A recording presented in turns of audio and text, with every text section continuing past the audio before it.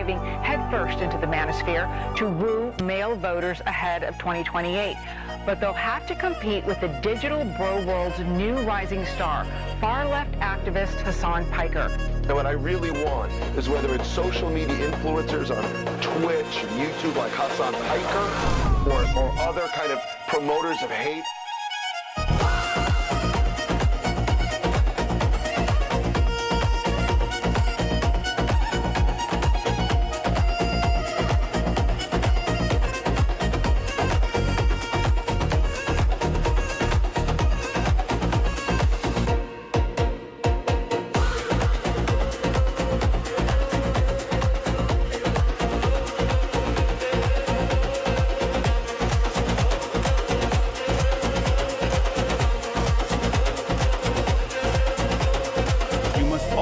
Maintain revolutionary optimism. You must always continue to organize. You must always continue to agitate, because the quicker we can create enough pressure that causes the American state to recalculate its suicide pact with Israel, the quicker we can save as many Palestinian lives possible.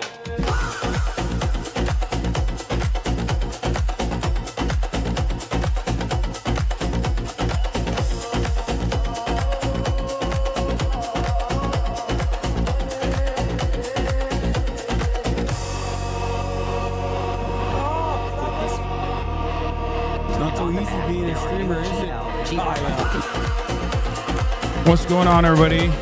I hope everyone's having a fantastic evening, afternoon, pre-noon, no matter where you are in the world. I'm Hasan Piker, and this is the Hasanabi broadcast coming to you live from the headquarters of Dr. Jihad, sunny California, Los Angeles, folks. We're live and alive, and I hope all the boys, girls, and MBs are having a fantastic one, because today's a beautiful day. Today's a wonderful day. Today is haircut day. That's right, ladies and gentlemen. I got a freaking haircut. You already know what it is. You already know what's up. I got a haircut.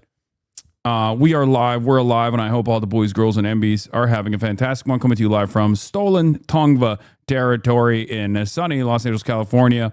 Yeah, we're live. We're alive. It's 72 degrees. And I've had a very long morning so far. A lot happening in the universe. There's so much going on. Coachella this weekend. I obviously will not be partaking, will not be attending Coachella. No Chella for me. But yeah, hairs have been cut. Gears are turning. You need that stash stubble mix. Get that beard out of here. I know. I'll get there. I just like growing it out every now and then. I like getting it grizzly. I like being grizzly a little bit. But in any case, we are live, we're alive, and yeah, so much happening in the world of Hasanabi Piker, except not a lot happening in my personal life because I'm a chud-ass loser. You already know what's up. So, first and foremost, Austin stayed over last night. Did you get your ears lowered? Yeah, I did. I got a special procedure done. Austin stayed at my house last night, and he texted me before he landed, and he was like, hey, we should watch the show Neighbors. And he had brought it up to me before, and he was like, do you want to watch it with me? And I was like, oh my God, that's so cute, finally. Because like the last time, many years ago, when I had asked him, like, let's watch a movie together, he was like, what are you, gay? Like, he literally was like, that's gay as fuck. I'm not going to do that. That's gay guy activities. I'm gay. And Lebanese. So I was like very excited. So I said, yeah, let's do it. So we watched Neighbors, and I realized as a new show on HBO, I had actually just met a week prior to this at the Chapo Trap House after party. I had met the guy who made the show, right? He was the guy who made it, and he was telling me all about the process and stuff. And we were talking, and it was brilliant. I mean, I was already very excited. So when Austin brought it up, I was like, let's do it. And we watched the first episode and the second episode. And let me tell you, Neighbors is so perfect for both me and also for Austin. And the reason why I say that is because it has hogs, which we both love. It has America in its most purest form, which we both love. And I will tell you this much. It's a show about Austin versus Austin. Okay? If you appreciate, like if you're a Fear and podcast watcher, and then you really appreciate, you know, all of the things that Austin gets into, Larry David style, but in his own way. That's precisely what Neighbors is. It's a show about Austin having disputes with other Austins. Every character is Austin. I've never seen something like it. Every single fucking character is Austin. You want to hear? All right, I got to give my plug real quick. Guys, for the next week, you can go check out Roll for Democracy. The stream is still up. Your donation, if you're in LA, will be doubled for Ray for mayor. If you wanted to watch what I was up to last night, I was with the very funny Brendan Lee Mulligan, along with some of the best D&D players in the world for a really awesome... Did you just fall me? Yes, I did. Why did you? Because I had to. You son of a bitch! It's so good. You son of a bitch! It's so good. It's just, but doesn't it feel like good? Because like when I'm doing these speeches now, when I'm out and about and I'm doing these fucking speeches in my mind, I'm like, man, if there was a fa right here, like look. Yeah. A battle brewing against not only the corrupt fascist forces of the Republican Party, but also against do-nothing Democrats that would rather sit there and collect paycheck after paycheck and fundraise from corporate donors that put your interests second to the interests of those very same corporations that point. Anyway. That's pretty good. What other ones do you have? Give me a rare one.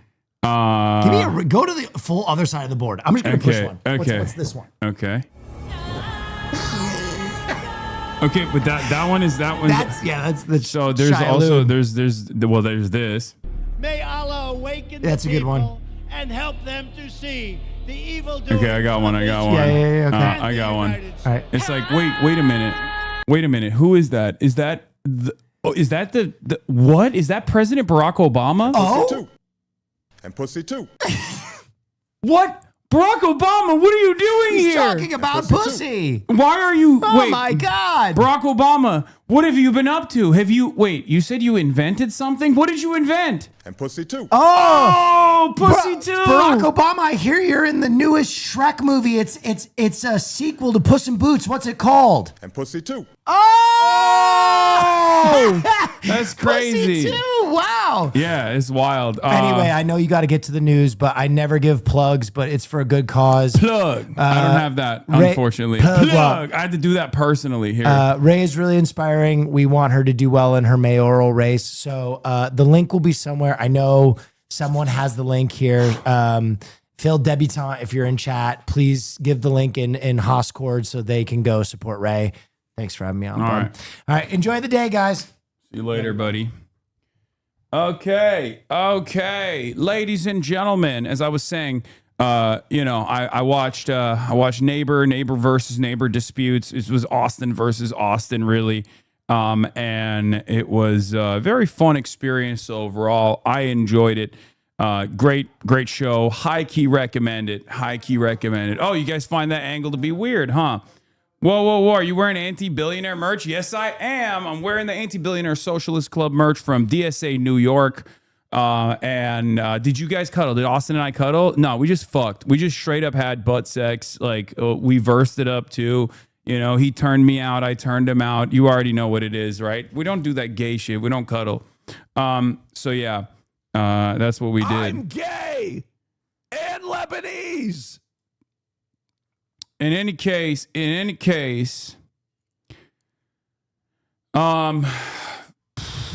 where was I? Why are people taking pics of you and Mark sleeping on the plane, bro? Normal behavior. We're gonna get to that in a second. So, I woke up this morning super early, worked out, went to the gym, hit the goddamn weights, got a haircut, did the podcast. What a productive morning this has been. I'm feeling pretty goddamn good. So yeah, that's what I'm up to. That's what I've been up to. That's what I've been doing. That's why I'm a little late. Okay. That's why I'm a little late. But yeah, we got Laura gooning on me, Laura Gooner, gooning on my shit. And you're on the front page of AP News. I'm in the pic too. Wait, really? Nice. We got playlist. Okay. Mike from Taipei wants to give Austin congressional power. How crazy is that? He wants to. Michael from Taiwan? Is that what you're saying? Michael from Hong Kong? Michael from Taiwan? Did Kai Tola get to play with their buddies? Yes. AP News first page. Yeah. Debbie Dingle kind of glazed us a little bit. Shouts out to Debbie. Shouts out to Debbie Dingle. She's chill. I like her. I've talked about her before on this broadcast. You might be familiar with her. Anyway, yeah, we'll talk about all of that and more, but yeah.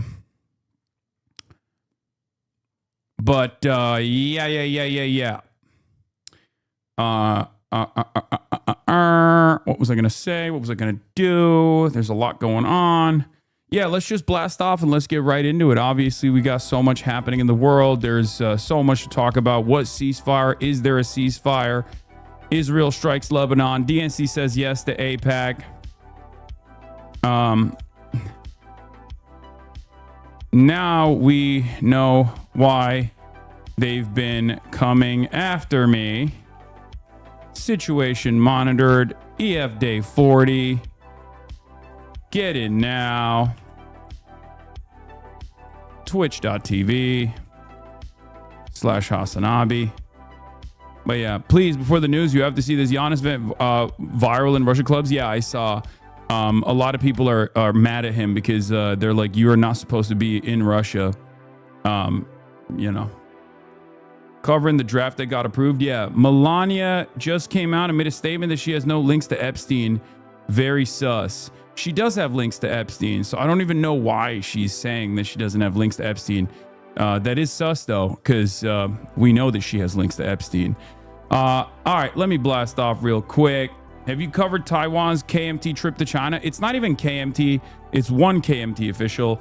And yes, I have covered it before. And when I do cover it, everybody gets really fucking mad at me. Like, people who love talking about like, well, what about the Taiwanese liberation? What about the opinions of the Taiwanese population? They get real mad when a Taiwanese politician is like, I want to figure out a different path towards maybe unification. I want to find a much more manageable, diplomatic reunification with the mainland, and they get real in their fifis about it, where it's like, no, not like that.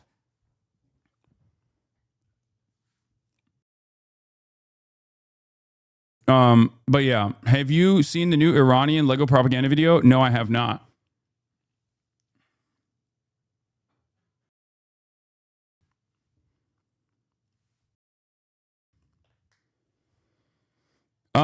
Yeah, we got AP News first page. Let's go. No Taiwan must stay antagonistic to evil Chinese. Yeah.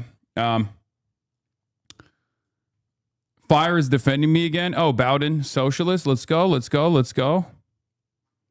This page doesn't exist. Whatever you sent me is not. Oh, there's a new. What if we let Iran be the only ones who have access to AI?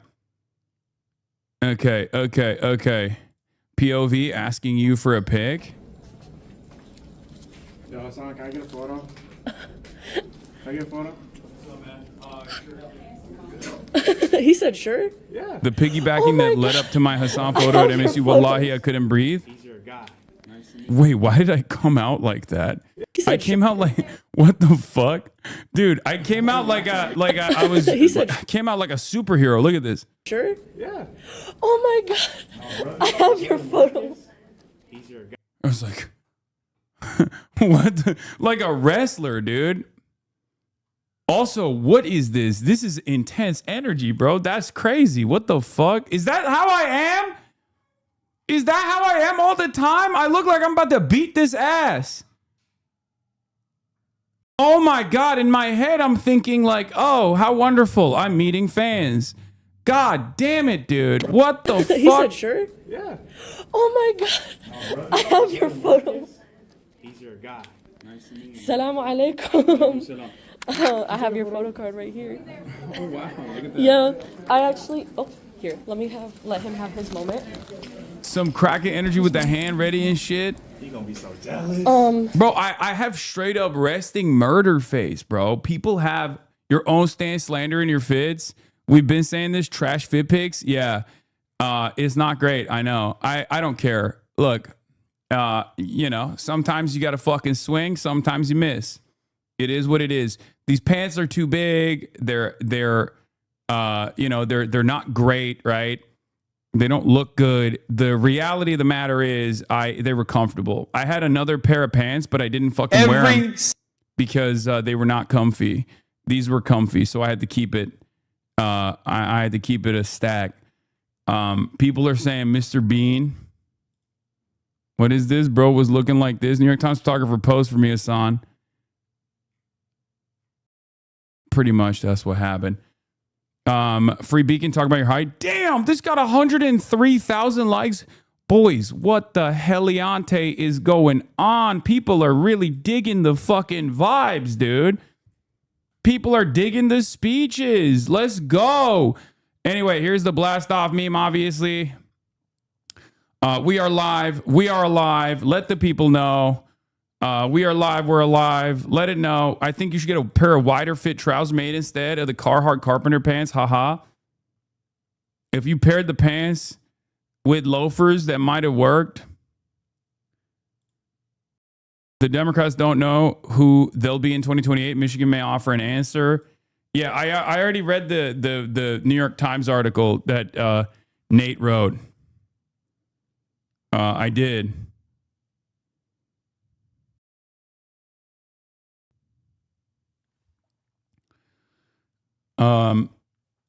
Hasan, I glaze your fit kind of here. I haven't seen Hasan and Superman in the same room together. Yeah, I mean, look, it looks good when you don't see the pants.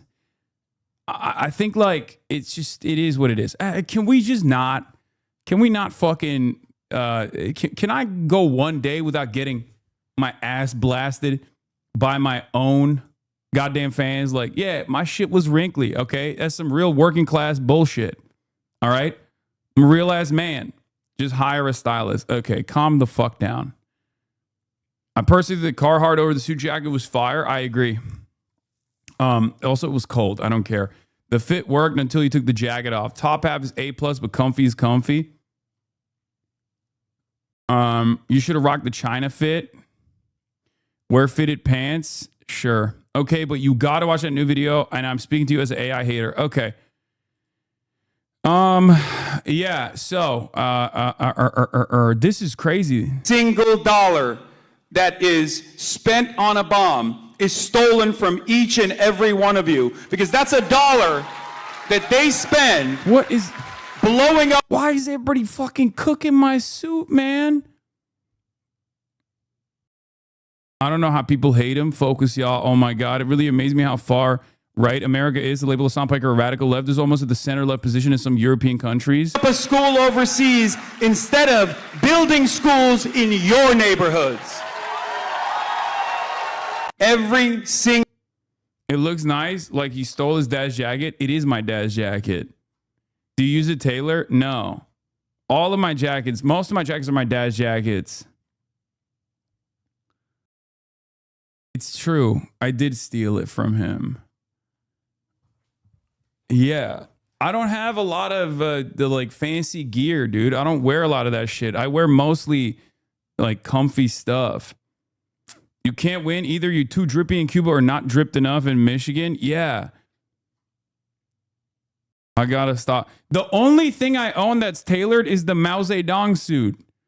That's why it looks so fucking snappy. I really do need to get more tailored shit, honestly. I really do need to do that. I should reach out to the Chinese tailor, honestly, to get them to make more different colored versions of that same suit, because like that one's fire. You know? Okay, Q, but I think it's time for some fancy clothes. I do need to get some tailor shit for sure. Especially because we need to have you run for office. Bro, you hype mocked Abdul so hard they wrote a hit piece about it. I know, I saw. It's crazy. Your UBC suit isn't tailored to fit nice. Yeah, that one was too tight though. Like, that's what I mean. That one is like not tailored, but I felt like it was too tight. That's why I didn't wear it. That's why I don't wear that one. Also, never wear the China fit with Nike socks. Also a bad look. Okay. The UBC one might have been tailored at some point. You better come dressed to the nines with Z-Way. $100 tailored suit is 10x better than a non-tailored 1K suit. Yeah, no, I know. Also, where the fuck are you getting your shit tailored for $100? Buddy, get with the times. You know what I'm saying? Like, this isn't even some... where's that happening? Because I don't even think that's happening in China at this point, you know? Bro said $100 tailor suit. Bro is time traveling from 2008, dude. Post-financial crisis, too. Like, right after...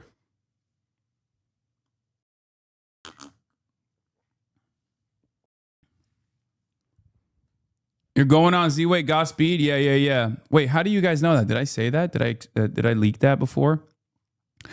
Anyway, yeah, I'm going on Z-Way. Yep. Yeah, I'm gonna be in New York for the upcoming week, and I'm also gonna be at Yale as well. Yale Union.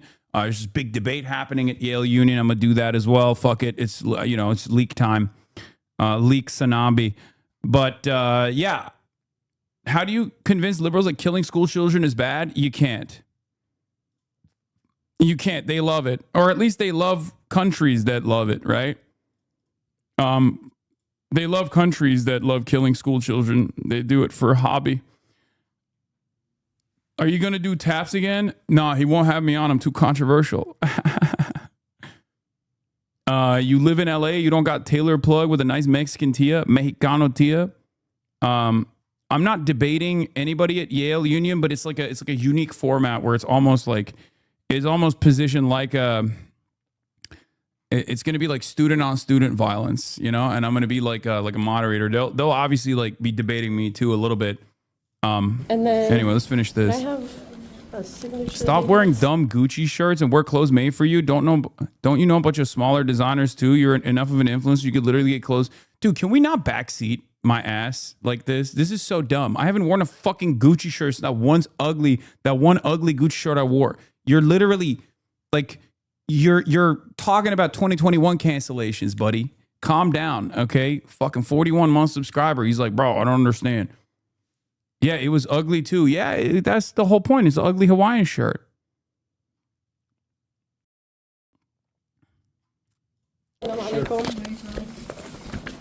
Sure. Oh, I've been a Hasanabi head for like 4 years almost. Hell yeah.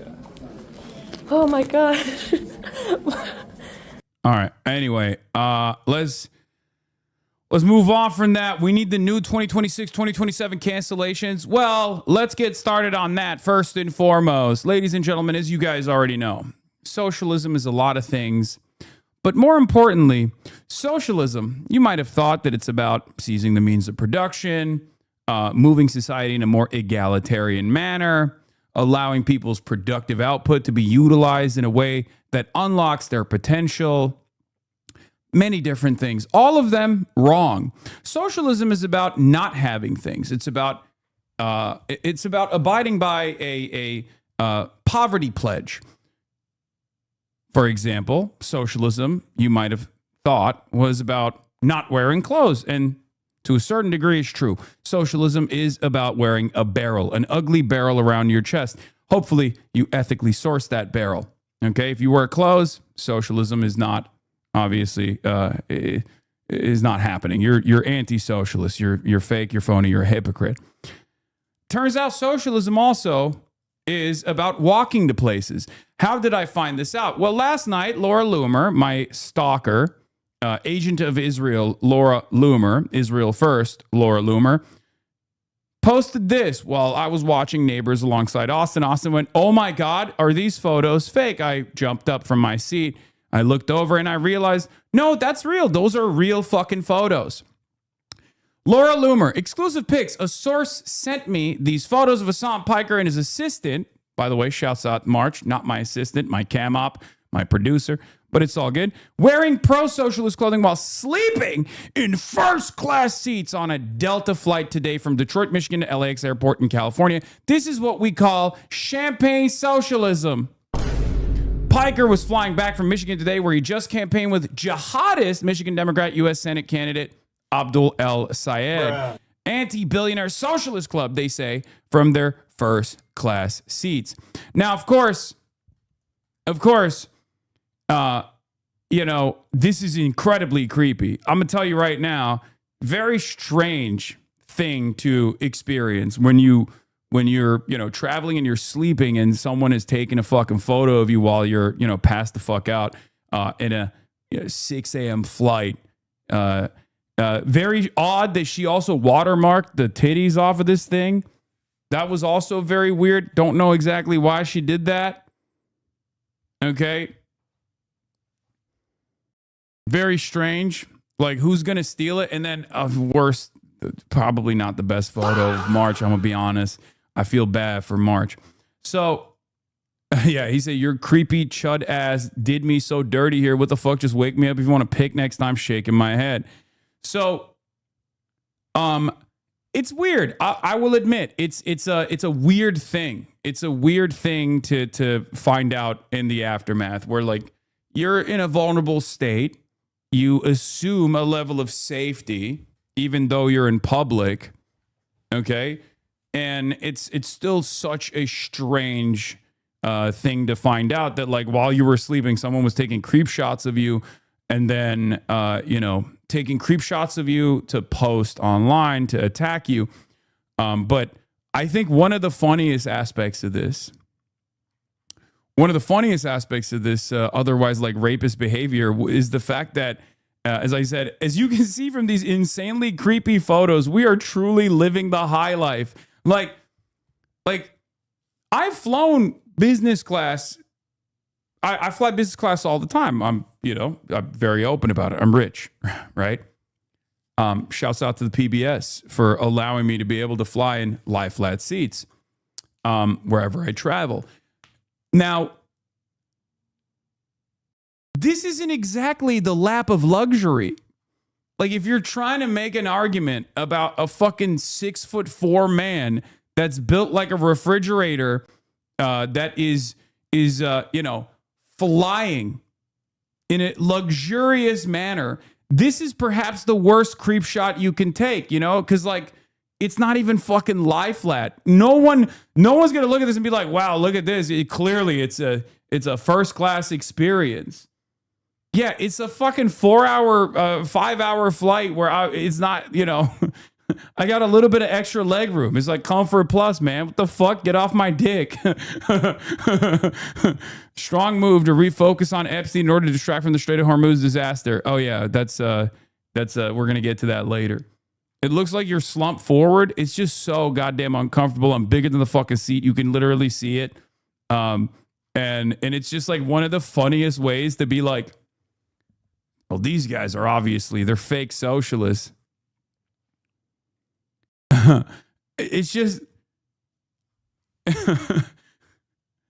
like, what? This is the worst photo to post. This is probably one of the worst ways to make this argument. And yet, obviously, dumbasses were still like, oh, hell yeah, they're living the high life. Like, is this what you think super wealthy people are doing? Is this what you think super wealthy people are doing? They're fucking flying like this? What are you, insane? No, they're flying private, dumbass. You should know. You've flown private with the president. Who knows what you've done on that flight? In any case, the other side of this story is the fact that, I mean, a lot of people are too stupid to recognize this, but like, this is what happens when you run a cooperative corporation, and also, when you're flying, when I fly, my team flies in the same way, in the same exact manner. My family flies in the same exact manner. My team flies in the same exact manner. That's how it is. Ironically enough. So even then, it's yet another instance where it's like, it's a reflection of me quietly living out my values, I guess. Right. And even Right Wing Co., which normally is not a fan of mine, said, do they realize they just help Hasan when the hits on him are the grave crime of spending $400 on extra legroom on a Delta domestic flight or buying an ugly overpriced jacket. And I responded, I said, also my producer makes more money than they do, co-op, and he flies how I fly.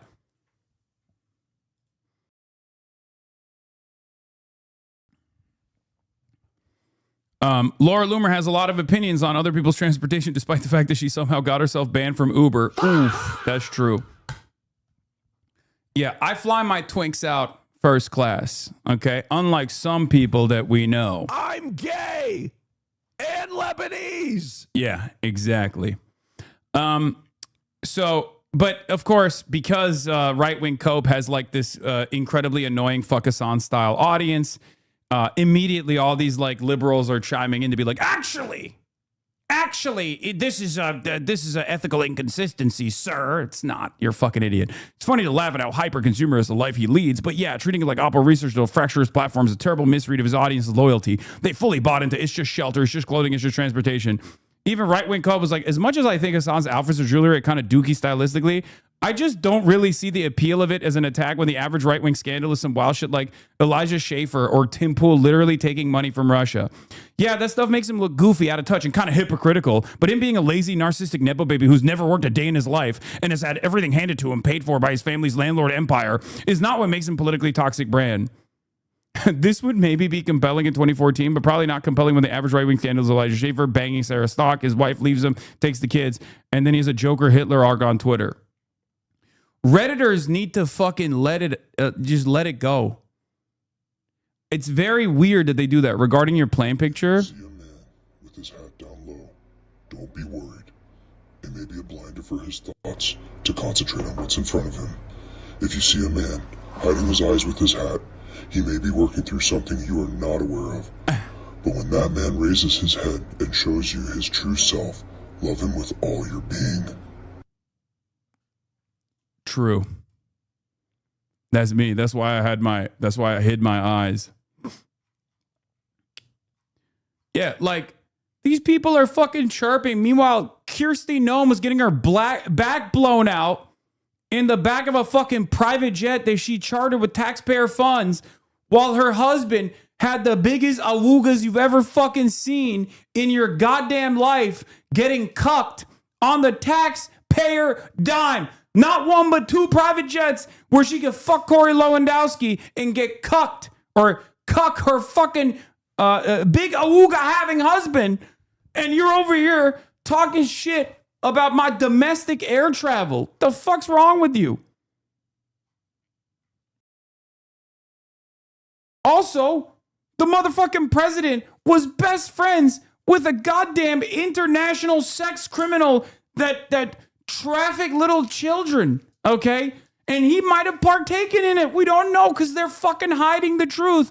And you're over here talking about, ooh, socialism. Socialism means you can't pay $200, $300 extra dollars for some leg room on a 4-hour flight where you're clearly not having a good fucking time.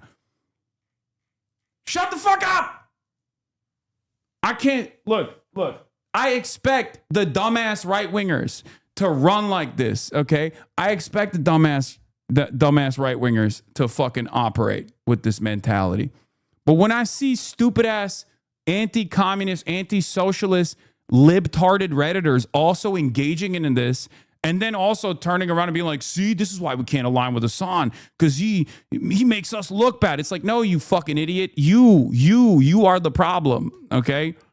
You are engaging in the same exact fucking manufactured outrage that reactionaries engage in.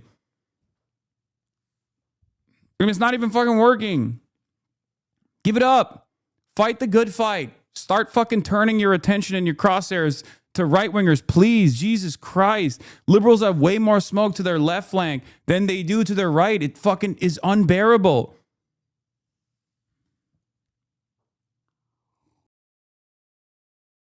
Get over it, Trump won. Bunch of sap people in the stream. Go live life, guys. You sound stupid. Yeah, get over it, Trump won. Yeah, we all won so good, dude. How well have you won? He doesn't know, but I shaved my whole body just in case. Yeah, I liked this yesterday, but got to hit that with a repost.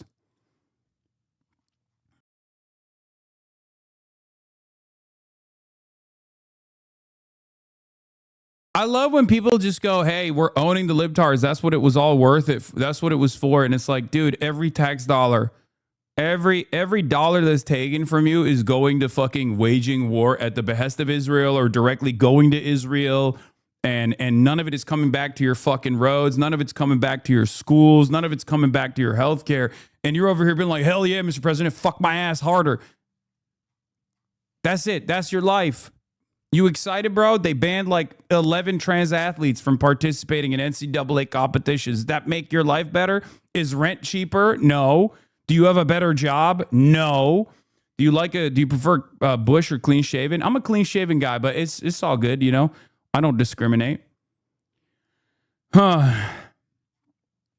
Your cousin got shipped out and is waiting in a goddamn forward operating base that might get peppered with Shahed drones any moment at the behest of Israel, and you're over here being like, hell yeah, dude, fuck yeah. I love this president. I can't wait to die for Israel. Fucking idiot. Anyway, I have no respect for you. You're a goddamn cuck. Have some self-respect. Have some decency. If you consider that every hit piece Fox News produces about you, the higher the chance Trump sees it, and then you get the tweet of a lifetime, I will frame it when it happens. I'm not even saying if, I'm saying when at this point, you know?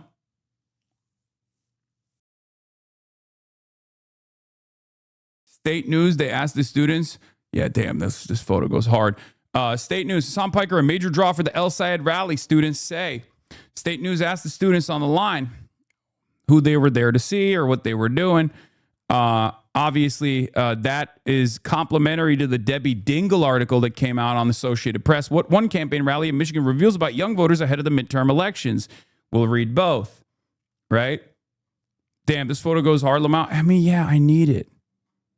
I need it. I need it. I need good ones. Because, like, let's be real. There's a lot of them out there that are not so great. And people are fucking cooking me. All right? All right, so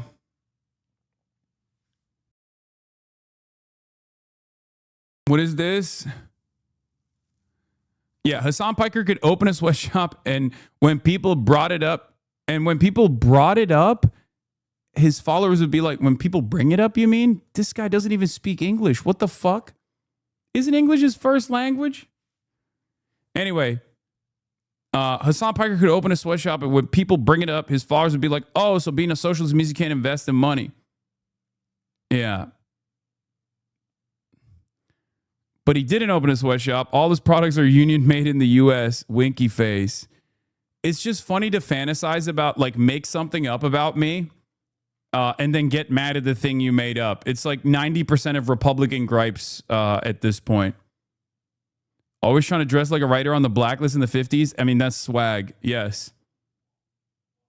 That's swag.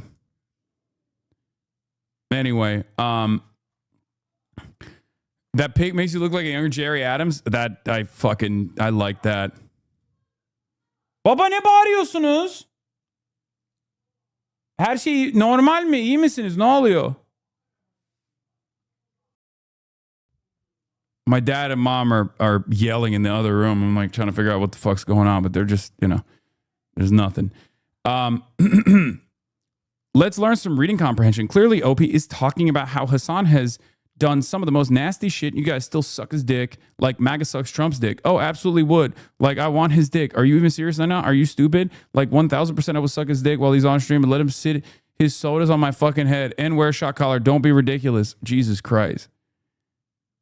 Gucci is definitely not union made in the U.S. Lamafau. His merch, sweetheart. Let us use our heads here. Gucci is made in Italy. Okay, down bad, but also respect. Okay. She did not hold back on that. Yeah, I know. Photo Laura Loomer posted is edited, by the way. Bro, I get stalkers taking fucking creep shots of me while I'm sleeping on a goddamn flight. And you still find a way to cook my ass. Who needs haters when I got fans, bro? Who needs enemies when I got friends like these? I swear to God.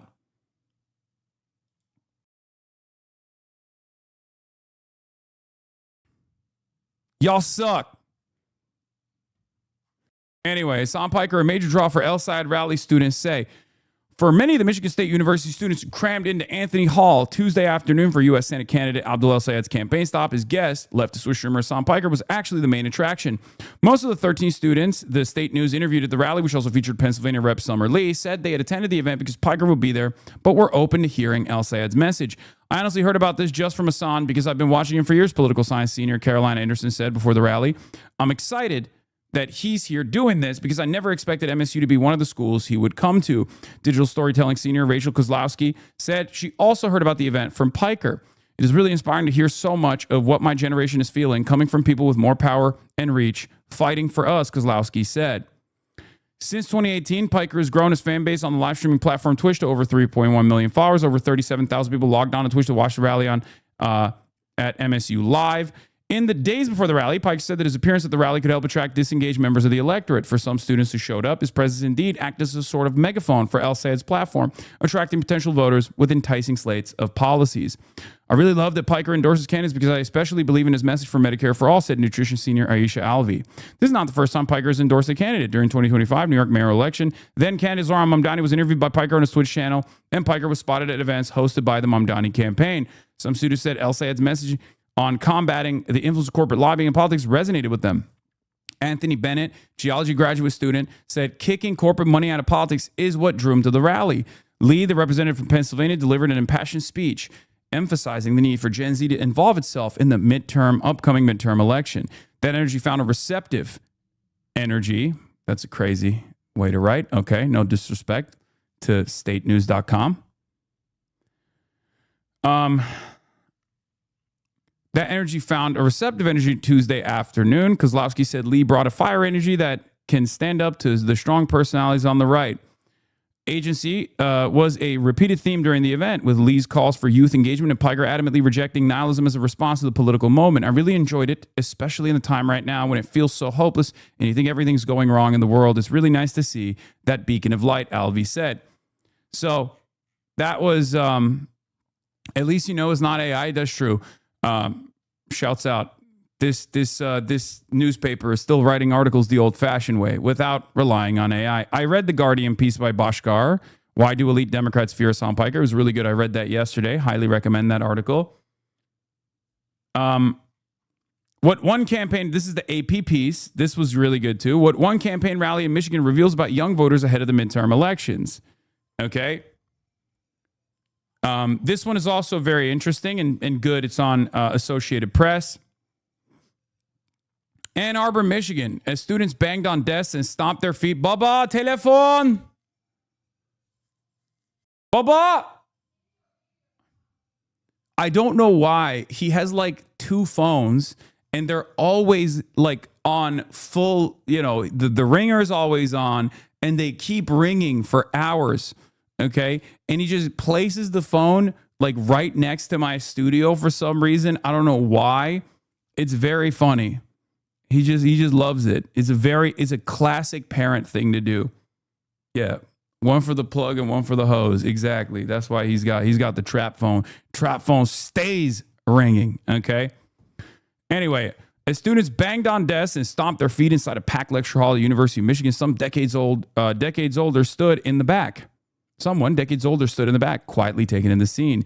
Debbie Dingell, a longtime Democratic congresswoman, was there to watch progressive U.S. candidate Abdul El Sayed campaign with Hasan Piker, a popular yet controversial online streamer. Dingell has often served as an early warning system for the party, cautioning that Republican presidential candidate Donald Trump was on track to win Michigan in 2016 and 2024. Now she was once again scoping out the shifting political landscape, and something caught her eye.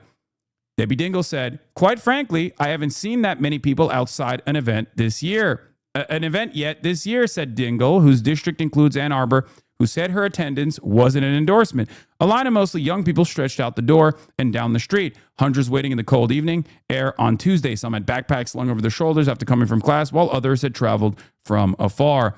Although they were there to see a progressive candidate, attendees didn't fit into any ideological box. Instead, they showed a common dissatisfaction with both major parties. Their frustration was a reminder of the anger that has coursed through modern American politics and now appears to be simmering with a new generation ahead of the midterm elections that will determine control of Congress." Born into an era of Trump, Liam Koenig was in third grade when Trump was first elected president, a moment that has shaped this generation's understanding of politics. Who's Debbie Dingell? Debbie Dingell is the congressional representative of this district. She is a Democratic congressional representative. She's actually pretty good. A bet you like adjective, controversial, powerful word to spread your voice. Buddy, you're a Democratic shill. You're against the proletariat in every sense of the word. Absolutely. I'm a DNC shepherd. You already know. And you are my flock, and I'm tending to you. You, on the other hand, are going to build communism tomorrow. It's going to happen eventually. Get out of the book club, buddy. It's going to happen. But in the meantime, while I wait for you to build communism now, build communism tomorrow, or build communism yesterday, you might have built it already. Maybe we didn't see it. I'm going to try to do my very best and try to activate people to engage in the process and move the needle in an appropriate direction on all fronts, right? And yes, part of that is also electing sympathetic politicians. Democratic Party happens to be one of the only outlets that we can do so. And clearly, there is a level of success here that a lot of the capital owners that want to maintain their control over the party system, over the duopoly, are very frustrated. That's why you're seeing literally the entirety of mainstream media, from CNN, liberal media, all the way to Fox News, reactionary right-wing media, aggressively coming after me. If you can't comprehend the methods, if you can't comprehend what I'm trying to do here on its own terms, perhaps you can look at the unbelievable resistance and the unbelievable response coming from both liberals and conservatives alike. Maybe that will allow you to comprehend why they're doing this, unless you personally think they're attacking me and slandering me and smearing me because they want to boost my legitimacy in the eyes of like schizophrenic communoids. You know, the parapolitics understanders. Maybe that's what they're really tuned into, the 11 people in your reading group.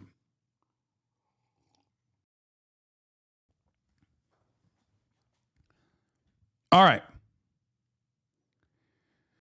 Dingell has often served as an early warning system for her party, cautioning that Republican presidential candidate Donald Trump was on track to win Michigan in 2016 and 2024. Now, she was once again scoping out the shifting political landscape, and something caught her eye. Quite frankly, I haven't seen that many people outside an event yet this year, she said.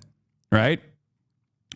Now, Liam Koenig, we were talking about, he's in the chat right now, said that their whole lives they've known just Trump. This is a Trumpian world that they've been born into pretty much. It's just become increasingly inflammatory, he said. Now a high school senior in Oakland County, a longtime political bellwether in Michigan, Koenig described an era of constant conflict and anxiety. The mood among his peers, he said, is often somber and frustrated. I think a lot of us have lost hope in like tangible change, he said. You know what I do love, by the way? One of the things I do love is I can pick up speech patterns or recognize my own personal speech patterns whenever a Hasanabi head is giving a quote. It's so funny. Like tangible change. Anyway, younger adults are more likely than older Americans to have an unfavorable view of both the Republican and Democratic primaries, according to AP NORC polling from February. Still, that frustration hasn't led to disengagement for Koenig. He waited for hours to see El Sayed. He described the campaign as different from what he's used to seeing, something more like Zohran Mamdani's successful run for mayor in New York City.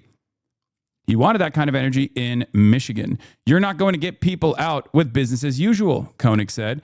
Carol Molina, an artist who recently moved from New York City, said she had been hunting for a candidate in Mamdani's mold when she arrived in Michigan. She settled on El Sayed, who's facing U.S. Rep. Haley Stevens and State Senator Mallory McMorrow in the state's primary. We want to be able to live and afford life without constantly scraping by, she said.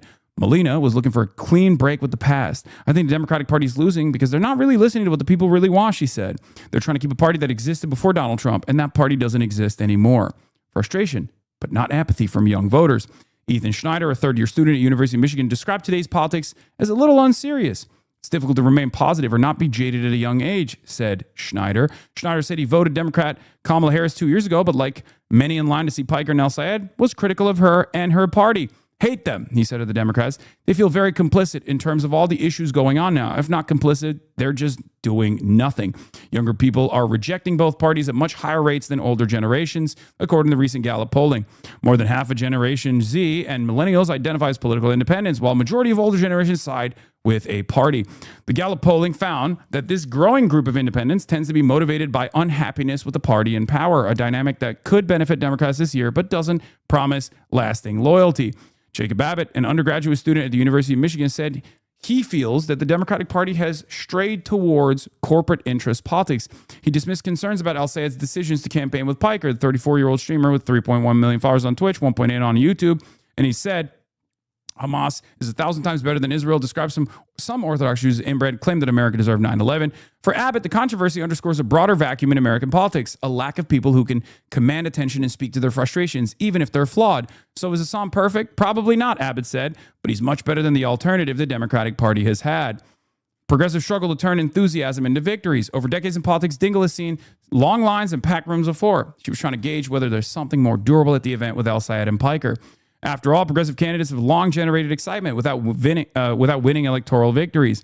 Al-Sayed himself finished distant second in Michigan's Democratic primary for governor in 2018. In addition, independent Senator Bernie Sanders of Vermont, a leading face of the progressive movement, fell short in the two Democratic presidential campaigns. But some Democrats argue this moment may be different, pointing to recent victories by Mamdani in New York, Ana Lilia Mejia, who won a crowded Democratic primary in the special U.S. House election in New Jersey.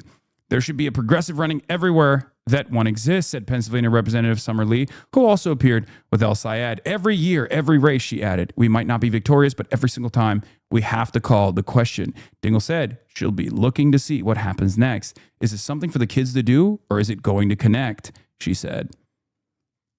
Good article. All this talk like you're the candidate. Yeah, I mean, it's still good because there's still good press on... there's still obviously very good press on Abdul. And one of the biggest problems with the Abdul candidacy is that he is, out of all of the new crop of talent that is propped up on the left flank candidates, he is one of the best. He has experience. He has a fantastic background. He's a fucking Rhodes Scholar, right? He's a Rhodes Scholar. He wrote a book on Medicare for All. He'd be, I think he says this, I've heard him speak at some events before where he's talked about this. He would be the first doctor in the Democratic Party in generations, in like decades. Okay? He's a doctor. That means something, right? That should mean something. It's mostly the Republicans that have doctors, which, doesn't mean much, but yeah, he's canceled medical debt for people. He's done a lot in the public health sphere in Michigan. He is absolutely that guy, And I think one of the best parts about his appeal, one of his biggest appeals, in my opinion, is the fact that he's a fighter, right? He is responsive to the needs of the masses. He's a fighter. Like he's the guy, right? Having said that, of course, there is some negative associations with my allegiance to Abdul al-Sayed. Unfortunately, freebeacon.com, Washington Free Beacon came out hot, okay, and wrote this article, which, by the way, you might think is actually satire. It's not. I'm going to read the title. From the Washington Free Beacon, covering the enemies of freedom the way mainstream media won't. Okay. Too short to serve. Hasan Piker brutally height-mogs pocket-sized manlet Abdul al-Sayed. Terror-adjacent socialists habitually lie about how tall they are, analysis finds. Abdul al-Sayed, the left-wing Democrat running for U.S. Senate in Michigan, was brutally height-mogged by pro-terrorist influencer Hasan Piker during a campaign event this week, raising serious questions about the pocket-sized candidate's fitness for federal office. Al-Sayed, a Rhodes Scholar who also sympathized with terrorists, was listed at 5'9" and 195 pounds during his undistinguished career at the University of Michigan's club lacrosse team. In 2006, Al-Sayed failed to register a single statistic despite appearing in 15 games. Lacrosse is widely regarded as a trashy sport that serves as a natural refuge for society's most loathsome creatures. Piker, by comparison, appeared almost comically large in photos from the campaign event. I like that they're also hitting the lines, they're hitting both lines where like I am also comically large. Like it's fucked up how large I am. By comparison, where he and El-Sayed answered questions about Israel's nefarious influence in the anti-colonial resistance of Hamas. A glowing New York Times profile published in 2025 described the radical streamer as 6 feet 4 inches tall and built like a professional athlete. Of course, this is the same publication that mistakenly referred to NATO as the North American Treaty Organization in a recent print edition. That's true, they did do that, which is, not incorrect, I guess. I mean, technically.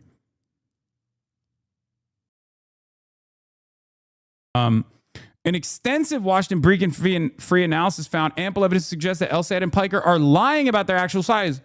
I'm lying too. In September 2015, Piker was photographed alongside former NFL wide receiver Drew Carter, who was officially listed as 6'3" throughout his career. A visual analysis determined that Piker was at least 1 to 2 inches shorter than Carter. However, because Piker's feet were not visible in the photo, we were unable to rule out the possibility that he was wearing lifts or standing on a box. That's crazy. Wait, what? Extrapolation, I'm 5'8".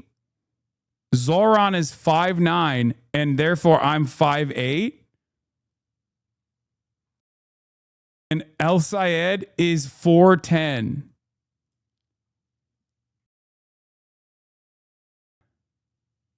Okay, yeah, no, this is not serious. This is not serious. Listed 6'4", actual 5'8", listed 5'9", actual 4'10".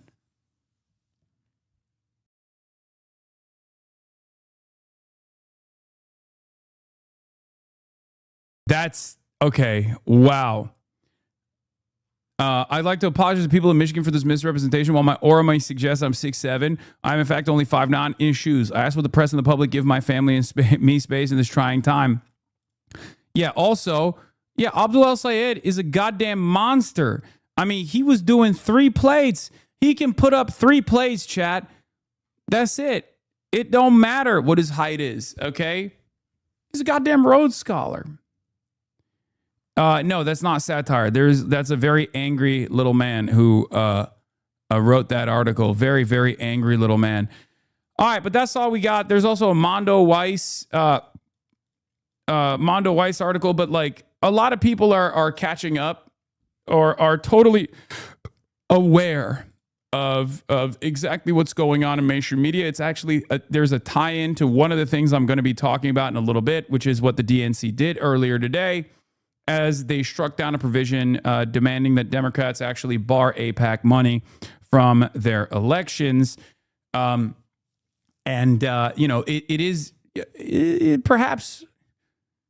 it offers a little bit more insight into why so many prominent Democrats have actually fucking lost their minds over the last 3 weeks, as like Donald Trump has been doing incredibly insane things, ruining global energy markets at the behest of Israel, all the shit. Very strange that the Democrats, alongside Republicans, have created this like weird, unholy allegiance. Weird, unholy allegiance. But before we get to that, let's move on.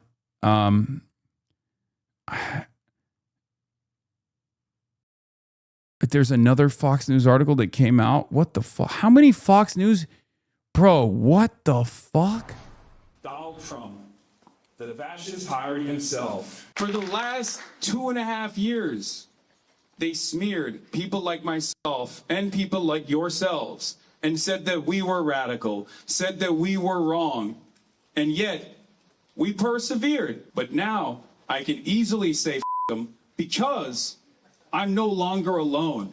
Neither are you. Donald Trump himself is not the disease of our politics. He's just a worse symptom of the disease of our politics.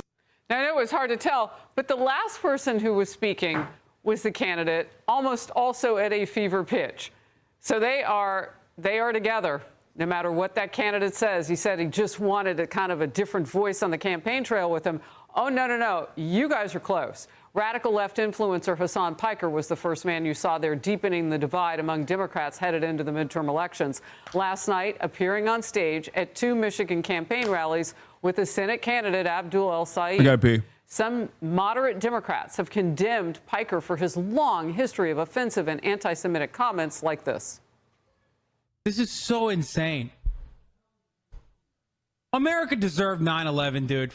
I'm saying it. I don't have any sort of patriotism in my heart for any, for America, but just in general. It doesn't matter if rapes happen on October 7th. Like, that doesn't change the dynamic for me even this much.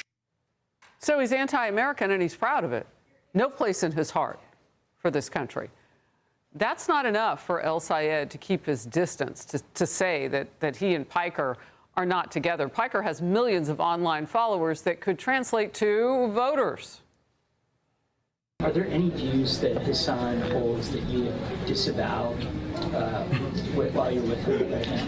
I'm not here to disavow people's views. I'm here to have a conversation about how to get money out of politics, put money back in pockets, and pass Medicare for all. That's the conversation that folks are here to listen to. This whole gotcha game, platform policing, cancel culture, I thought we were over it. Those lawmakers on the far left, like Senator Bernie Sanders and House members Ro Khanna, Rashida Tlaib, Pramila Jayapal, and Summer Lee, are backing El Sayed's Senate bid. Garrett Tenney is in East Lansing, Michigan. This story is red hot there, Garrett.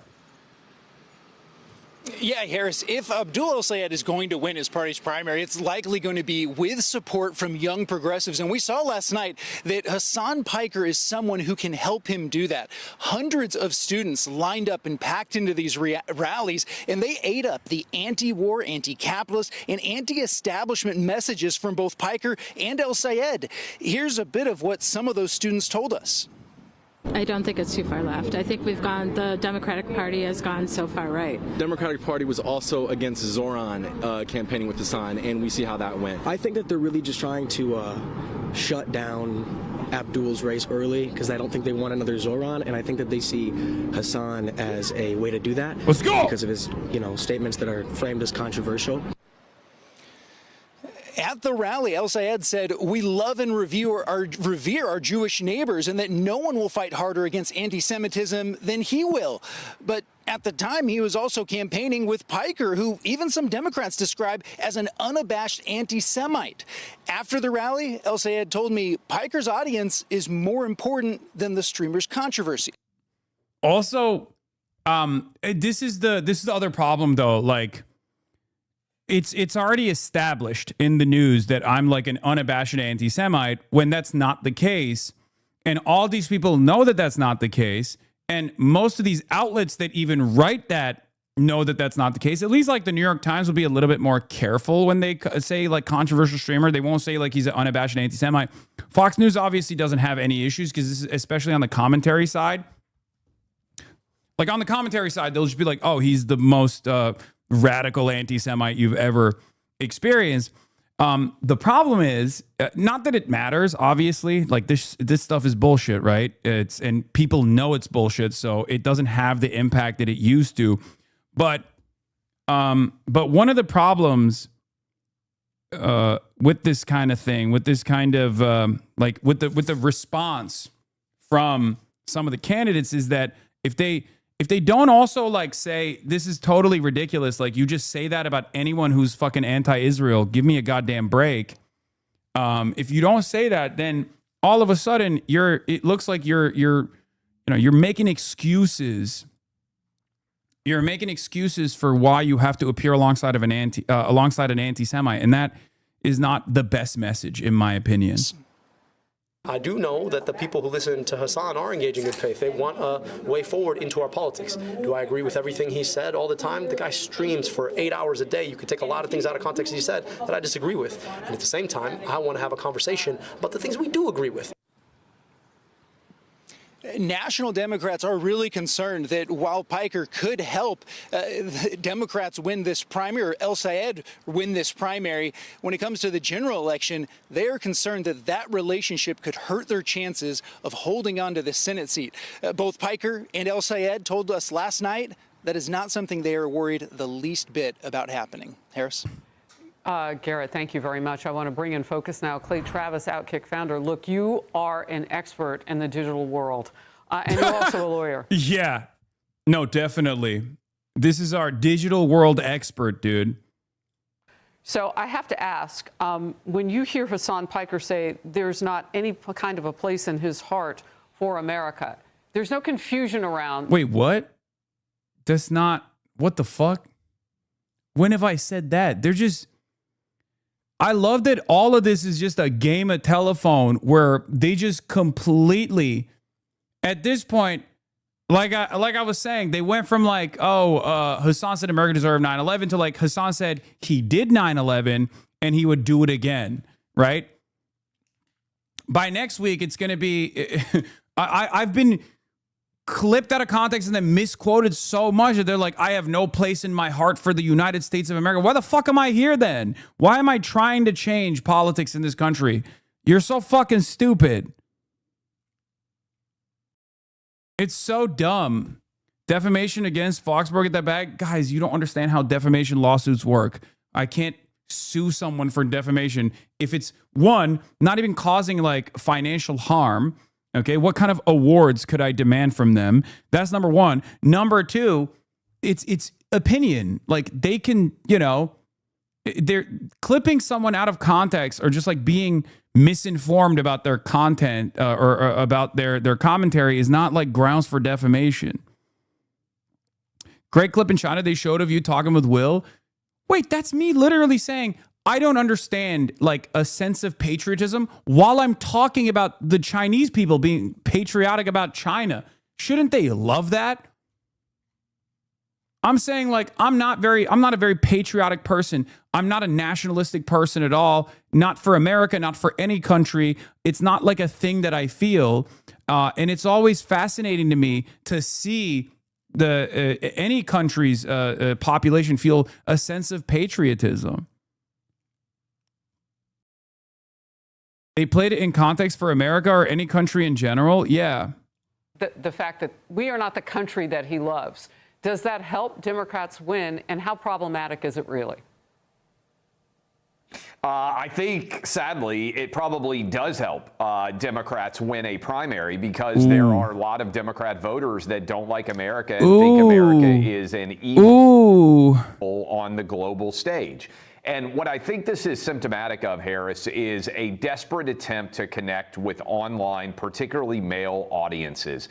There are no normal male Democrats. We've talked about this a lot. If you look at the overall breakdown of gender, Democrats are hemorrhaging support with young men. And so as a result, they're recognizing that they have an issue. The problem is, I don't think they're addressing why they have that issue, which is they turn their back on the idea of traditional masculinity. And so they are sort of desperately flailing to try to connect with an audience they don't really understand. Now, what I think is actually super significant about this race, Harris, is Michigan is an empty seat, right? There is no incumbent. There's a Democrat primary, and this guy, this is important. Leave aside whatever Piker may or may not have said. We know El Sayed, this came out, and I think it should be a bigger story than it was.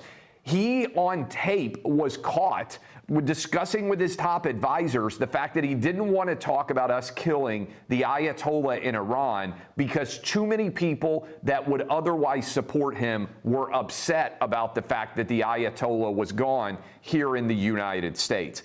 I think Mike Rogers is the Republican candidate here. This is liable if they say you said something you did not say. Also, you can prove it, puts you in danger and the psychological distress. Everything that Hasan Piker has said about not loving America and believing that Jewish people are responsible for what happened on October 7th. Like, all this stuff is just fucking insane. Like, Jewish people are responsible for what happened on October 7th. Like, I don't even know what I've said that he could even source that of. They're just making shit up. But again, it's Fox News. These guys have been sued over and over again for defamation. You have to understand, very, very hard to stick, okay? Especially considering that they can point to quotes out of context that they could be like, well, I saw this quote and I misremembered, okay? Like, it's not as easy. It's a much more arduous, much more expensive, and much more difficult process with very little upside. It's not a guarantee victory at all. Right? It just doesn't work that way. It's mostly racism as well, obviously. It's a big part of it is just like, oh, it's a Muslim guy. Of course, he feels this way about Jews. So fucking totally. I'm a paralegal. You're correct. It's hell. Yeah. Also, I'm a public figure. Okay? I'm a public figure. It's very, very difficult for a public figure to successfully sue someone for defamation. It's like, an unbelievably costly endeavor with no guarantee. And if you lose that suit, oh my God, then it's fucking open season. Like, plus, I'm not a very litigious person regardless, right? Although it is actually clearly slander. It's clearly slander. It doesn't work that way in an American court system. This is precisely what I'm trying to explain to you, and you guys simply refuse to understand it. Because guess what? The average swing voter in Michigan is not going to respond well to this, Harris. And remember, if Michigan goes red, if Mike Rogers wins this race in Michigan, the map is over for Democrats. There is no way that they can even contend in the Senate if they lose Michigan, Georgia, or New Hampshire. Especially considering that this is like, all right, I'm skipping this. Especially considering that this is, Will Cain did another piece on this. What the fuck? Bro, this guy, every day this motherfucker's talking about me. What the hell? You have to stop saying you're just a Twitch streamer and don't have any substantial influence. It's clearly not the case any longer. It doesn't matter. I'll let my fucking influence speak for itself, okay?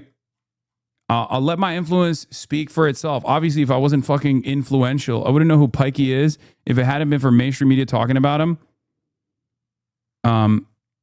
Is this dog shocker? Oh, the drama. Why doesn't Will have him on a show? He could ask him questions, then talk over his answers and cut him off like the hack that he is. It's quite clear they're standing next to each other and supporting each other. Can't be clear, but be obvious. Use the right words and speak eloquently. Say what you mean and mean what you say. No room for misinterpretation. Oh, if only it was that simple.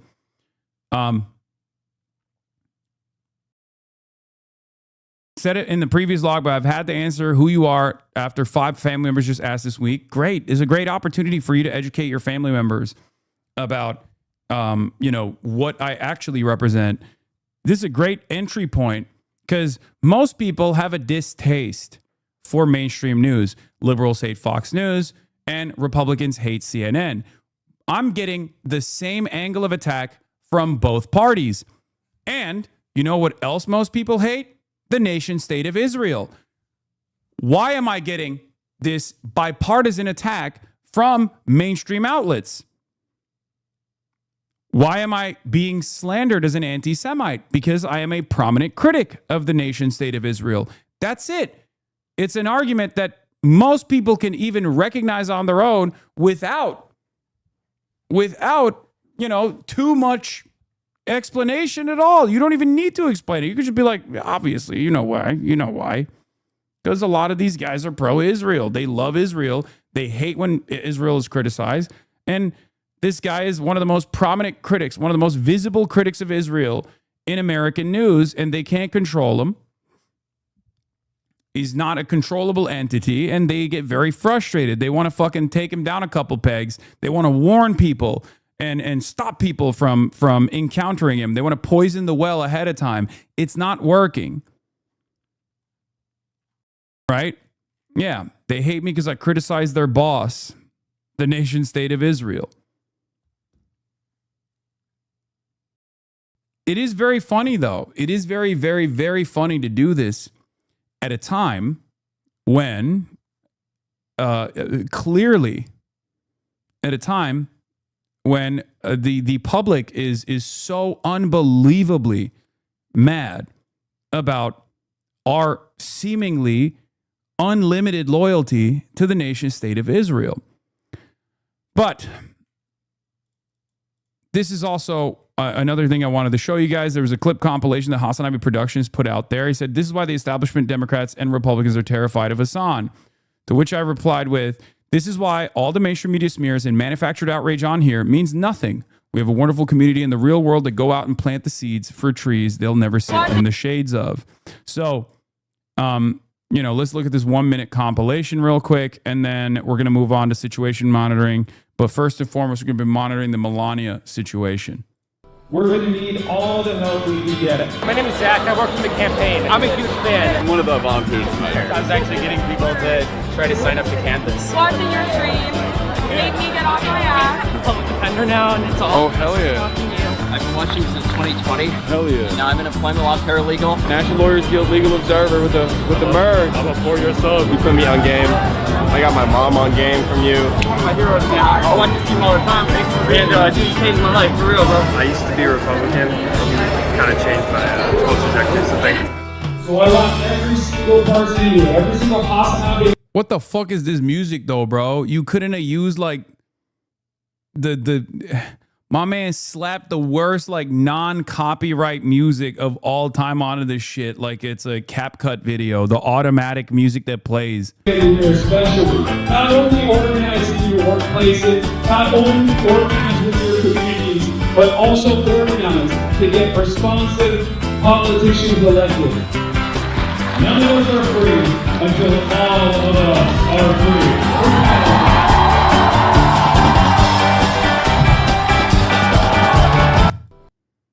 Is it American Pie?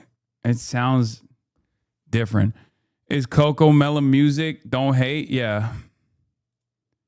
This is American Pie. It's on. Holy shit. Is it? I couldn't tell.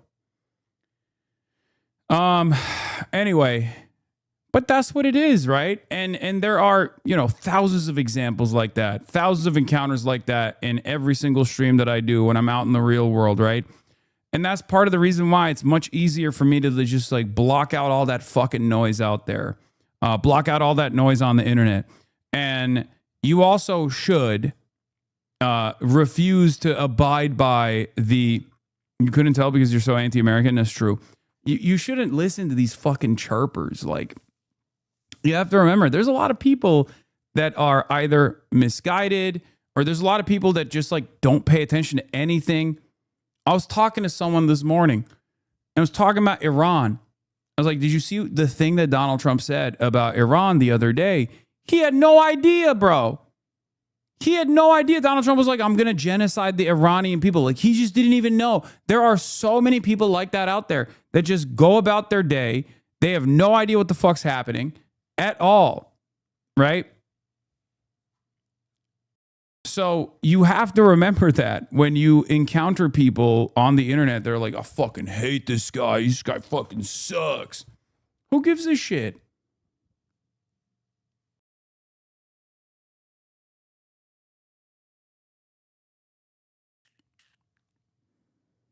Maybe you don't feel it, but your bravery has been hugely inspiring for me, being loud and proud when appropriate about my beliefs. Hell yeah.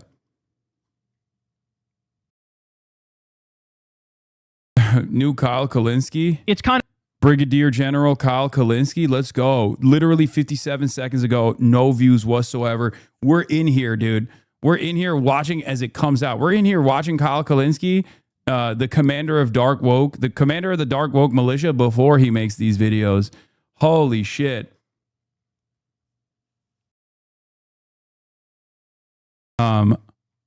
Is still rendering. Kind of crazy right now to me. It kind of low-key feels like we live in a simulation as I'm witnessing our politics unfold, because look at this. This is so crazy. Fox News ran 5 different segments on Hassan. That was the first day. They've done like 10 more since then. It's crazy. The same day Trump announced he's going to wipe out Iranian civilization. This is not a joke, y'all. This is not a joke. This is actually, so look at this. We have one top left. Dem Michigan Senate candidate to rally with anti-Israel streamer. By the way, that makes him sound based as shit. Like that most of the country looks at that and they go, oh, cool, anti-Israel. I'm down for that. The other one on the top here, Hasan Piker's history of anti-Semitic remarks. Not enough to keep some Dems away. Well, that's bullshit. He's only said a quadrillion times that he's anti-Zionist, not anti-Semitic, and he's made countless arguments defending Jews. Dem candidate to rally with controversial streamer. Again, that makes him sound cool. This other one says Michigan Senate candidate plans to rally with streamer who made anti-Israel comments. Again, making him sound fucking badass. And then we have this one. Why are Dems appearing with Hasan Piker? And you have fucking Chip Roy with his 2 first name having ass and his bald ass head sitting there fucking going against Hasan. And then the other thing I find funny is that they're using all these good pictures of Hasan, right? They're like, here's a picture of Hasan looking like a hunky dream, and he's anti-Israel and controversial and edgy. They don't know what they're doing. They're accidentally doing a favor for us, okay? This is heightening the contradictions and the difference between fucking Mallory McMorrow and Abdul El Sayed. Hasan is campaigning for Abdul El-Sayed, the real lefty in the race. This is letting everybody know, yes, this is the guy you want. They are fucking up. Guys, they're doing the Republican version of the Pied Piper strategy. Remember that? When Hillary Clinton ran and the Democrats purposely propped up Trump because they felt like, oh, we'll easily defeat this guy, so we want him to be the one we run against, so let's pretend like, oh, we're most scared of him. Oh, he's terrible, right? And then what ended up happening? Trump was the nominee. Trump ended up beating Hillary and getting to the White House. What they're doing here is, can you believe this crazy guy Hasan, bro? Look at the stuff he says. Look at what he does. I can't believe he says this. This is crazy. And then not realizing you're doing that because you think, oh, this guy's so horrible and you'll tar Abdul El-Sayed in association with him. But in reality, it's actually helping. It's actually fucking helping you dumbass freaks. And they don't understand that. What they don't get is, like, they think, oh, we'll go after the easiest targets on the left and try to tar all Democrats with the left-wing stuff. So, like, look at this thing fucking Rashida Tlaib said, or Ilhan Omar said, or AOC said. Look at this thing fucking Hasan Piker said. And they think like, aha, we got him, guaranteed to win now. But what you don't understand is, it's like a reverse Trump type thing where left-wing ideas are actually liked. They're actually popular. When you show Hasan talking about we need to fucking tax all the billionaires or shove them in the gulag, people are going, hell yeah, brother. That's what they're thinking. When he's talking about Medicare for all and free college and a living wage and ending the wars and taxing the rich and arresting the Trump regime thugs and all the good stuff, they think like, look at how extreme that is. But Americans listen to that and they go, I fucking love that. Finally, somebody's saying some real shit. Finally, somebody's saying something different. When somebody says Benjamin Netanyahu's a war criminal, he should have been motherfucking arrested years ago. That's something everybody, oh yeah. It is pretty funny that they constantly go, look at how bad this guy is. And none of these Democrats that, like all of these Democrats that you fucking despise hate him. And the only Democrats that you find palatable love him and constantly do appearances alongside him. Like, it is pretty funny to do that. Obviously, like, you know, yeah, we got our own lane here, but it's so funny to just be like, yeah, the most popular politician in the country, Bernie Sanders, who also happens to be Jewish too, is defending Piker. Like, what do you mean?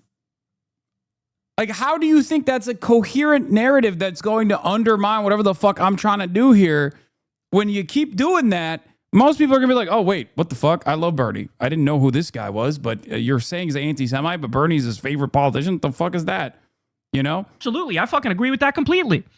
And so it's backfiring. And by the way, let's be serious here. This is Donald Trump is literally destroying the entire country. Yes. Destroying the world, if we're being serious. An illegal and offensive war waged against Iran, a country that didn't attack us, is not a threat in any way, shape, or form. Doing it with Benjamin Netanyahu, the axis of Epstein, is what we're talking about here.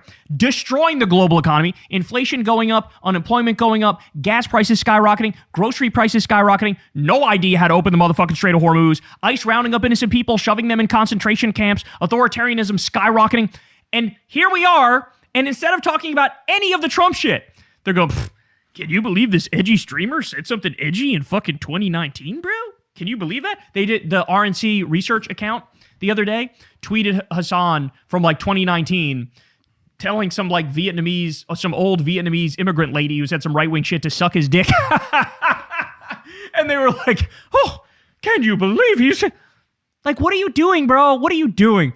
They're fucking up. Because in the same way that when liberal media attacked Trump and tried to portray him as uncouth, it kind of helped him. The inverse is happening now.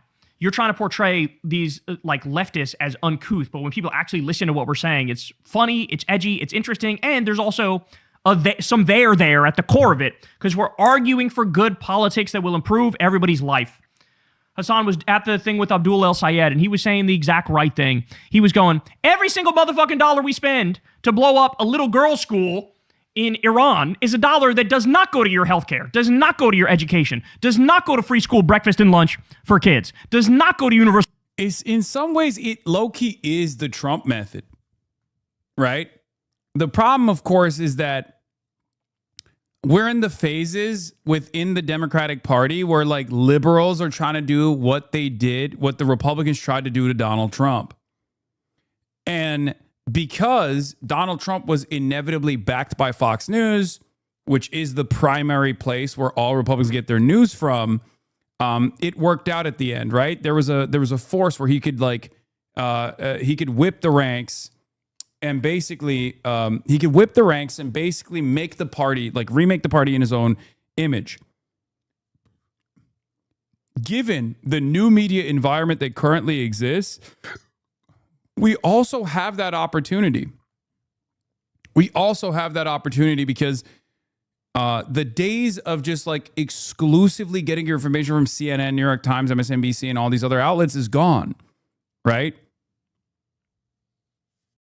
It's gone. It's over. A lot of people tune into independent media. There's a lot of organic momentum on the independent media side.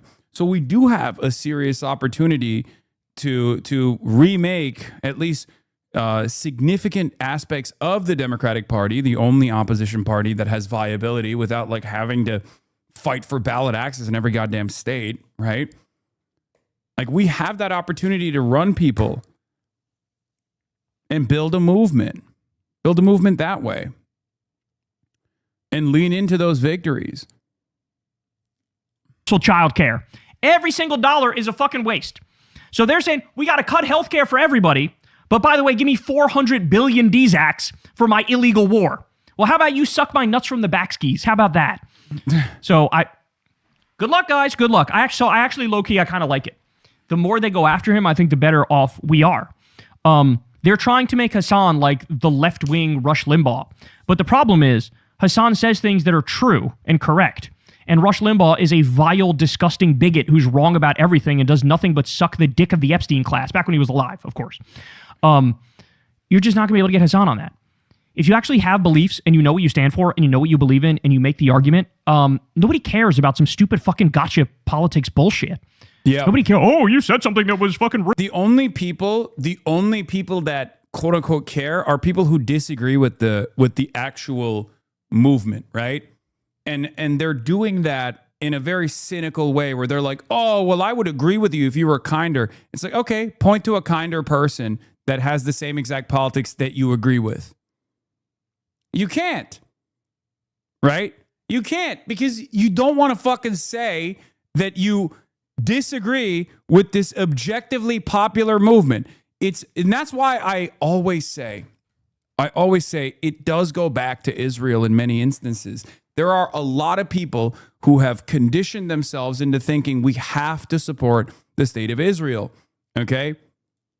And they don't want to openly say it now. They used to. That's why I always say, like, go back to any of these fucking chirpers and key search on their profiles, Israel, Gaza, Palestine, genocide, okay? Key search any of those words, and you will find that in the early days, in October 2023, they were much more forthcoming about their opinions on Hamas, about their opinions on Palestinians, what they deserve, blah, blah, blah. And slowly but surely, they petered out if they didn't altogether delete their takes, right? But that's what it is. Right now, the people that just keep fucking chirping are doing so because they think this is the only viable way to yell at someone who is a critic of Israel without openly positioning themselves as a supporter of Israel, because even the biggest, most annoying centrists on the timeline have given up. They realize it's undeniable. This is not working. And yeah, it's always the same shit. You're not helping your cause, a person who opposes your cause. That's precisely what it is. It's always a guy who opposes your cause that tells you this is not helping your cause. It's not a secret. I can be very vulgar. I'm very passionate about the things that I speak on, okay? Some of these things are very intense, okay? Some of the things that I speak on are intense subjects. Like, there are people dying. We're talking about genocide, things like that. Yeah, every now and then I'm going to pop off and tell someone to suck my cock, okay? It's going to happen. Like, who cares? Who gives a shit? And by the way, you also can't do this when fucking Donald Trump is who you worship. Donald Trump was posting about making an entire civilization die. His words, not mine. like literal nuclear annihilation for 90 million people, and you're gonna fucking clutch your pearls because he said "suck my dick" in 2019? I can't with these people. But go ahead. What is this? What is Keep this? going. You keep sending Shout this out link. to Mario number 4 here because he said he shows a thing of MAGA going terrorist to Hasan and then not a terrorist under Trump saying a whole civilization will die tonight, never to be brought back again. These people are absolutely ridiculous. All I have to say is keep going, bro. Keep going. Keep going after Hasan. Keep going after Abdul El Sayed. Michigan, you better go vote for Abdul, man. Y'all better go vote for Abdul. We need lefties to win, and win some more, because the only way we're going to stop this war, the only way we're going to fight back against the 1%, the only way we're going to arrest the Trump regime and the Epstein class is to have us in power. Hey, y'all, do me a favor. Yeah. My point is, I'd rather always be honest with you and always fight for truth and justice while still being vulgar than be a civil defender of these current unjustifiable constructs, these current the current state of violence and injustice that exists.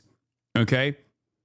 For many on the liberal side in the media, and for many people, obviously on the Republican side, they would rather maintain a civil posture. Republicans have already dropped the civil posture, obviously. There is a double standard there. They only hit that back on civility when it comes to people in their left flank. But that's what it is. It's bullshit. Olivia Reingold is complaining. Abdul al-Sayed, who is Muslim, walks a fine line on the Jewish state. On Tuesday night, he told the crowd, as he does often, that his problem is not with Jews. All of us love and revere Jewish folk, our Jewish neighbors, the faith of Judaism, he said, hands outstretched. Later that night, in a makeshift spin room assembled by the campaign, he rebuffed my question on whether he believes in Israel's right to exist as a Jewish state. What do you mean by Jewish state? He retorted, narrowing his eyes. If you can't answer that question, I'm not going to answer it. For someone who often waves around his respect for Judaism, he seemed unaware of something elementary. Judaism is not only a religion, but a people with a long-standing connection to Israel that runs its prayers, traditions, and history. Ryan Grimm said, the rule is if you choke in the moment, you don't get a do-over in an article. It sucks. I've been there. You just have to eat the L and do better next time, not whatever this is.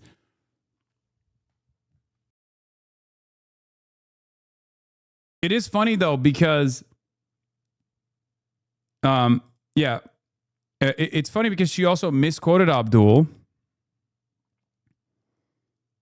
And there's also this like weird, there's this like weird thing where she's like narrowed his eyes. He didn't do that. It's on fucking video.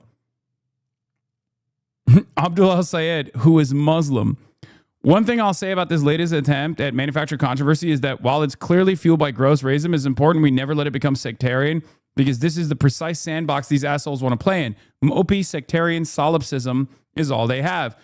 Free press is best understood as me times, as is all of Barry Weiss's output. Manufacturing scenarios of self-victimization while their patrons worth $400 billion fund a dozen Barry Weiss clones to run around contriving their own low-stakes scenarios of oppression. Incidentally, hats off to the guy who rebranded an ethno-supremacist state premised on ethnic cleansing, dispossession, apartheid, constant colonial migration, and mass killing as Jewish self-determination. It sounds so left-coded and liberatory and benign.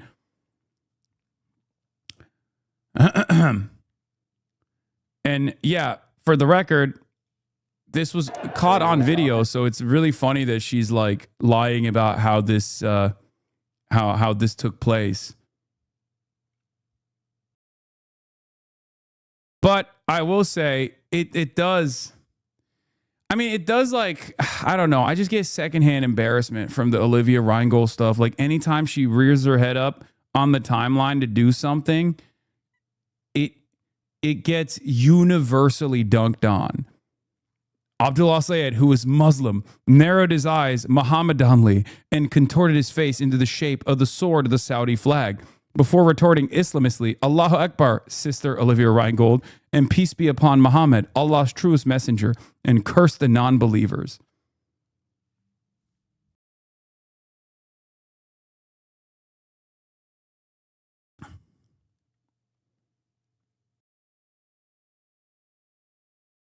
Yeah.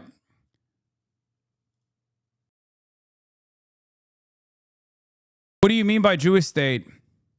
There are different answers to that question. It can mean a homeland where Judaism plays a special/cultural role. It can mean a system of Jewish supremacy at odds with the basic fundamentals of liberal democracy and universal rights for all. You don't get to attack him because you choked, or perhaps more likely, because you've never even had the curiosity to interrogate these basic ideas you've built your little brutish career around. Yeah, he was standing there Muslimly. I mean, she did literally say that. Abdul al-Sayed, who is Muslim, my problem is not with Jews, he said brownly, stretching out his hands out, presumably in the direction of Mecca. I gathered my courage and timidly asked if Israel had a right to exist as a Jewish state. His eyes, dark as crude oil, narrowed, Jafar-like, and an Islamic grin. It's just like, it's so fucking clear.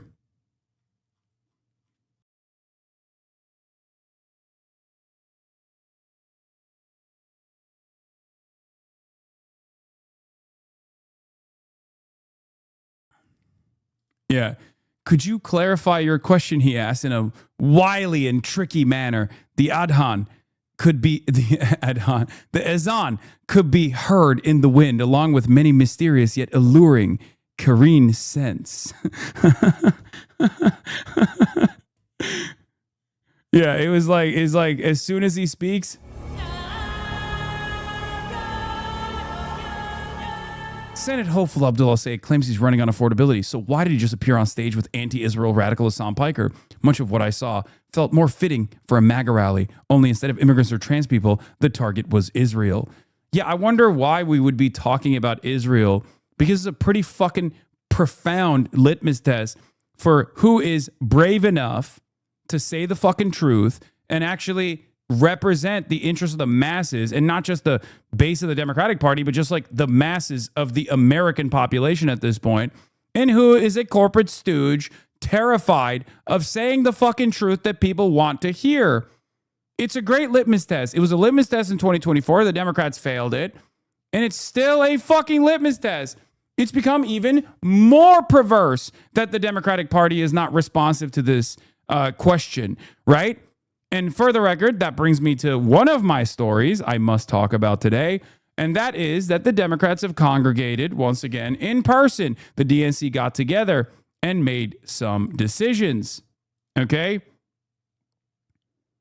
DNC got together and made some decisions. One of those decisions was, of course, on AIPAC. We're going to be talking about that.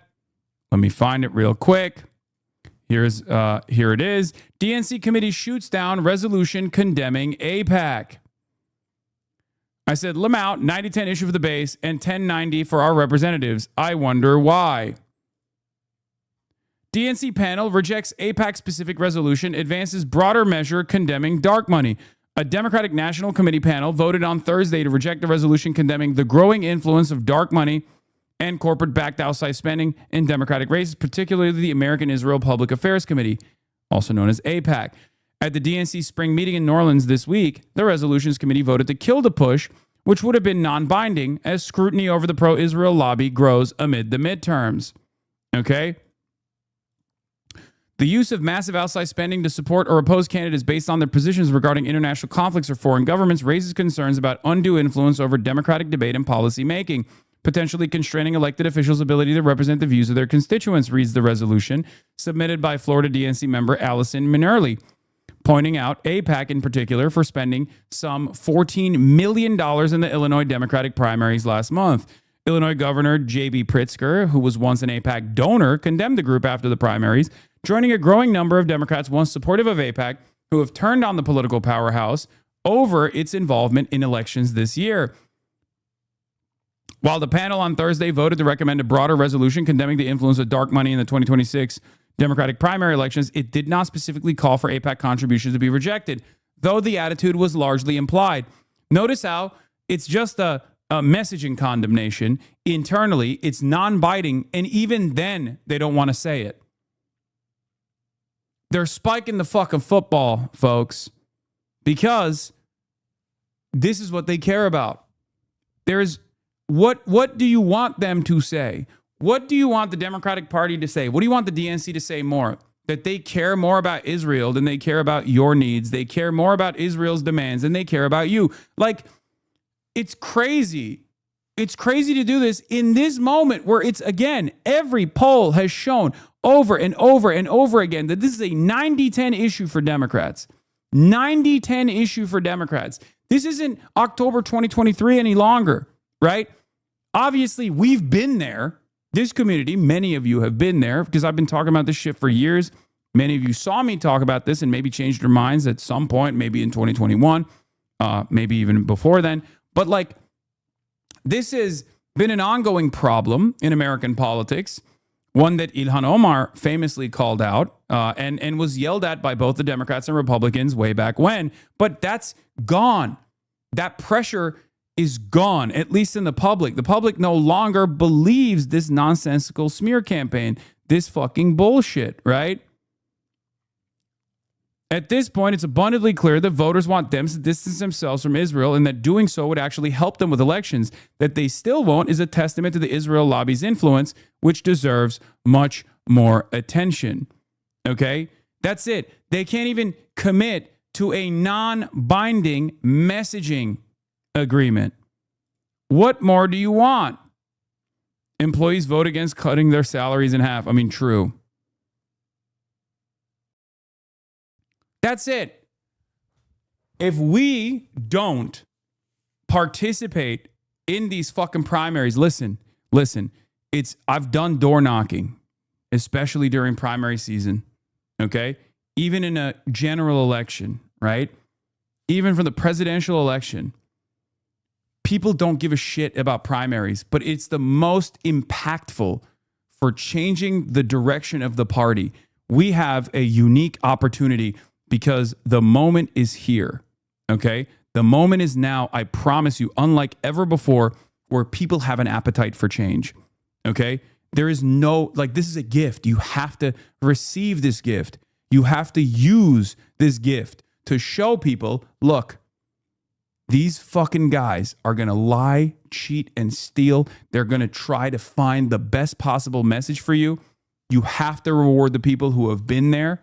You have to actually lean into the people that are going to be honest and represent your interests and not the interests of corporate donors and not the interests of a foreign lobby.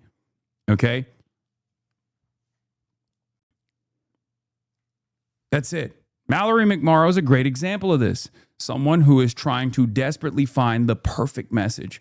But when you try to craft the perfect message, when you're trying to win an election, okay, all that focus tested nonsense, it shows that you don't have backbone, right?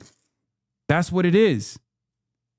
That's why I keep stressing the importance of going out and doing your very best to canvass for these candidates, to door knock for these candidates, to phone bank for these candidates, to fundraise for these candidates, and do everything you can to put as many anti-corporate Democrats as possible, as many left flank candidates as possible, and put their asses in those seats and forcibly change the makeup of this party.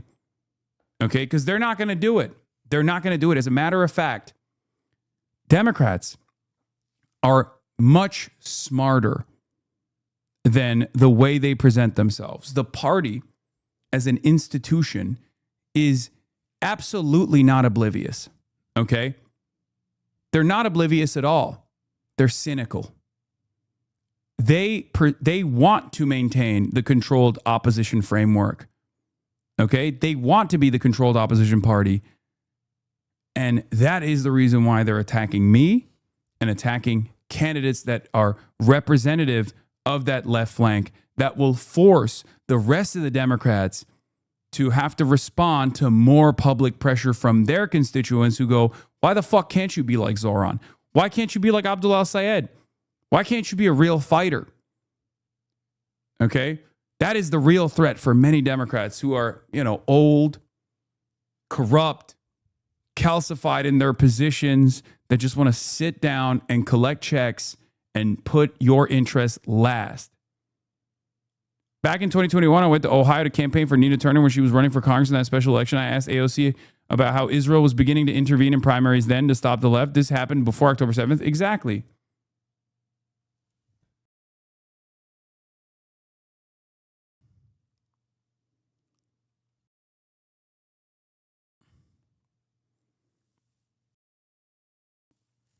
That's why the Warrenite wing, even though Warren actually, supported Graham Plattner in Maine, that's why the McMorrows of the party are also very dangerous in many respects. In some races, a Mallory McMorrow style candidate will be the best possible candidate. Make no mistake, will be far greater than the rest of the field, right? If Mallory McMorrow is running against Henry Cuellar, I'm with her all the way. But when there is an opportunity, when there is a real opportunity out there for someone like Abdul El-Sayed, of course you have to take that, right? And I'll tell you this. If Abdul El-Sayed was running against just Haley Stevens, it would be a blowout, okay? It would be a no-show race, basically, for Abdul El-Sayed. Haley Stevens is obviously a charisma void. It would be a fucking landslide, Plattner-style condition, okay? If Abdul El-Sayed was running just against McMorrow, it would be a much tougher race, I'll admit, but he would still win because McMorrow would reposition herself as being, someone who is more sympathetic to Israel to be able to, get as much support from AIPAC adjacent donors to the best of her ability to win that race. And it would eventually expose the differences between these two candidates. Okay? 100%. But the race we have ahead of ourselves for Abdul El-Sayed in the primary on August 4th is one where there is the Haley Stevens, the ultra-conservative Democrat that is super pro-Israel, and the McMorrow that is positioning herself as like the modest, moderate adjacent, moderate friendly, Democratic Party backed, progressive-ish candidate versus Abdul El-Sayed, who is the disruptor in the race, who is the true left voice. That's precisely the reason why Chuck Schumer has quietly said that she'd be fine with McMorrow winning, recognizing that Stevens is not going to win, right? That's why you have to lock the fuck in.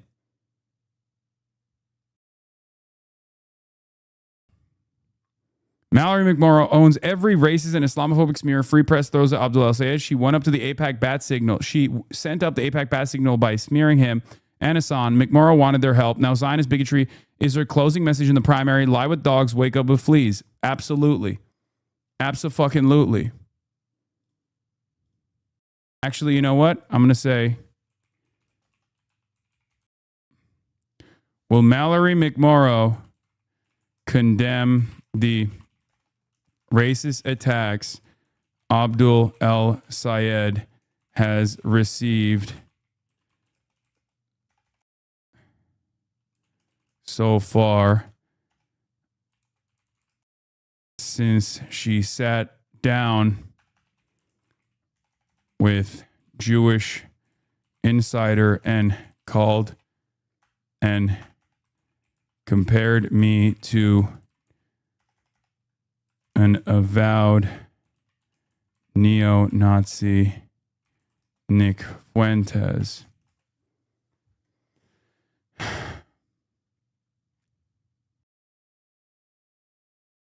I'm adding her too.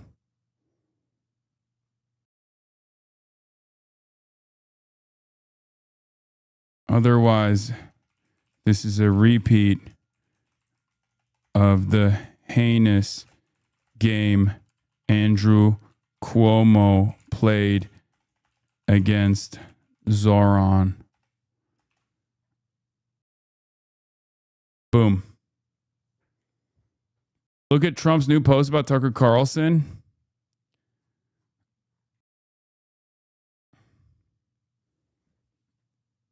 Put Liz Smith in parentheses.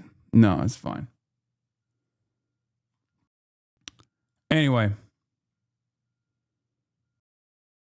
Can't believe I was able to witness your worst take live. Wait, what? What was bad about that take?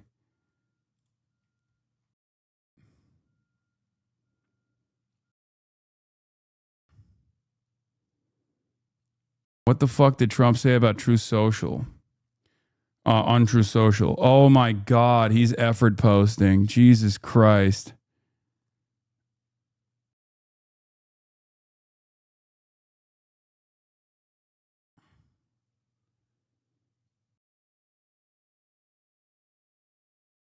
Wait, did I misspell something? Well, Mallory McMorrow condemned the racist attacks Abdul El-Sayed has received so far since she sat down with a Jewish insider and compared me to an avowed neo-Nazi, Nick Fuentes. Otherwise, this is a repeat of the heinous game Andrew Cuomo played against Zoran. What? What's the problem? Oh. Oops.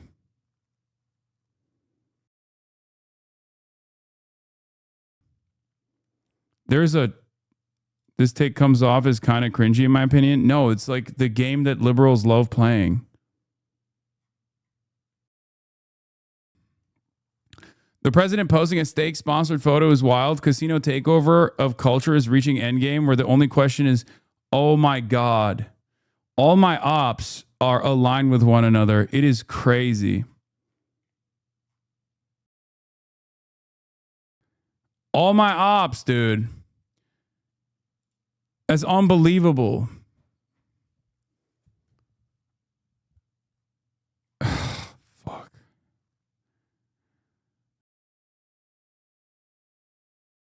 What is this? This is a massive blow to the global oil supply. Confirmed strike on Saudi Arabia's east-west pipeline has knocked out 7,000 barrels per day, about 10% of its 7 million BPD maximum capacity, hitting the kingdom's only bypass to the Strait of Hormuz. Separately, attacks on upstream fields. Oh, okay. We'll get to that. Hold on.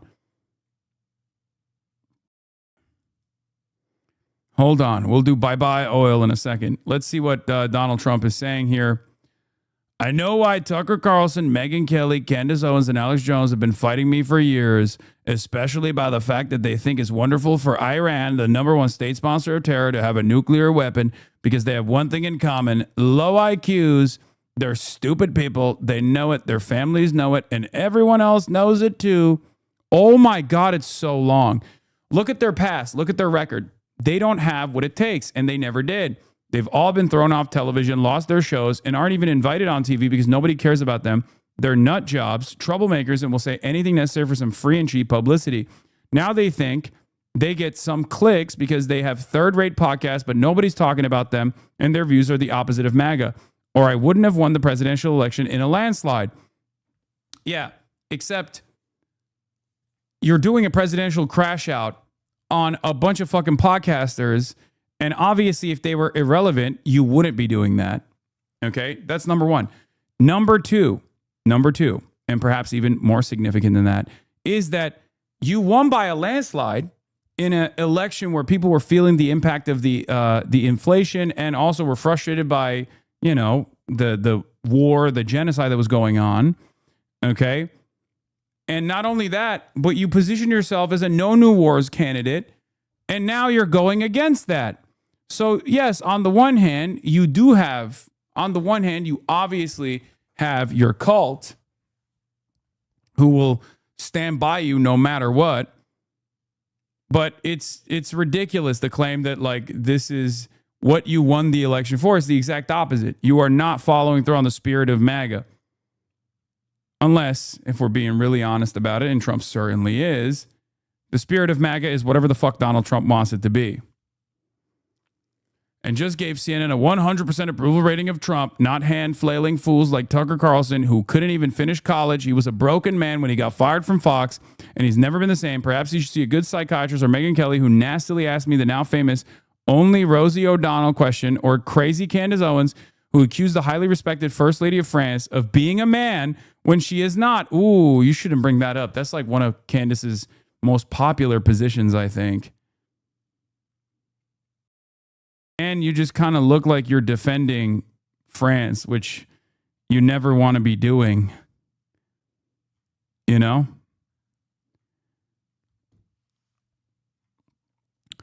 And will hopefully win lots of money in the ongoing lawsuit. Oh my God, you're hoping that a French person that is associated with Macron defeats an American conservative commentator in a lawsuit about false accusations of being trans. Oh my God, this is worse than Trump being like, I love Israel, I put Israel before Americans.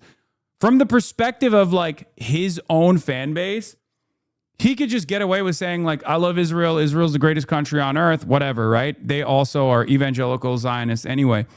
But this unironically hits, dude. This hits Trump's base directly on the head.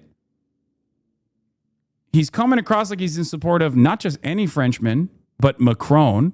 He's coming across as disparaging a trans panic adjacent rumor, which again his base eats up. It's very crazy. Actually, to me, the first lady of France is a far more beautiful woman than Candace. In fact, it's not even close. It's crazy. Or bankrupt Alex Jones, who says some of the dumbest things. Okay, again, he's bankrupt because he fought for conservatism from the perspective of like Republicans, right? Who says some of the dumbest things and lost his entire fortune as he should have for his horrendous attack on the families of Sandy Hook shooting victims, ridiculously claiming it was a hoax. You might as well yell at Alex Jones for being an anti-vaxxer next. What the fuck? Buddy, you went on a show after he did that. Oh my God, what a fucking fake friend he is. I don't know how to feel about this. I feel like this might actually cause a real fissure in the base. It's clear that he's been watching the movement taking place on the independent media side. And he knows that like independent media is fully pulled out, right? The podcasters don't fuck with him no more. Even Joe Rogan is like anti-Israel now, or anti-Israel curious at least. He's clearly been bottling up all of this anger and resentment about his most loyal servants in independent media. And he's basically lost them. Who does he have on the Republican side? On the independent media side? Who does he have remaining? Ben Shapiro? Ben Shapiro's done. He's dead. He's got nothing.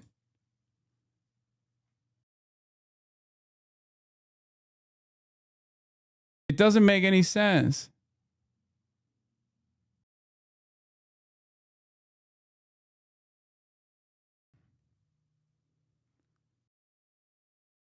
He's got Cat Turd and Erica Kirk and Ben Shapiro. Patrick Bet David, I guess. This is the bridge day he was talking about. He's burning all of them. Yeah, it turns out he's not burning bridges in Tehran. He's burning bridges in the United States of America. These so-called pundits are losers, and they always will be. Now, fake news CNN, the failing New York Times, and all the other radical left news organizations are hailing them and giving them positive press for the first time in their lives. They're not MAGA. They're losers just trying to latch on MAGA. As president, I could get them on my side anytime I want to, but when they call, I don't return their calls because I'm too busy on world and country affairs. Oh my God. He sounds like such a bitch.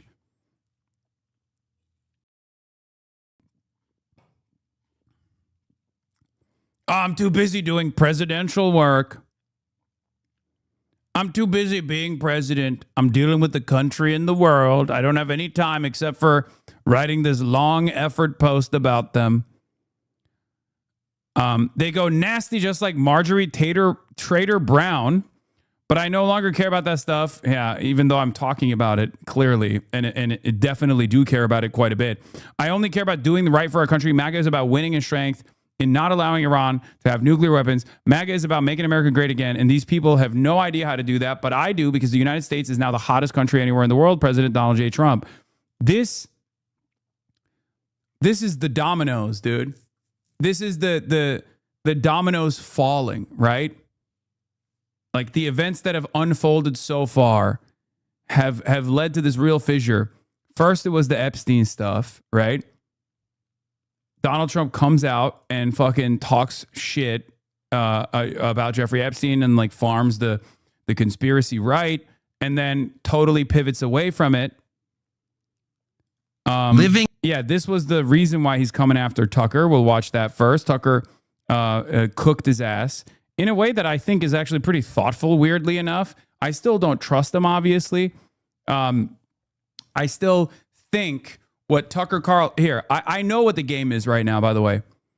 I think what Tucker Carlson is doing is establishing as much legitimacy and credibility as possible in the anti-Israel flank so that he can either personally run and take over the MAGA base, which he will be able to, regardless of what Trump is saying right now, or potentially he will lend that credibility to like a JD Vance.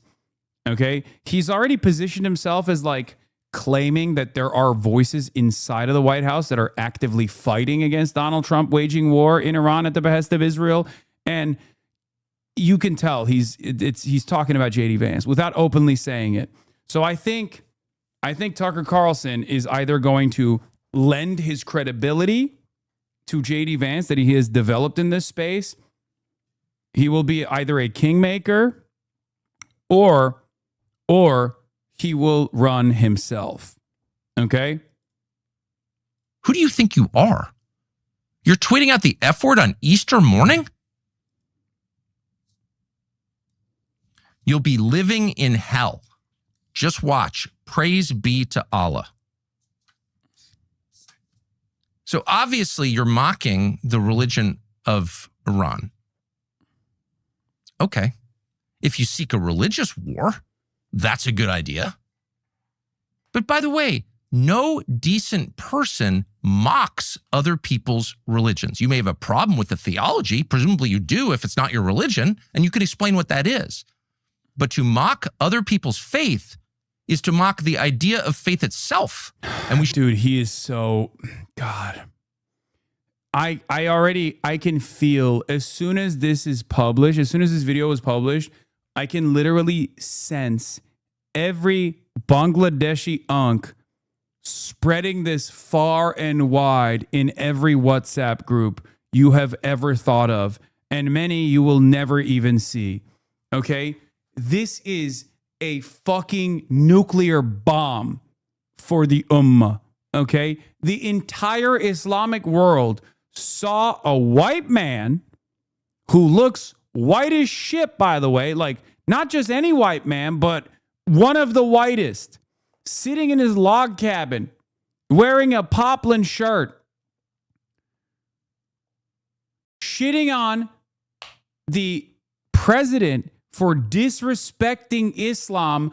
I'm telling you right now, every fucking unk will forever be every Muslim unk will forever be a fedayeen for Tucker Carlson. Okay? Like, they already love Jackson Hinkle, right? They love Jackson Hinkle. And they now forever will demonstrate absolute loyalty to Tucker Carlson.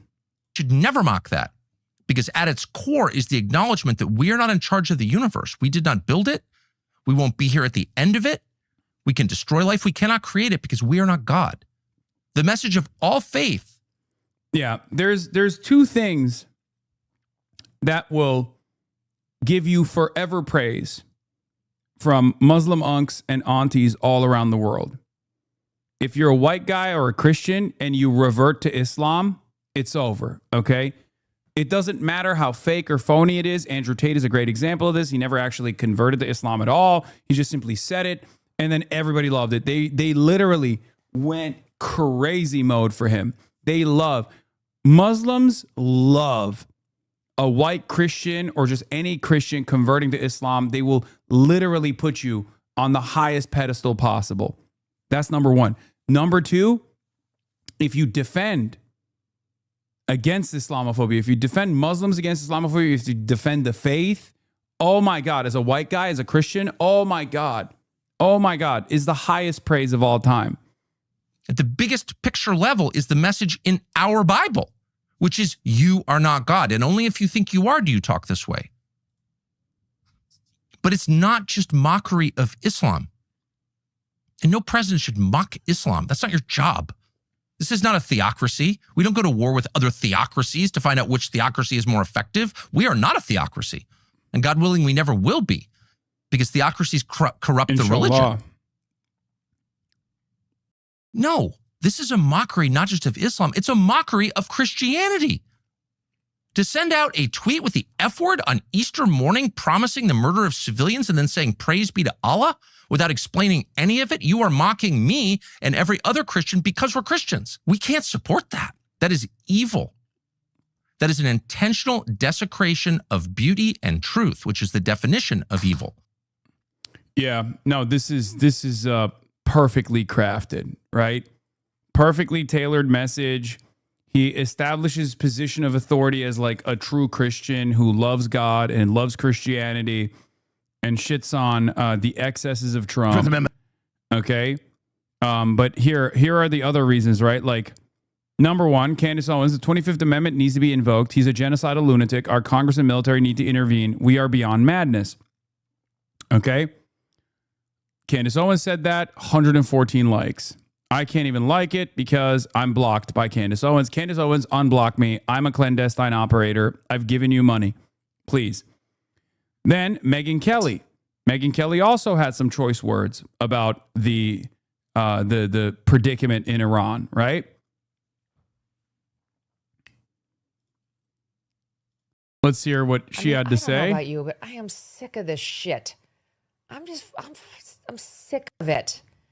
Can't he just behave like a normal human? I mean, honestly, like the president, 380, yes, shut up. Fucking shut up about that shit. You don't threaten to wipe out an entire civilization. We're talking about civilians just casually in a social media post. You know, like I am the first to try to understand Trump and his strategy and to not freak out over his weird social media posts and language that is loose and incendiary. Truly, I've lived with it for 10 plus years. I learned it the hard way when I was on the receiving end of it for 9 months. And truly, I think that was a gift to me in many ways because it helped me really come to understand what he does with his social media. But this is completely irresponsible and disgusting. This is wrong.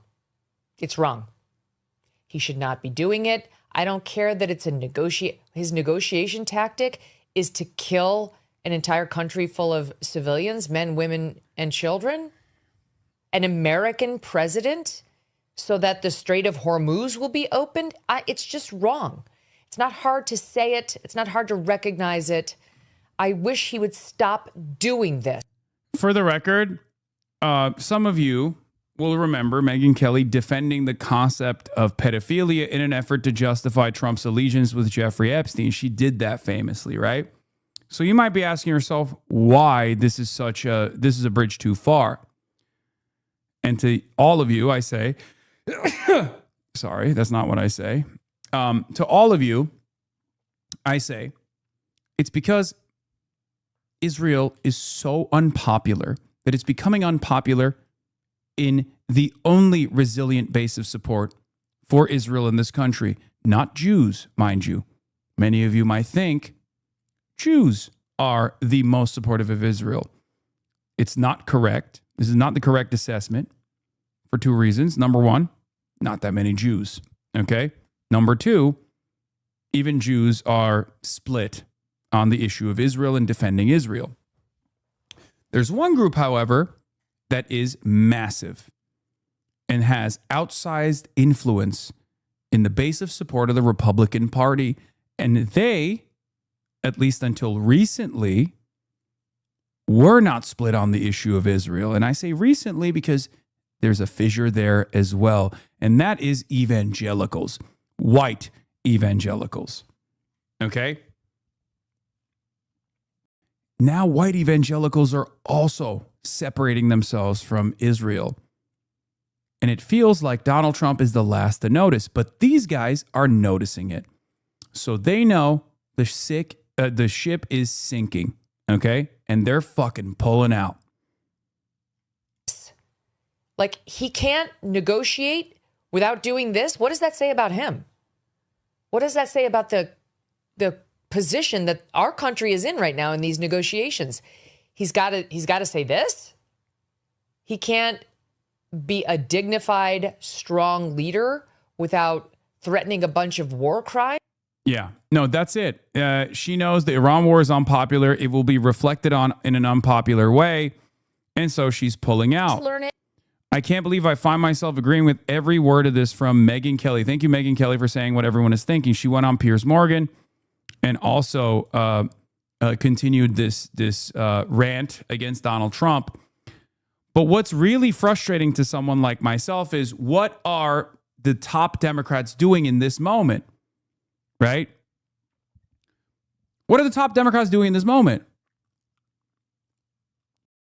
Because Republicans are, because either because of their loyalty to Donald Trump or because of their theological justifications for, attaching themselves to whatever Israel's ambitions are still very supportive of Israel, right? But the Democrats don't have such considerations. As a matter of fact, Democrats have completely dropped Israel off a map. They're saying cut ties with Israel, right? And unfortunately, the National Democratic Party is not presenting those needs, is not representing themselves as responsive to those needs. And that's very frustrating. Part of the reason why it's obviously frustrating to me personally is because one of the manifestations of their inability to address this issue has led to them attacking me aggressively. Okay? This creates a massive information vacuum. It creates a massive messaging vacuum where the top line, the top line figureheads are always going to be, the people that have the most credibility on this issue are always going to be the Tucker Carlson, Candace Owens, Megyn Kelly. It's fucked up because for years they've gotten unlimited support from the base. Not only have they been legitimized, they've gotten mainstream approval from the base. So they already have an established legitimacy with the rank and file of the party. So now they can pick up all of the other people on top of that from the center and from the left. And they are doing that right now. They're doing that at this moment. Okay? Someone like myself, on the other hand, has been consistently outcast from the base, cast aside, pushed aside, yelled at, been presented as a pariah figure, or never really looked at all until the 2024 election happened and the failures were very obvious. And the Democratic Party and the liberal media apparatus was desperately trying to find a Joe Rogan equivalent, only to then turn around and be like, oh, fuck, we didn't like the Joe Rogan thing at all, actually. Shut the fuck up, Hasan. You are a danger to the party. Okay? The Democratic establishment needs a hard pivot starting yesterday on Israel. Unfortunately, still not there yet. Meanwhile, the worst people, Tucker Carlson, Candace Owens, and Megyn Kelly, are expressing the majority opinion, self-destructive and political incompetence for what? See, here's the issue. Okay? Here's the other problem here. Here's the other issue. When people like Bassem Youssef and other prominent figures that are on the anti-Zionist, anti-Israel side actually lean into these figures, like Candace Owens, like Tucker Carlson, when Norm Finkelstein leans into these figures like Tucker Carlson and Candace Owens, you have to understand something. From their calculation, Israel is far more dangerous right now. And it's true. Because from their perspective, they see some of these people look at, really horrible ideals, dangerous ideals, like anti-Semitism and bigotry of other sorts, as somewhat irrelevant as opposed to the real danger that is currently slaughtering people. Okay? That argument, there is legitimacy to that argument, right?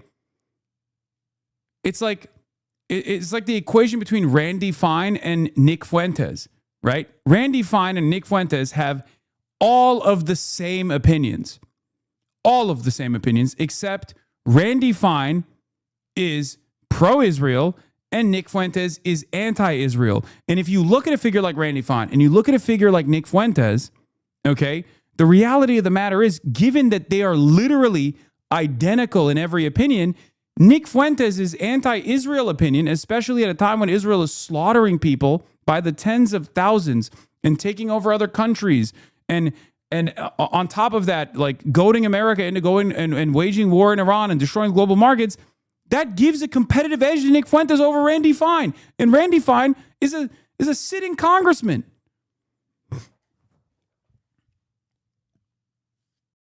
It's unbelievable. This is not a defense of Nick Fuentes, but this is to try to explain to you the calculation that people are making, right?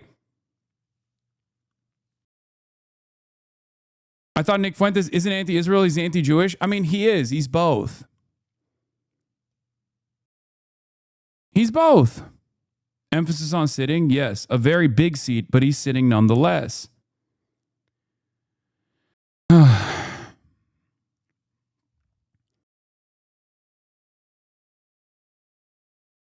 This is a real issue, okay?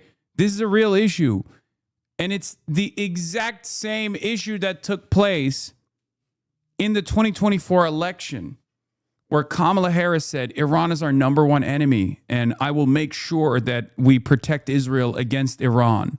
She said those words, right? While the administration that she was a part of was continuing the genocide of Palestinians that she refused to acknowledge with the words necessary.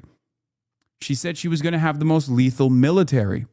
When she presented herself as this person, Trump had an opportunity to lie about being the peace candidate.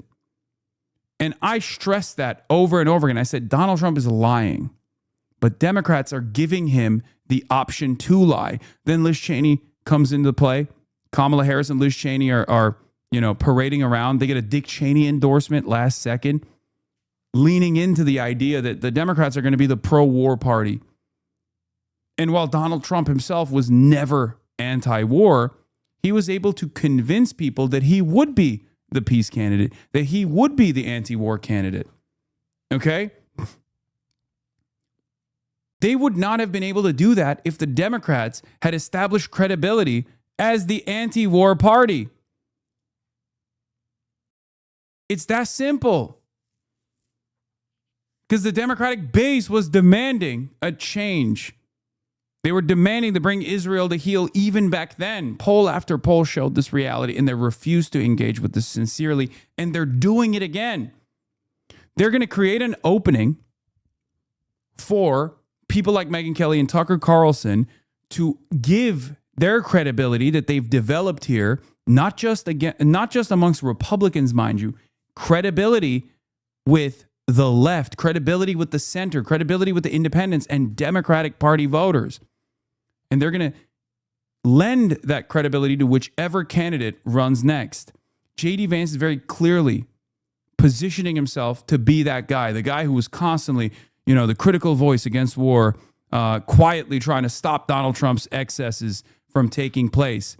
If you can't see that right now, you're fucking delusional. And the Democrats, regardless of what their base is fucking demanding, refuse to lean into the moral position. They refuse to lean into the majority position. They are trying to throw their electoral chances out the fucking door, and they will present the marginal victories that they might get in the midterm election, because there's a lot of fuck Trump voters out there right now, as a reason for why they don't have to change a damn thing. Okay?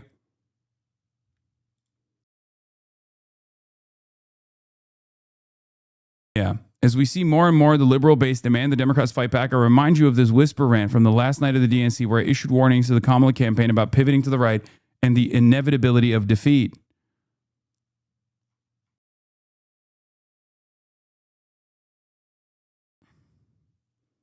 They're doing it again. It's unfucking believable, dude.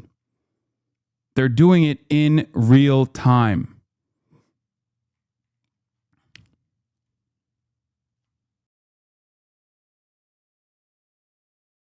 Oh. New Vance poll. Here's a new poll showing 30% of voters is undecided. Vance versus Newsom, 2028 presidential poll. Vance clears Newsom. Vance versus AOC.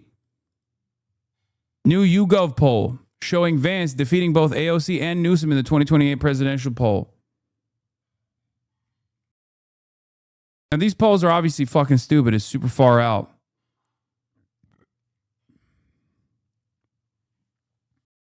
Apparently, Mehdi and Bassem discuss if Tucker can be trusted. Is this a full video or just a 5-minute clip? Okay. War for the Epstein class. Bassem Youssef and Mehdi on Iran, Greater Israel, and Candace Owens.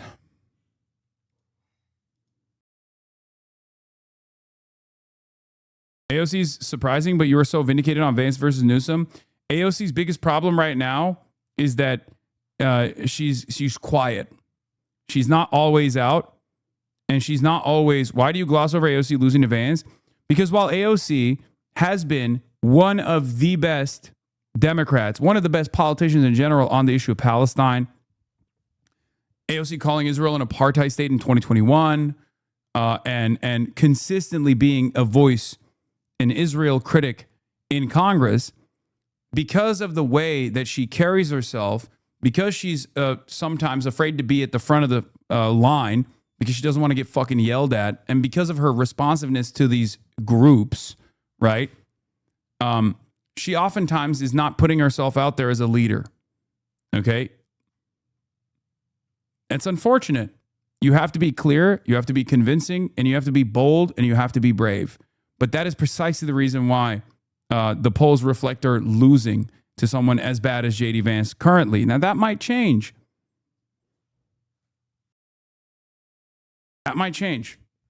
That will change if she chooses to seize the opportunity, if she leans into that lane, right?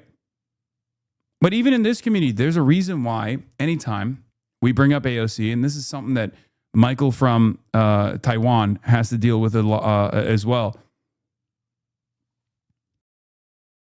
Whenever people like myself or Michael from Taiwan bring up AOC, a lot of people go, fuck her, she's AOCIA, she's so bad on this issue and stuff. And then the alternatives that a lot of people present as like being much better on these issues is Ro Khanna. And I like Ro Khanna, right? I like Ro Khanna a lot. Ro Khanna has been infinitely more responsive than the overwhelming majority of congresspersons, okay?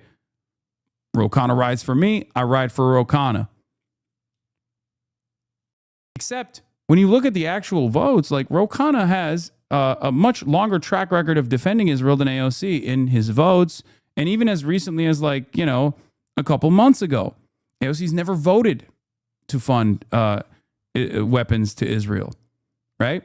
But you wouldn't know that because Ro Khanna is a lot more bold and a lot more aggressive openly with the way that he communicates. He's responsive. He goes out there. He goes on shows. He appears. He's constantly in the media. He's had very high-profile legislative victories, one of the most consequential being the Epstein file reveal. That was huge, okay? Going out and linking up with Thomas Massie and demanding and then successfully pressuring Trump to vote instead of vetoing this popular legislation that everyone wanted, which led to people losing their fucking jobs like Pam Bondi. That's huge for Ro Khanna. He deserves the praise.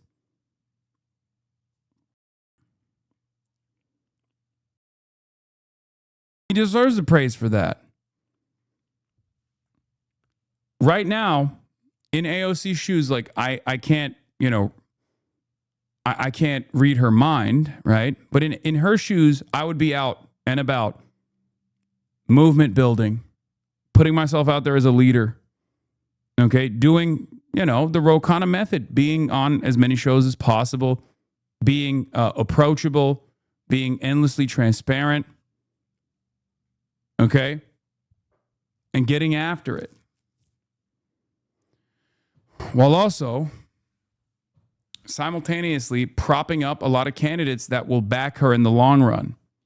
Whether it be Plattner, whether it be Abdullah Sayed, whether it be all of the left flank candidates that Bernie is propping up as well, sometimes even going against her party, her own party that has actually fucked her over and over again. I mean, the oversight committee battle was a clear-cut indication that leaning into the party and behaving as a loyal soldier of the party is not going to give you the benefits that you deserve, right?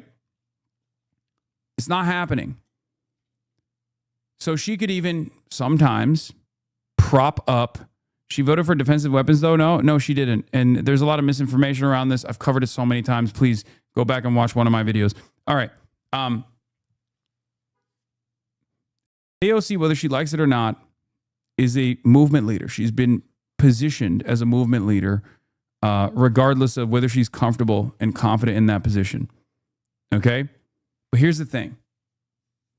I think AOC should be even pushing, even going against the grain and doing something unthinkable in the Democratic Party, and even pushing for people who are primarying incumbents.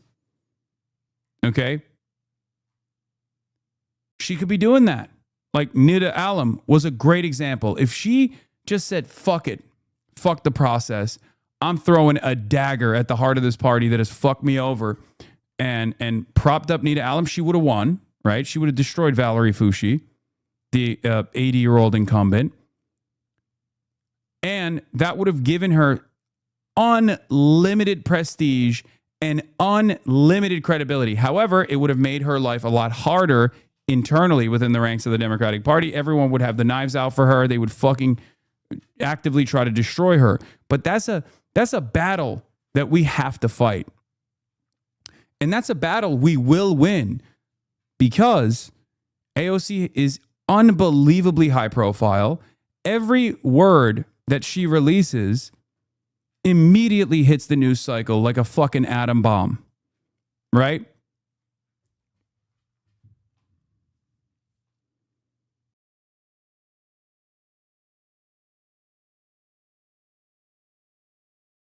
And the reality of the matter is, regardless of which direction she heads in, whether it be to unseat Chuck Schumer, which is an easy lock for her if she wants to do that, or whether if she wants to run for president, people are going to come after her. The party is going to come after her. They will never reward you for your loyalty as long as you are seen as a spoiler, right?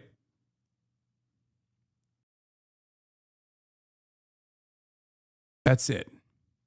As long as you're seen as a left flank candidate, you will be considered a disruptor. You will be attacked. And she knows that already, right? She knows that. So I wish, like, if you're wondering why, when we looked at that poll, like why she was at 33% against Vance and losing to JD Vance, that's the reason. Okay?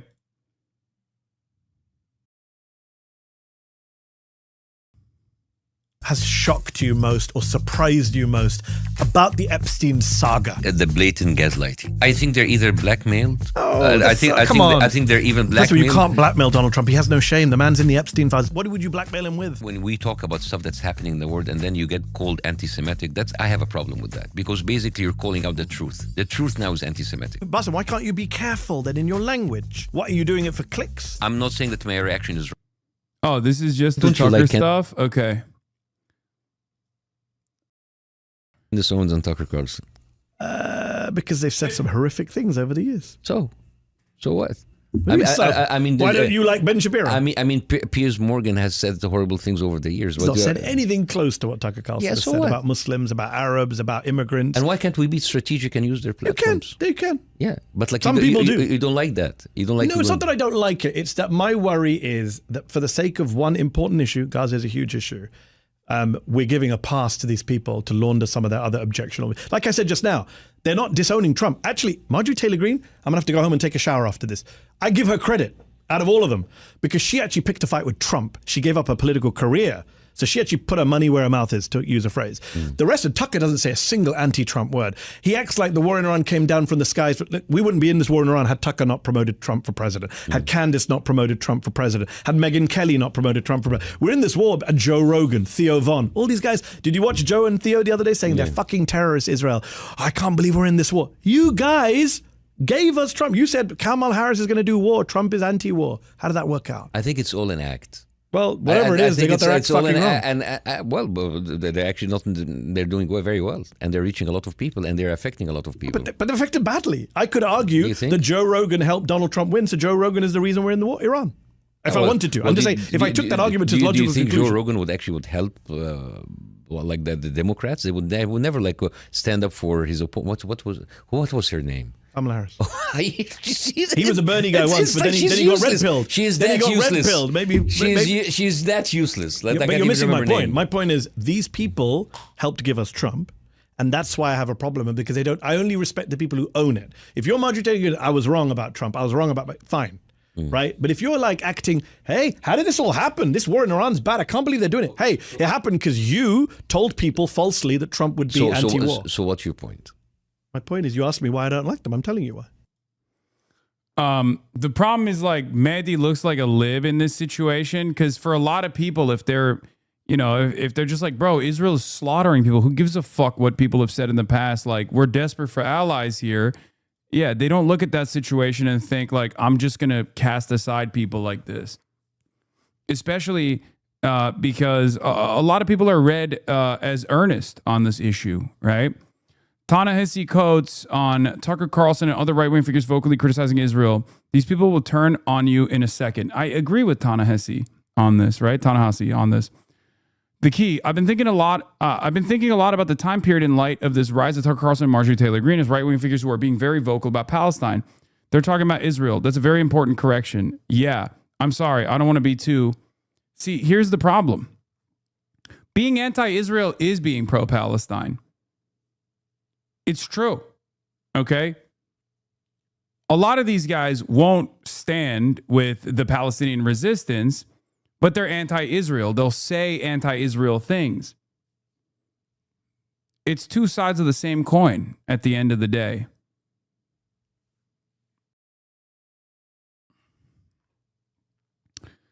I'm sorry, I don't want to be too... No, it's fair. I'm just curious how you're thinking about this in the present tense. What's the through line between what happened then and what's happening now? First of all, it's really bad. I emphasize the Israel part because my support for Palestine, my support for Palestinian life, it's not about support for Palestine and Palestinian life per se, just like, and it took me a while to get to this, my support for black life and for black people is not for black people or black life per se. I just believe human beings are entitled to certain dignities and certain things in their lives. It's a pretty baseline thing for me. Unfortunately, some of the people with the loudest, most cutting critiques of Zionism and of Israel right now don't share that baseline belief. I think it's really important to say this. These people will turn on you in a second. But to answer your question, there's an obvious moral problem here. Again, I saw it at the DNC. You watch these people get up 60 years after Fannie Lou Hamer's delegation was not allowed to be seated, and they won't let Palestinians talk. They think they can kill this critique, but the critique is true. The only control you have is whether the critique comes out of a place of humanism, of shared values and the significance of importance of human life, or whether it's allied with one of the oldest evils in the history of the West. You're not going to suppress this stuff. The days of doing that are over. There are people in the Democratic Party, which I think is a separate thing from the movement, and certainly from my own politics, who, to this day, and it sounds insane, think they can get away with telling you that the earth is flat and supporting a system that is designed around that logic. It's not going to work. People aren't dumb. He's not wrong. The reason why I'm very critical of Candace Owens and Tucker Carlson and Nick Fuentes and even Marjorie Taylor Greene is because I have universal principles that I apply consistently to all issues. Okay? They might be earnest when they are talking about Palestine. They might be reading the room and are cynical grifters. Doesn't matter. They do not have universal humanitarian principles. Okay? But it doesn't matter to most people anyway, because they can make it seem like they have universal humanitarian principles by addressing this one issue that no one in a position of power and prominence will. Okay? It's that simple. These are the very same people that want to purge every migrant from the American boundaries. Okay? That's it. They want to do that. These are people who are not speaking about the issue of Israel and Palestine from a perspective of caring about the humanity and dignity and sovereignty of the Palestinians. And you can hear that in their message. And in some respects, they're less of a threat than someone like myself. That's precisely the reason why they don't get the same bipartisan attacks that I do. You want to know why? Because Tucker Carlson, Candace Owens, or any number of these different people will never sit there and explain to you that oppressed people have a God-given, internationally recognized legal right to militarily oppose systems such as apartheid. They won't say that. They will never say that. Their position on Israel is that Israel is a spoiler that's ruining the power of empire. How dare those Jews get to dominate our America, the most impressive superpower that has ever existed in the history of mankind. Okay? That's their perspective. That's the way that they approach the issue. And you can kind of tell if you are a real one, if you've been around, if you've been an anti-Zionist for many, many years prior to October 7. But even then, why is someone like Norm Finkelstein making that calculation and going on Candace Owens' show? Well, from his perspective, it doesn't matter. It's a massive audience, and it would be good for that massive audience to hear from the likes of Norm Finkelstein. Aren't you for infinite rehabilitation of people? Absolutely I am. Abso-fucking-lutely. What do I always say, though? I carve out a special place for propagandists. I carve out a special place for people who are professionally saying this kind of stuff. And the reason why I carve out a special place is they can still change. They can still reform as well. But you have to be extra careful to hear what their message truly is. We are not representatives of single issues. No human being is. No human being can be, unless they're obviously directly under the crosshairs, directly under fire. If you're Palestinian, and in that instance, obviously, emancipation is your primary focus, but that's not what we're talking about right now. No group is a monolith, and no human being is a representative of one singular issue. You have to look at all of the other issues that they advance. Okay? From the perspective of Tucker Carlson and Candace Owens especially, or Nick Fuentes especially, it's very obvious that they might have, or they might say the right things on Israel, but ask them about immigrants, and you will hear basically Zionist arguments, you know?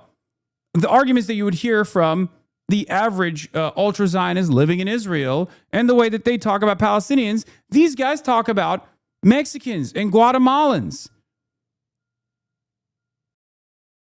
It's that simple.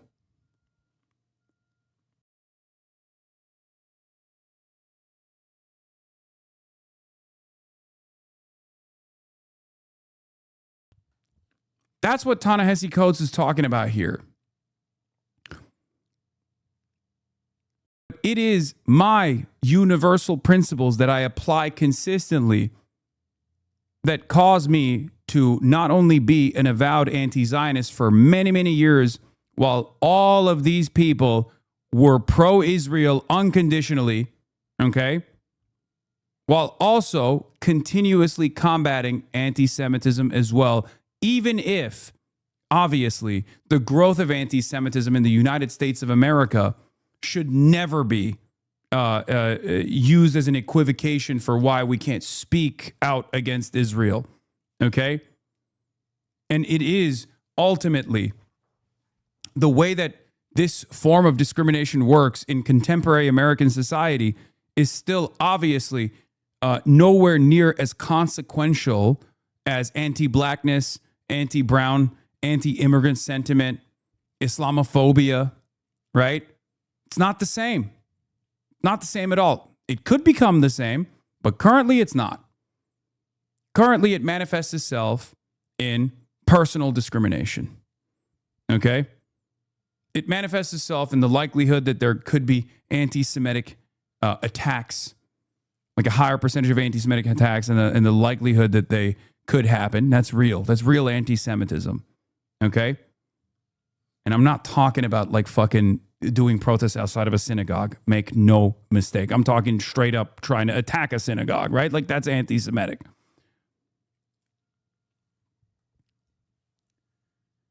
However, there's still a lot of institutional stigma when someone is being anti-Semitic.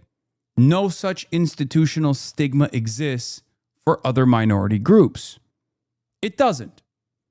There is a structural reason for that, and a big part of that is because anti-Semitism has always been used as a cudgel, as a weapon against criticisms of Israel for the last, multiple decades, and quite successfully, if I might add. And that's precisely the reason why it has institutional stigma, unlike anything else, because it corresponded for years and years to the State Department goals of Israel being the unsinkable aircraft carrier in a region that is resource rich.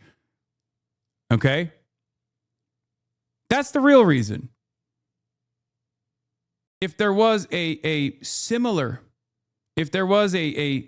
situation where we could place the same level of confidence in Saudi Arabia as we have done so to Israel, Islamophobia could be, and it's ironic to say this right now, and it's impossible to think about this hypothetical because that's just not the case, and that will never be the case, especially in the aftermath of the global war on terror. It's virtually impossible to envision this hypothetical. But if Saudi Arabia was as trustworthy an ally from the perspective of WASPs in the United States of America and in the Western world, then you would see Islamophobia being the same danger. If Saudi Arabia was, doing the genocide in Yemen, and then people were doing genocides to non-Muslim populations even, and then people were turning around and saying like, oh, dude, what the fuck is Saudi Arabia doing? You would see a lot of, Council of Islam style groups prop up, talking about the dangers of Islamophobia, right? Criticizing Saudi Arabia is criticizing Islam itself. After all, Mecca is right there. It's the holiest site. The Kaaba, the holiest site for billions of Muslims, is right there in Saudi Arabia. You dare disparage the good name of Saudi Arabia? How fucking Islamophobic. I feel like I would have had better tools discussing conversations with Jewish people if I had someone like you to follow way back in the 2000s. Wow, Enfant Door giving me praise.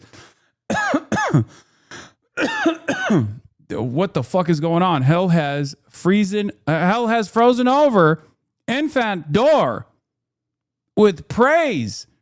Oh my God. Thank you, Enfant Door. I do really appreciate it. Especially on an issue that pertains to defending marginalized communities. Wow.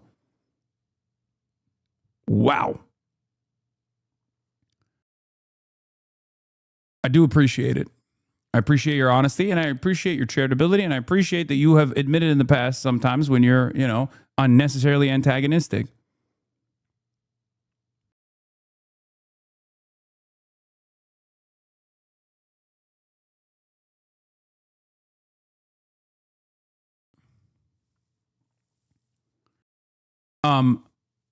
You say Malcolm X didn't mince words when he talked about his oppressors. Why should anti-Israel critics be forced to mince words about the people who are doing the modern Holocaust? Great question.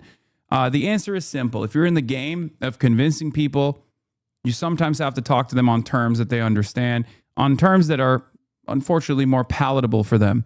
This is something that this is a delicate tightrope that I try to exist on top of and oftentimes fail to do so, especially in impassioned moments where I pop off and then, look at the way people treat it, right? Look at the way people treat those moments, those vulgar moments, right? Unfortunately, for a lot of Americans, especially because we're so far removed from the consequences of our actions, the consequences of the actions of our government, we don't care. We're very selfish people. That's just the reality. We live in the heart of empire. We're sheltered from the worst impacts of our actions. And therefore, we have a very different attitude about stuff. We have the capacity not to see what's going on. We have the capacity to turn a blind eye to these atrocities. And therefore, you have to talk to people in language that they understand. Sometimes you have to exhaust contradictions. Sometimes you have to you have to literally talk about issues from a selfish perspective, right? The idea that like all of our tax dollars are going over there to blow up schools and not building schools here, right? And yes, Malcolm X also was a lot more measured than people give him credit.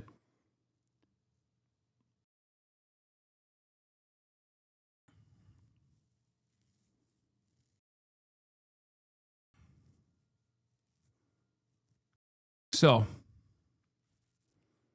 here's another piece of commentary from Tucker Carlson, reported by ASIN, senior digital editor for Midas Touch, 31,000 likes.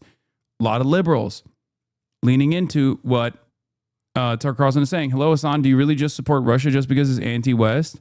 I do not support Russia. I don't know why you're saying that. Well, I know why you're saying that, because there's a lot of people who claim that falsely. I do not support Russia's invasion of Ukraine, if that's what you're thinking. This is a thought-terminating cliche. The idea that my politics are just anti-America, anti-West. Or rather, not questioning why I might be critical of the West, why I might be critical of America's actions, even at a time like this.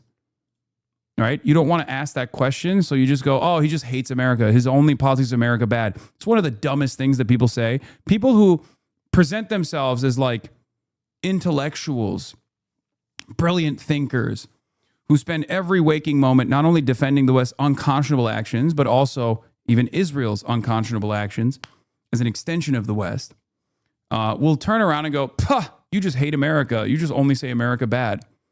They never ask why I'm saying that. I give plenty of examples. And as a matter of fact, a lot of people also understand those examples now.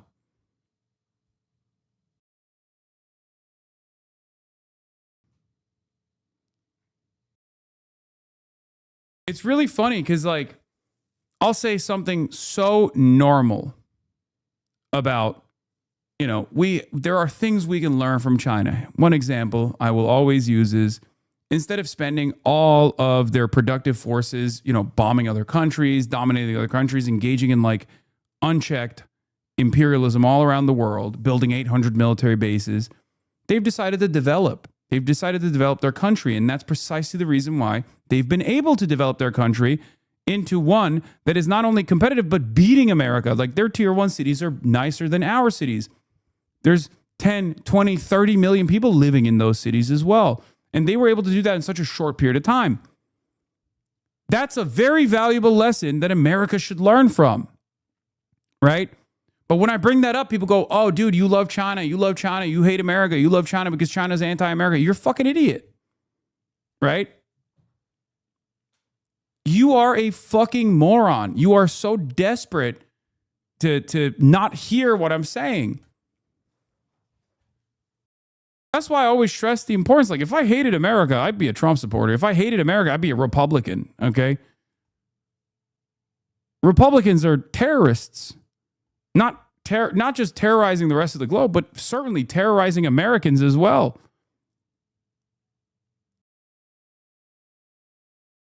But people always operate on this team sport mentality, right? People always operate on that. It's much easier to think like that. Anyway, let's take a look. And it's time. Yeah, I remember Vosh used to say that your arguments were only America bad a lot back in the day. That seems so stupid nowadays. Yeah. From what I've seen a couple choice quotes from Vosh. He's caught up to some of those arguments now. Anyway, let's hear what Tucker Carlson had to say. Time not to end it, not to set up an adversarial relationship, but to set up a healthy conventional relationship where Israel can pay its own bills and fund its own military and act within the constraints imposed on it by its own economy and population. That's what normal countries do. Most countries live with neighbors that don't like them, with whom they have testy relationships, but they make accommodations because they have no choice. There's no country in the world that acts with total impunity because it knows a much larger country will backstop it no matter what it does. That just doesn't exist in the natural world because it's not natural. It's grotesque. And it's terrible for the United States. And now it's obvious. Yeah. I mean, banger. No notes. He's right. He's absolutely right about that. Now, of course, part of the problem is Tucker Carlson can also use Israel as the primary reason for why America's done all this stuff that's like bad and dangerous and violent and expensive. And he has a far better message than someone like I do on this issue, because you can always turn around and say, Hasan, you say America bad, you hate America.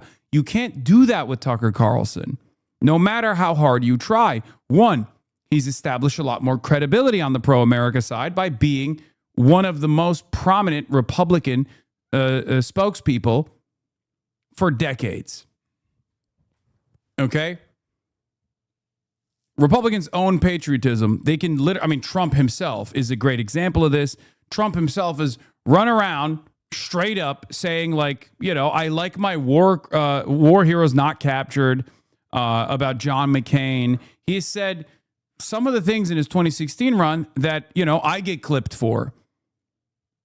If you're looking at a 9/11 comment, Donald Trump has literally said, oh, well, in the morning of 9/11, oh, well, now Trump Tower is the tallest tower in Wall Street, right?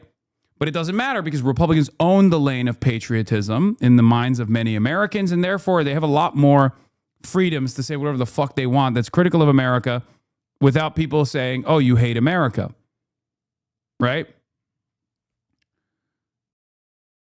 Tucker Carlson has that same advantage as well. And on top of that, Tucker Carlson is not making the full correct assessment here, right? What is this? Bro, Hasan, I'm a lifelong conservative, and even I think you're making the left look bad. Like, I voted for Trump twice, love my guns, think the border is a joke, but even I can see you're just grifting for donations while calling everyone a genocide supporter. My dad fought in Iraq, and he'd say you're a spoiled millionaire who's never worked a real job in his life. Come on, man, at least be honest about being a capitalist like the rest of us. Amazing.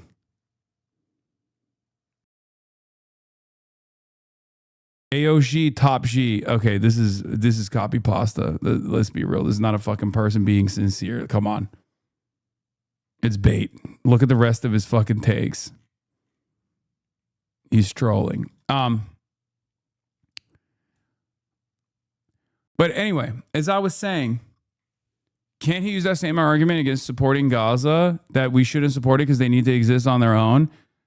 Yes, he can. And Tucker Carlson's framework here is to basically couch all of American excesses as the responsibility of perfidious Israel. Let's not say Jews, because he won't say that, right? Because he's too smart to say that quiet part out loud, right?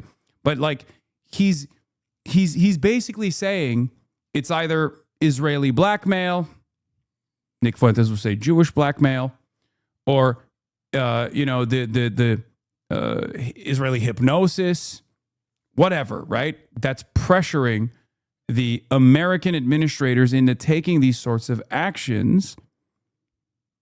And that is a much better message, a much more convincing message for the average American who doesn't want to see that America is ultimately responsible for a lot of this stuff because our politicians are backed by corporations. our politicians are backed by the same vested interests corporations have and foreign lobbies have. Okay?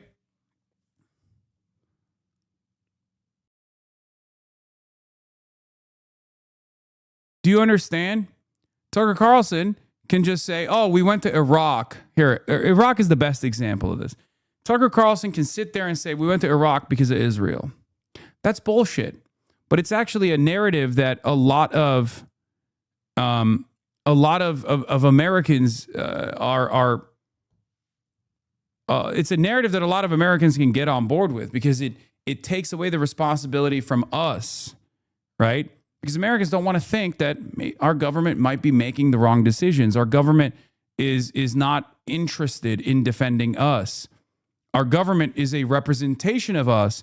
So our government can't fail. It can only be made to fail. It can't make objectively violent decisions. It can only be convinced into making objectively violent and unnecessary and unproductive and wasteful decisions, right?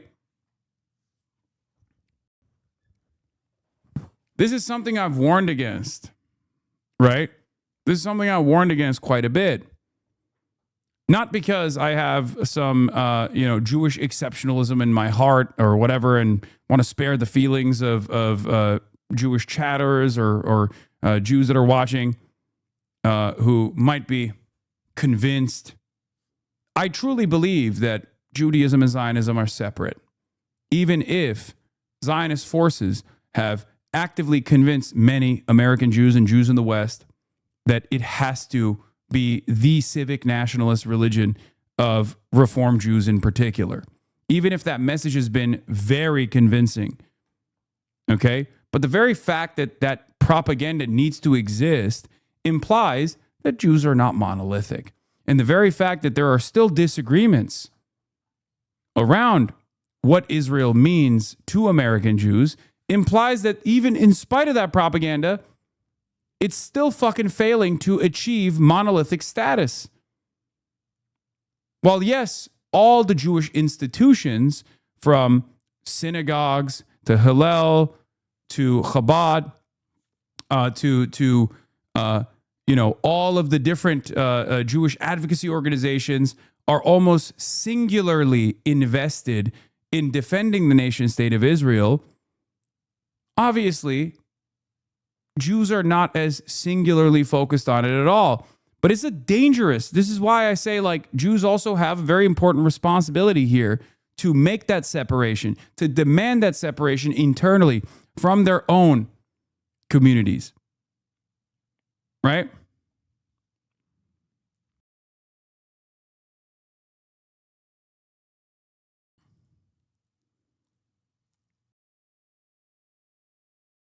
It's important to do.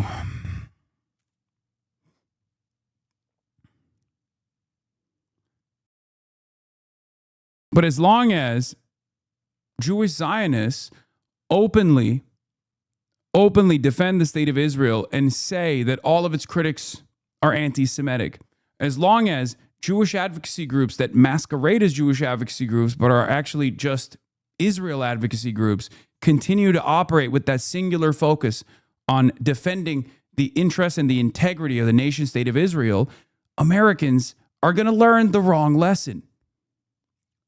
You've taught Americans that there is a real conflation between Zionism and Judaism.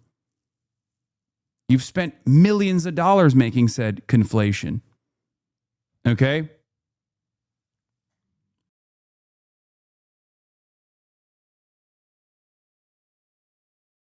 You've taught Americans for decades that Israel is the Jewish state, and everything Israel does, it does for Jews. And Jews love Israel in return, no matter where they are. And that message was fine as long as people were not paying attention to what the fuck Israel was doing, as long as people were not aware. As long as people were not aware of this relationship and how much Israeli lobbyists actually get to not only dictate American foreign policy, which is Now we're in it. Now we're in the worst version of that, where Israel is in the driver's seat of our foreign policy, right? And there is a very real divergence in their interest versus ours. But also, now that people are aware of Israel and they don't like it, they don't like this loyalty pledge that people have to take. They don't like this unlimited support that people are making, their politicians are making to the state of Israel. Now, that conflation between Zionism and Judaism that has allowed all these Jewish advocacy groups to masquerade as Jewish advocacy groups while simultaneously defending Israel, that conflation could have been used as a weapon to wield against critics of Israel for the longest time. Now that conflation is a dangerous one. It was a false conflation from the start. But now, not only is it a false conflation, but it's also a dangerous one that has taught many Americans who are not Jewish and have never been around Jews that this is all Jews give a shit about. This is why it's exceptionally important. If you care about anti-Semitism, if you're Jewish and you care about your children, if you care about your family members, you have an additional responsibility, unlike ever before, to make that separation be known, to demand it from your communities, to get together with other like-minded Jews, and to absolutely rid your organizations of this conflation. Because at the end of the day, I'm only an outsider, let's be real, and an outsider from the worst possible group. I'm a Muslim outsider. And Zionism is a very racist ideology. And its primary focus, its primary outgroup are Muslims and Arabs and Palestinians. So no matter what happens, the reality of the matter is, it's like a black person trying to convince a white supremacist not to be white supremacist. It's just not going to work. It's going to be very difficult, right?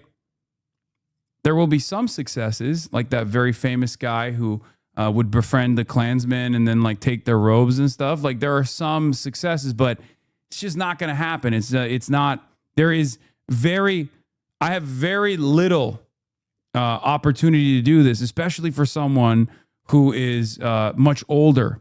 Yeah, Daryl Davis is the guy. Thank you, chatters. Right? But that's an outlier. Daryl Davis is an outlier. It has to come from within. On the left is ADL declaring it is anti-Semitic to say Israel pulled the U.S. into this war. On the right is New York Times reporting that Netanyahu directly persuaded Trump to attack Iran. Anti-Semitism is real. Thanks to ADL's crying wolf, nobody will care when it really matters.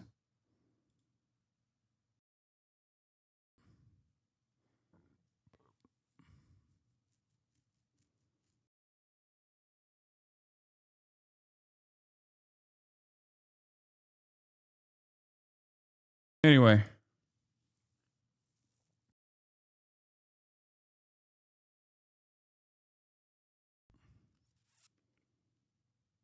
I don't know. I've never learned anything productive about racism from a white person. No, but white people that learn about racism from black people can then take that message to other white people. I'm one of those people. I'm a white person that educates a lot of other white people that are in the margins and have the capacity to demonstrate anti-blackness to not do so.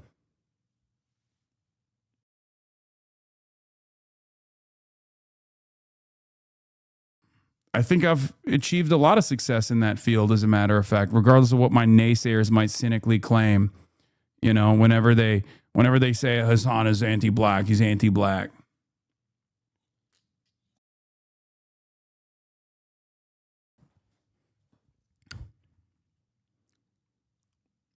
I honestly think half the chatters in here who are confrontational with you are just being so because they want your attention and response. Yes.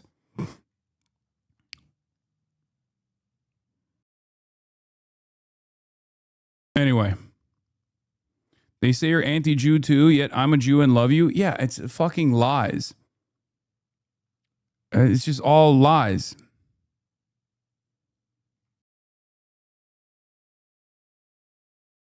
One day they say I'm anti-white. The next day they say I'm anti-black. The camera turning around is always the funniest shit ever. Why is Jackson Hinkle speaking to a crowd of millions? Yeah, I mean this is the greatest aura farming moment for Jackson Hinkle, I'm afraid. It's just the truth. Fear nobody but God. لأن اليمنيين لا يخشون شيئا إلا الله. I mean, I'm sorry. This is like the coolest. It's literally the coolest thing he's ever done. Yeah, beast mode, I'm afraid, is true. I've always admitted that too. This is the type of shit you need to be on low-key. Brother, there's no person that can do that and then come back into the United States of America where they live, right? I live in the United States of America.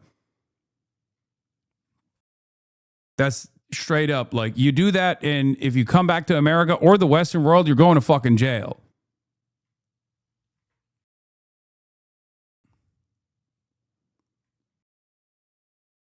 Trump watched us learn it. And so what led Trump, at 79 years old, to sit in there in that Situation Room when Bibi Netanyahu was seated as an equal? Yeah. Trump didn't even sit at the head of the table. Trump sat at the side of the table, and Bibi was across from him as an equal in the American Situation Room. What led him to sit there and buy what that guy was selling, hook, line, and sinker? I wonder, when every other president was able to see through. Isn't he CIA though, you said? I thought he was, but I think he's not CIA. I think he's he works for the Russian state, I think. That liar. What was it? Because he was told the next day by our own top advisors, from the chairman of the Joint Chiefs to the Secretary of State to the Vice President, that these are lies and that these objectives are not going to be attainable. Don't believe him. We might be able to wipe out the Ayatollah, not regime change, Ayatollah. And we might be able to decimate some portion of their missiles and their military. Okay, that's true. But the goals as stated by Trump when we actually did pull the trigger were all over the board. And to this moment, he's pushing the BS claim that we affect. Why can't he be a sincere dumbass? You mean Jackson Hinkle? The reason why I say that is because Jackson Hinkle was defending Benjamin Netanyahu back in the day and said that Benjamin Netanyahu and Israel will play a formative role in the multipolar universe because they were pro Vladimir Putin. They still are. And not only that, but I mean, those guys are so unserious. Like, they've literally leaned into every nationalistic sentiment they possibly could have. He does so now. I'm not informed. I don't think he does any longer because he would never be able to fucking win the unks if he said anything remotely pro Netanyahu now. But like, they don't have a consistent principled belief system. And that's precisely the reason why they would always like jump from, new wave to new wave and lean into like Andrew Tate. They would literally constantly talk about how dope Andrew Tate is. And talk about whichever like right-wing charlatan was in the fucking news and popping off, they would immediately lean into that and be like, yeah, that's what we're going to do. We're going to promote communism to these people. I mean, the idea that like some of the most reactionary people, MAGA, have any sort of communist beliefs or could be convinced into taking a principled stance against capital is insane, right? It's just totally ridiculous. We shouldn't just like drop them. Right. I would never advocate that you be like, oh, fuck them, across the board. But the reality of the matter is you can't drop your other principles. Diagnosing these kinds of things might be beneficial since the course of action, if he's an op or a dumbass, is different. No, yes, I don't think he is a dumbass. I think he's an op for sure. I mean, he might be a dumbass too, but certainly an op. Bro, it's absolutely frying me that you spent 30 minutes talking about how Tucker Carlson's a grifter and you have to be careful handing out forgiveness only for chat to immediately Dick Wright Vosh and Jackson Hinkle. Yeah. Regime change. No, we didn't. It's the same regime, just different players. There isn't somebody more moderate in there at all. We have no reason to believe that. In fact, it looks like the Iranian Revolutionary Guard is in control now, which is far more radical. And the fatwa that had allegedly been issued by the Ayatollah on developing nukes is gone. Iran is more powerful economically. It controls the strait and now is demanding the lifting of all sanctions against it. And what Trump did with that 10-point plan was go from Monday saying, no, not good, to Tuesday saying, very workable, we can do it, as a means of saving face to bail off of his insane threats about annihilating an entire civilization. So I don't know how we got here, Piers. I'd like to know just as much as anybody else, but all I can think in my head, based on what I've read in the paper, is we got here thanks to Bibi Netanyahu, Lindsey Graham, and Mark Levin. And ultimately President Trump. That's not to take agency away from the president, who was bamboozled. I don't know why. He was too weak to say no. He was too gullible to see through the lie. Or he's unbelievably pro-Israel and has been since he got $100 million from Sheldon Adelson when he was alive in the 2016 race, where he ended up moving the American embassy to Jerusalem against many decades of American foreign policy not doing that. And then also on top of that, recognize the permanent annexation of Golan Heights, which is Syrian territory, directly at odds with the rest of the world, which no one said a goddamn thing about, and set up the fucking Abraham Accords that completely sidestepped Palestinian sovereignty from the conversation and erased Palestinians from the conversation, directly causing, or not causing, but like normalizing openly and publicly relations between Israel and all the fucking Gulf states. Perhaps that's the reason why. And this is all Trump won. This was all in Trump 1. Of course he was going to be fucking pro-Israel, even in more consequential terms, on Trump 2. I said this for years, mind you, which is very frustrating. It's very frustrating to see people who are like, oh, what's happening? I can't believe Trump would do this right now. You're an adult, okay? You're a fucking adult. Act like it. What do you mean? Even at this moment where you're like, I don't know why Trump did this. We know why Trump did this. Trump has always done this.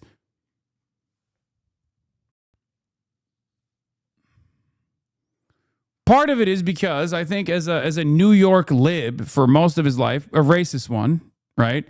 He developed a lot of relationships with ultra-Zionist New York Jewish people.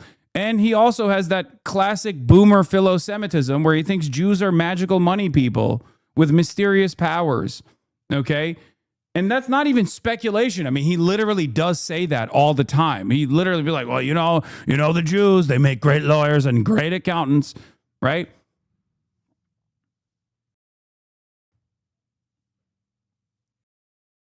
That's why it's like very frustrating. Yeah, he has classic boomer philo-Semitism.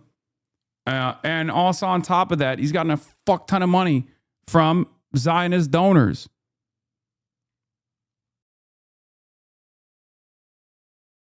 U.S. President Trump warned Iran against imposing a toll for ships passing through the Strait of Hormuz after Tehran agreed to reopen the crucial route as a part of a 2-week ceasefire. Again, Donald Trump is talking like he holds the cards here. He does not, unless his intelligence has told him that China is aggressively forcing Iran by way of Pakistan to concede on this deal. There's no way Iran is going to do that. And even if China wants Iran to stop, doing this shit, there's no guarantee that they'll stop doing this shit. Iran is a sovereign nation. It's the kind of the whole point of the Iranian Revolution, right?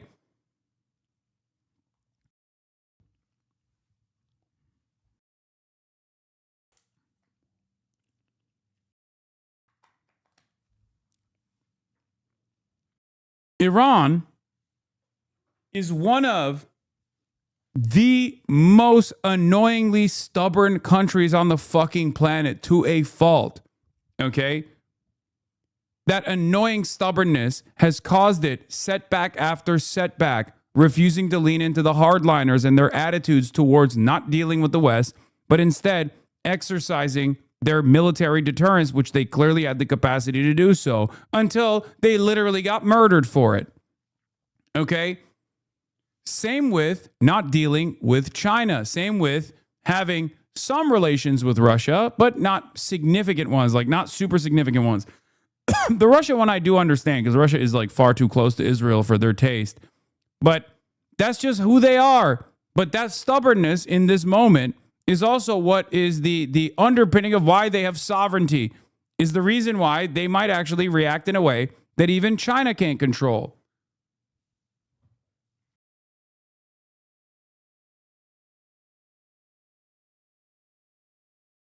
Can someone send me Hassan's reaction to the Vietnamese clip going around?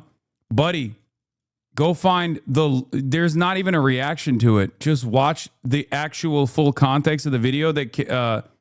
If you watch the full context of the video, like 10 seconds prior to it, you'll understand exactly what's going on.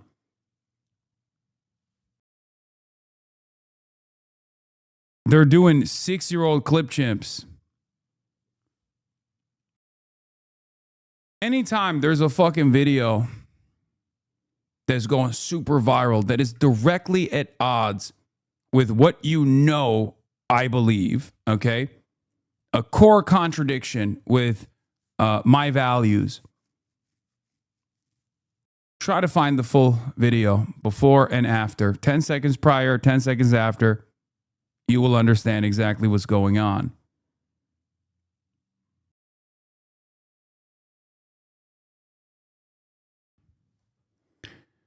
Trump is still crying on Truth Social about how he won. The Wall Street Journal, one of the worst and most inaccurate editorial boards in the world, stated that I declared premature victory in Iran. Actually, it is a victory, and there's nothing premature about it. Because of me, Iran will never have a nuclear weapon.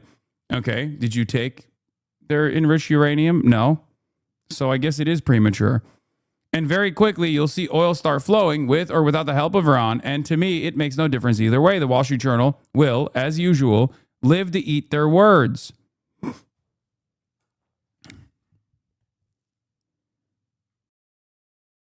They are always quick to criticize, but never to admit when they're wrong, which is most of the time President Donald J. Trump. Holy Tucker Carlson crash out? Yeah, I already read that. Yeah, we already read this insane rambling.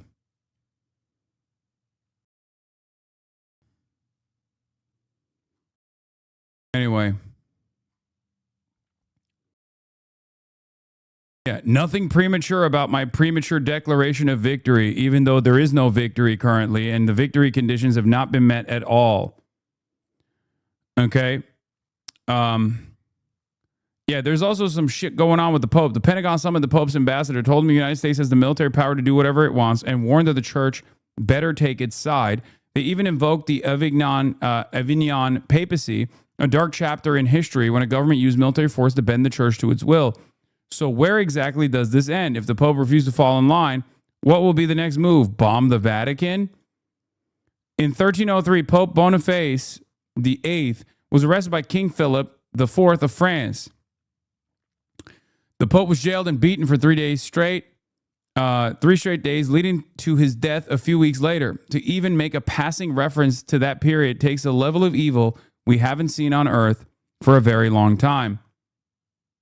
Boniface, sorry.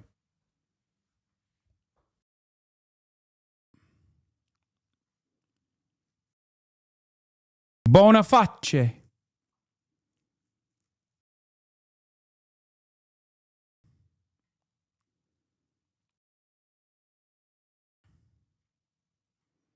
What did the Pope even do? He's been far too critical of America's fascism.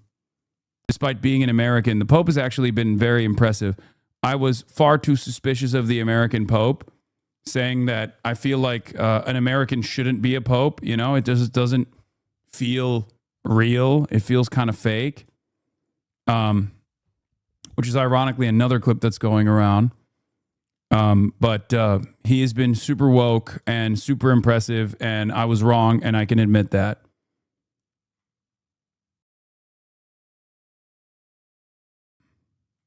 You know, I'm He's Peruvian? Dog, he's literally from Chicago. What the fuck are you talking about? He is from Chicago. He lived in Peru for a very long, for extended periods of time, but he is American, man. Come on, he's the Pope. I don't know why Twitter might be broken again. It's not loading. Chatter. Israel is evil and a curse for humanity while peace talks are underway in Islamabad. Genocide is being committed in Lebanon. Innocent citizens are being killed by Israel. First Gaza, then Iran, now Lebanon, I think. From Kawaja M. Asif. But I can't click on it because Twitter is broken. Yeah, Twitter's busted completely. Anyway, yeah, Trump demanded Iran stop charging a fee, a toll for the tankers. But I guess the Iranian response would be, well, you couldn't stop us last time. What makes you think you'll be able to this time, right? Israeli Prime Minister's office, Pakistan Defense Minister call for Israel's annihilation is outrageous. Oh, okay. Well, we can't see what these quotes are because fucking Twitter is busted. Is Twitter busted for you guys too, or is it just for me?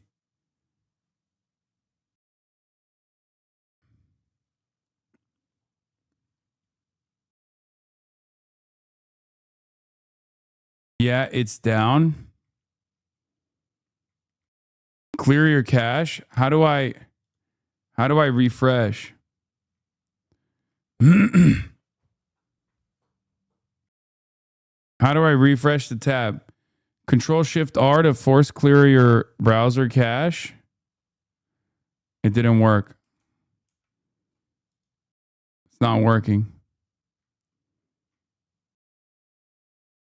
I think it's mine is broken for some reason. It might be like a regional problem. Anyway.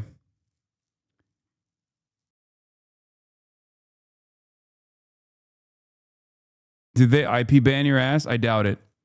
All right. Let's look at what Alex Jones also said. I forgot. Out of all the people that were yelling, Alex Jones was another one of the people. Control F5, big dog.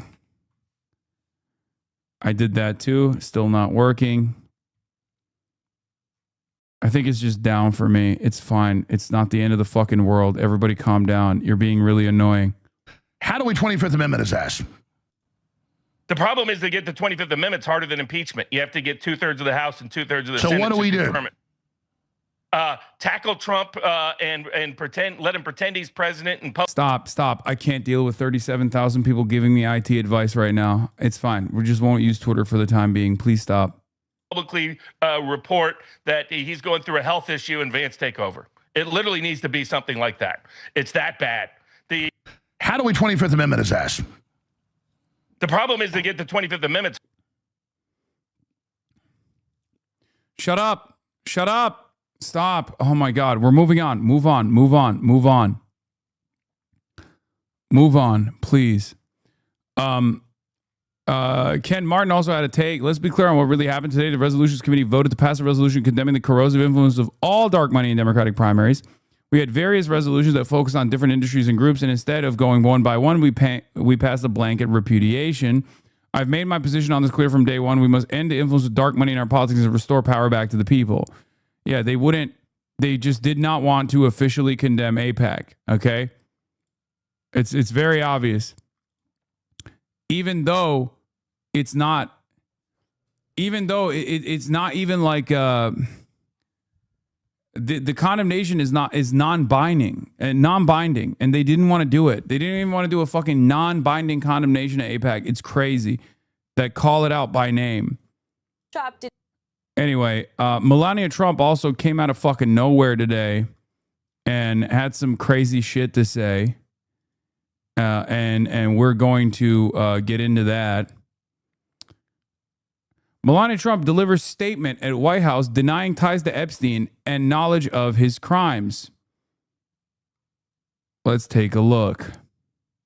Here's the First Lady, Melania Trump.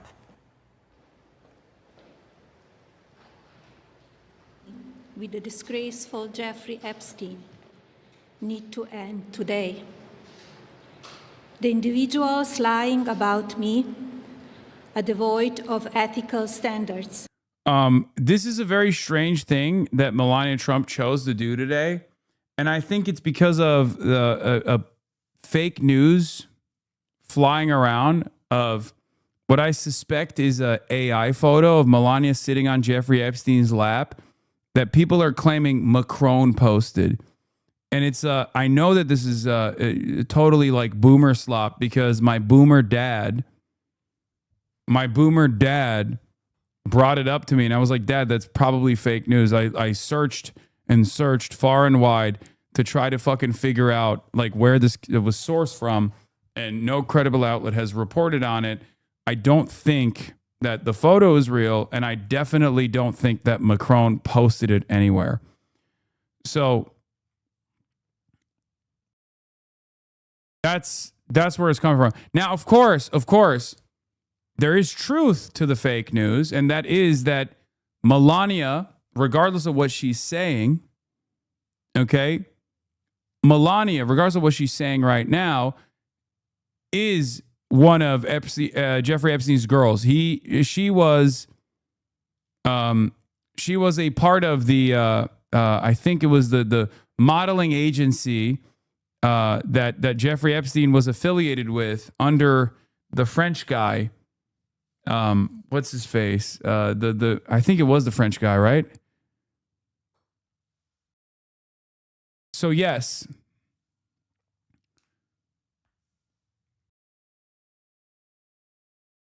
Jean-Luc Brunel. Or no, it's not. It's Paola Zampoli. She's all over the Epstein files. She is directly affiliated with Jeffrey Epstein. And yes, Donald Trump did meet her through the Epstein orbit. Okay? Yeah. Melania director Brett Ratner pictured cuddling woman in Epstein files. And I that's not, I guess people are claiming that this is Melania Trump maybe, but the reality is Melania is affiliated with Jeffrey Epstein, and Melania did know Jeffrey Epstein very well. That's a lie that she says she doesn't know Jeffrey Epstein. And Melania met Trump through Jeffrey Epstein's orbit. So all of that is true. Why is she coming out to deliver remarks on this affiliation and like lie about it? I don't know why. I don't know why now, right? Humility and respect. I do not object to their ignorance, but rather I reject their mean-spirited attempts to defame my reputation. I never been friends with Epstein. Donald and I were invited to the same parties as Epstein from time to time, since overlapping in social circles is common in New York City and Palm Beach. To be clear, I never had a relationship with Epstein or his accomplice, Maxwell. My email reply to Maxwell cannot be categorized as anything more than casual correspondence. My polite reply to her email doesn't amount to anything more than a trivial note. I am not Epstein's victim. Epstein did not introduce me to Donald Trump. I met my husband by chance at a New York City party in 1998. This initial encounter with my husband is documented in detail in my book, Melania. The first time I crossed paths with Epstein was in the year 2000 at an event Donald and I attended together. At the time, I had never met Epstein and had no knowledge of his criminal undertakings. numerous fake images. It is a little bit, not to be the woker here, but it is low key kind of white supremacist Democrats that she gets to be that. this like visibly a migrant after being here for, multiple decades without any of the normal nativists, white nativists ever bringing this up as an issue of concern. Okay. Like, can you imagine if she was brown, like not like fake tan brown, but just like actually fucking brown and Trump's wife? I mean, Usha Vance is Indian. She has a infinitely better grasp over the English language, and people still come after her nonstop.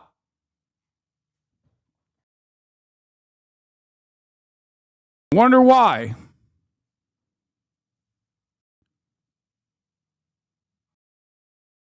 She is genuinely an unlikable figure, and yet most people are just like, whatever, she's hot. She's Trump's hot wife, and she's super white, and it's fine. She's super American.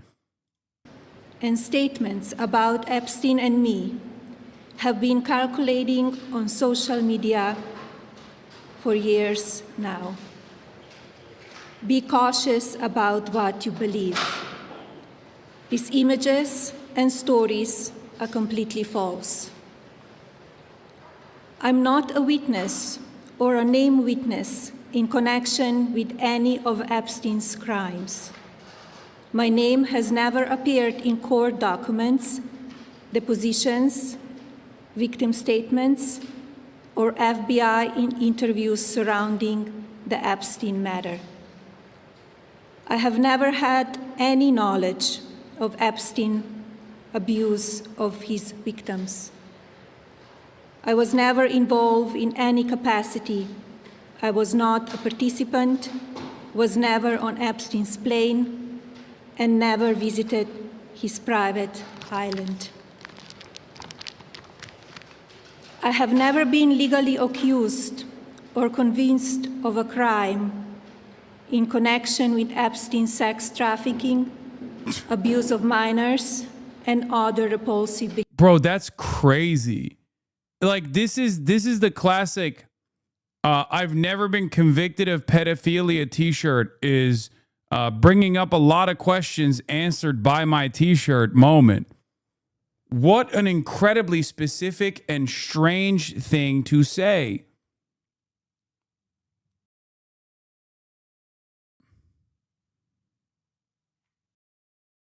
Did I say convinced or she said convinced? Did I say convinced? I said convicted, right? Or convinced of a crime. Oh my gosh, she said convinced of a crime. Oh my God, she did. Oh my God. That's so, I mean, this is crazy.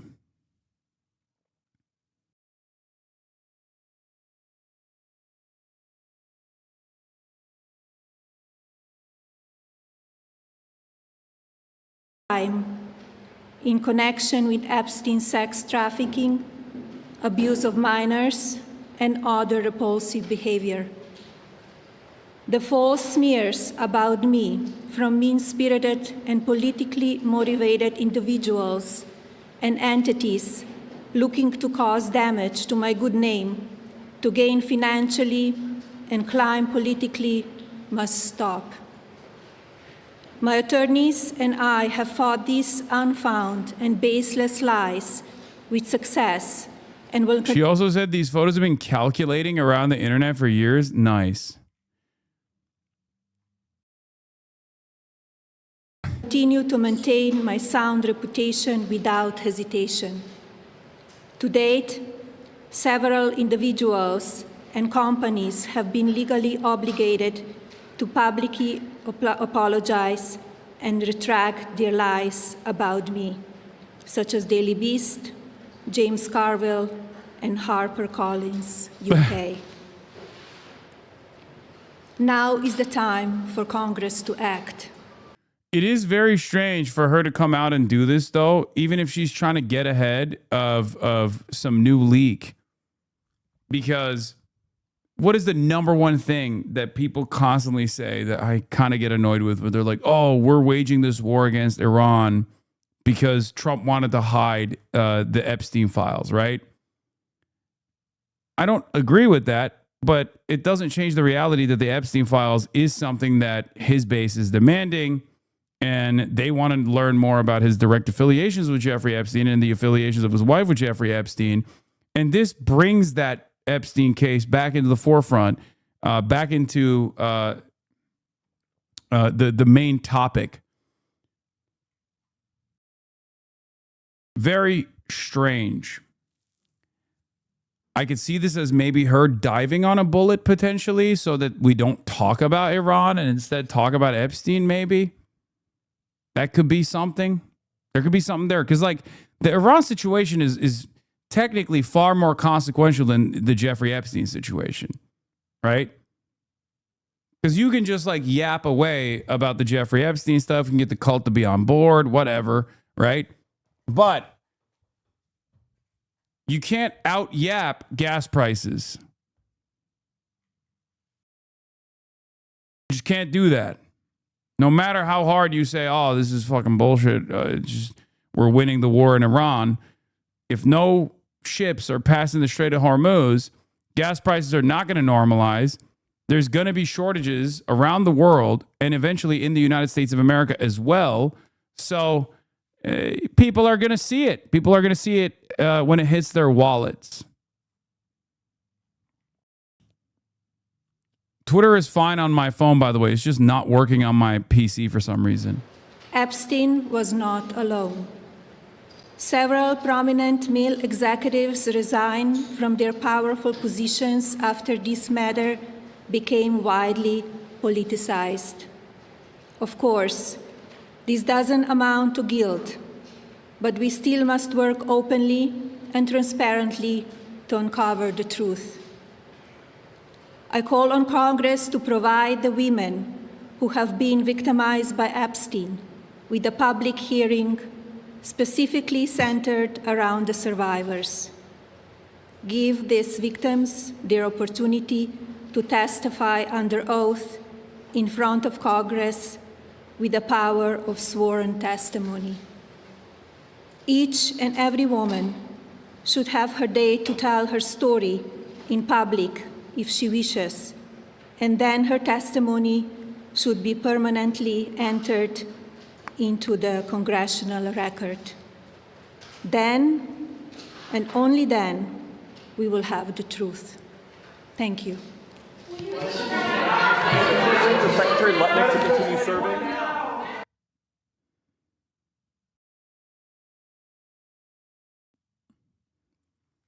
And then she just fucks off. So strange. What the fuck is this? After refusing to reopen the Strait of Hormuz. Yeah, never said Trump is innocent, by the way. Yeah, because he's not. Let's be real. Yeah, I don't get it. Very weird. I don't know. It's one of those things that just came out of fucking no one was asking for this. No one was like, ooh, I wonder what Melania's relationship with Jeffrey Epstein looks like. You know, it's a very, very fucking strange thing that she chose to do on her own. Jacqueline Alemany, host of The Weekend at MS Now, says, just got off a quick call with President Trump, who said he didn't know anything about FLOTUS's statement, First Lady of the United States statement, prior to her on-camera appearance, but that he was in a meeting about the war and couldn't speak further. She didn't know him, he added before hanging up, referring to Epstein. What the fuck is happening, bro? What is it's a madhouse over there, man. It is. What the fuck is going on?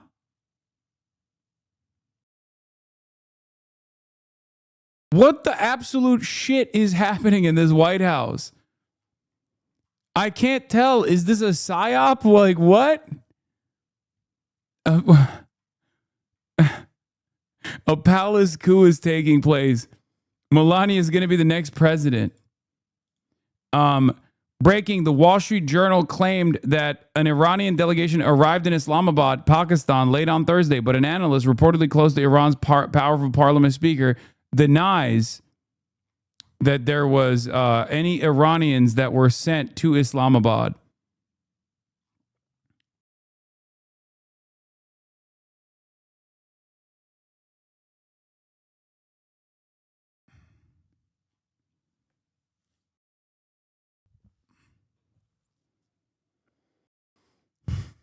Actual medieval royalty shit going on? Yeah. All right. What is this? Hi, Hasan. I'm from the UK and I agree with you on everything, but I see you agree with Russia taking over the Donbass region back in the mid-2010s, so I just wanted to understand your reasoning for that. Wait, what? Where is this coming from? When have I said that? My position officially has always been to abide by the Minsk agreements.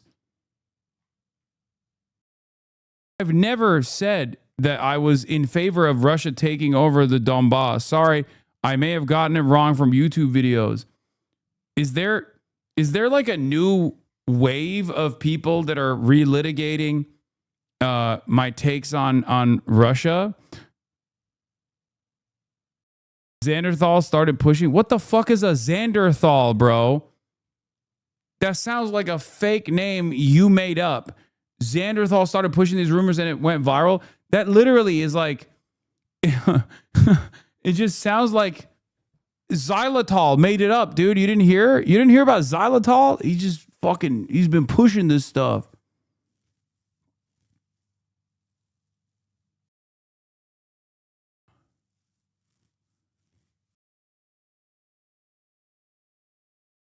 People are digging for shit on you. Yeah, they keep digging in their butts. Listen, if you see a fucking clip where my hair is long, you just know it's from a long ass time ago. Okay. If you see a clip that is with like where the clip looks like there's a Vaseline on the fucking lens, just know that it's like a decade old clip. The fuck are we doing? Glip, glorp, alzapram, slandering you, bro. Yeah.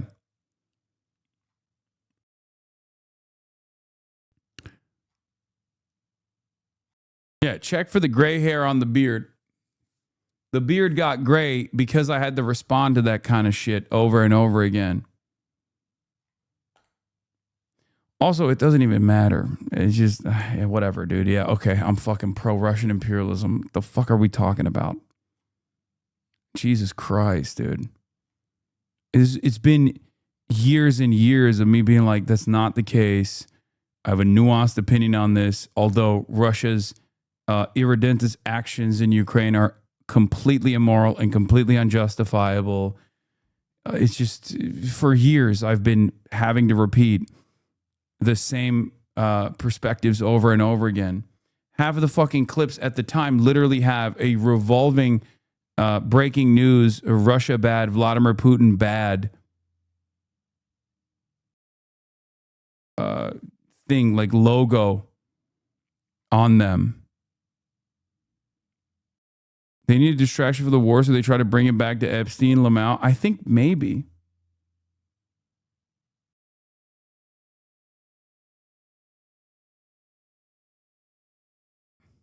Source: Me Cannon destroyed Asmongold and Hassan Xanderthal. Brother, buddy, if you think I'm going to click on that with 4,000 views, you are out of your dang mind. I don't care. News Iran this morning announcing that the critical waterway is now open as the ceasefire between the U.S. and Iran remains fragile. The Strait of Hormuz is open, but of course, each tankers and each vessel should make necessary arrangements with the Iranian authorities to be able to securely pass the strait. Reopening the strait was President Trump's top demand for this truce, but Iran says the U.S. is not holding up its end of the deal. The point of contention: ongoing Israeli strikes against Hezbollah targets in Lebanon. Iran accusing the U.S. of going back on what they claim is a key element of the ceasefire, that Israel stop these strikes. But the U.S. and Israel say Lebanon wasn't part of the deal. The vice president, who is now leading negotiations and eager to tout this truce, says the ceasefire is, quote, in a good spot. He's chalking it up to a, quote, misunderstanding. I think the Iranians thought that the ceasefire included Lebanon, and it just didn't. We never made that promise. We never indicated that was going to be the case. Talks are set to begin this weekend in Pakistan, but this morning, the Iranian president says continued Israeli strikes against Lebanon will render negotiations meaningless, adding our hands will remain on the trigger. Overnight, President Trump also trying to increase the pressure, posting all U.S. forces will remain in place in and around Iran until a lasting agreement is reached. If it's not, he's warning the shooting starts bigger and better and stronger than anyone has ever seen before. There's a crazy story. Uncertainty now looming over negotiations as huge questions remain, including who will ultimately control the strait. Before the war, ships could pass through free of charge. Now the president is suggesting the U.S. and Iran could work together to collect tolls, potentially giving Iran more power over the global economy. Now, the other big point of contention that will have to be negotiated is how will the U.S. ensure that Iran doesn't develop a nuclear weapon going forward? That was the president's stated goal for starting this war in the first place. The administration now says that Iran will either have to turn over its stockpile of enriched uranium or the U.S. will simply take it. Now, again, negotiations were set to begin Saturday in Pakistan, but now the future of these talks is up in the air. Robin. Still so many questions there. All right. Thank you, Mary. So tensions are heating up in the Middle East as Tehran accuses Israel of violating the ceasefire deal by striking Lebanon. So Iran's president warning that continued attacks will bring, quote, explicit costs and strong responses and will make negotiations meaningless. Chief Foreign Correspondent Trey Ying's been live in Tel Aviv with the latest for us. Hey, Trey. Yeah, hey, guys, good morning. It's so funny that it's obviously, what? Why do you support drunk driving? You support drunk driving and universal health care. I got hit by a drunk driver and it cost $1.2 million to put me back together. Stop supporting that harmful behavior. Do better. No, that's why I support universal health care. So it shouldn't cost you $1.2 million.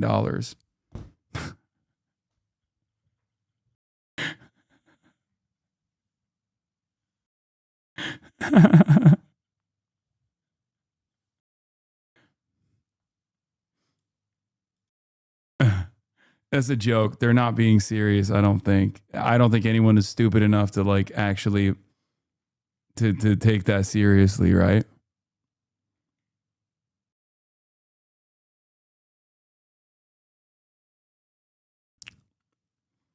Morning, a significant statement just now from Iran's President Masoud Pezeshkian saying that if Israeli actions in Lebanon... Xanderthal also said that? Yo, y'all are joking, right?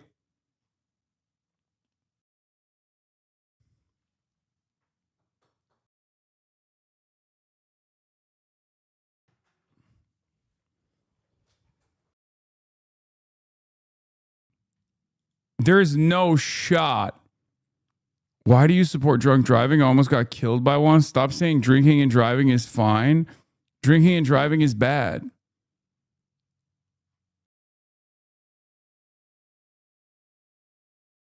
Oh my God, this guy unironically, this guy genuinely, legitimately watched a fucking video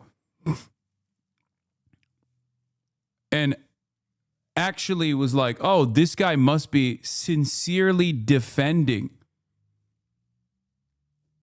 drinking and driving. Are you okay?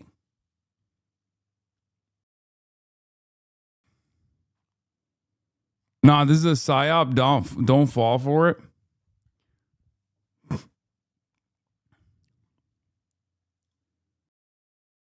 Saying drinking and still replying.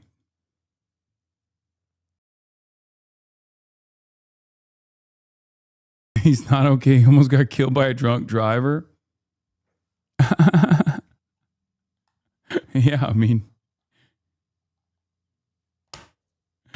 the mole people are bored and watching other Hasan hate channels, it seems. Yeah, maybe.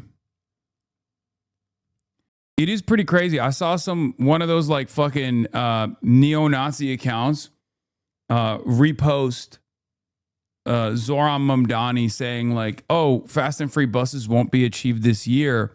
And it was an image of me looking sad with a Fell For It Again award or whatever on it. And I'm like, bro, I don't even live in New York.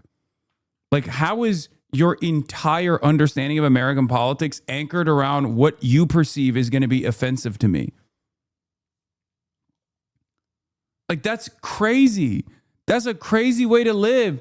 And I genuinely, I swear, after like basically doing this for 8 fucking years on Twitch, there are probably at least 20 to maybe 50,000 real human beings.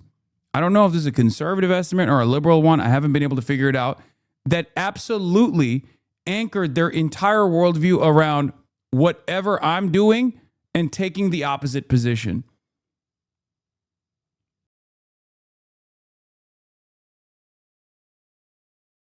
I think there are a lot of people that have just broken their own fucking brains into seeing the world from this incredibly narrow lens, because that's like, there's a lot of, the algorithm rewards it, and there's a lot of people that, you know, make this kind of thing. I don't hate you, Hasan. It just really doesn't feel good when you say it. It's not a joke to me. I don't watch hate channels. I just watch yours. Okay, brother, it's a joke. Of course, it's one of those things where it's like, it's implied that it's a joke because it's such a silly fucking thing to say. Okay. And also, I have literally explained to a chatter that I'm joking. It's probably less than 10K. They're just loud and obnoxious. No, I think, I genuinely think that there are some people who have just like anchored their worldview. They've anchored their worldview around like what they think is like going to be bad for me. Like what they think is going to be frustrating for me. I want to test it out one day by just coming out against socialism or some shit, or being like pro-Israel, and see if those guys turn around and they're like, well, I guess we fucking hate Israel now. You know?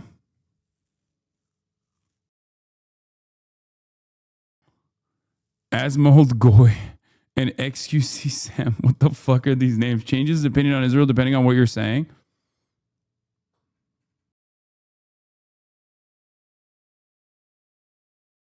It's the same with McMorrow. None of your haters even like her. They just want to spite you. Yeah. But I just don't get it. I don't get it, because like, how are you so fucking far removed from politics in general? Like, how could this be fun for you? You know?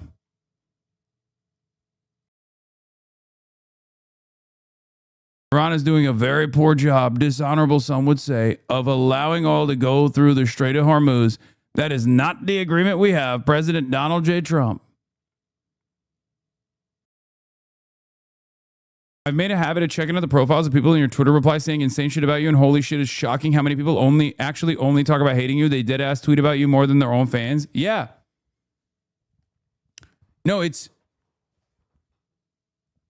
true. There are a lot, like the people that are immediately popping up, many of them with blue check marks in my replies. If you ever click on their profiles, you will see like literally tens of thousands of tweets, almost entirely just about me. It's a very strange way to exist. Very, very weird. Very weird way to exist. I cannot comprehend it.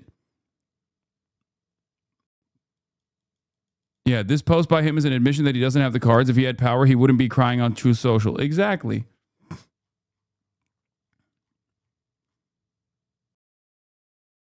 I mean, we saw a version of this when Donald Trump said he was going to do genocide in Iran.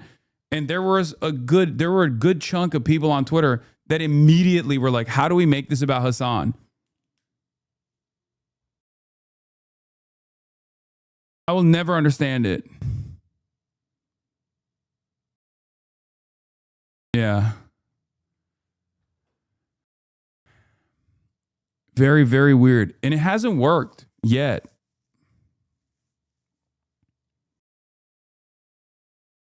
So I don't know why they keep doing it.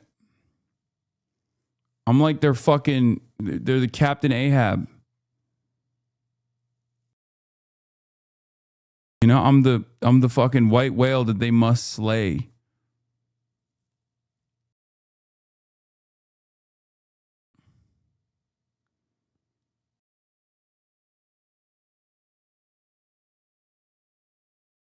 Captain Arab.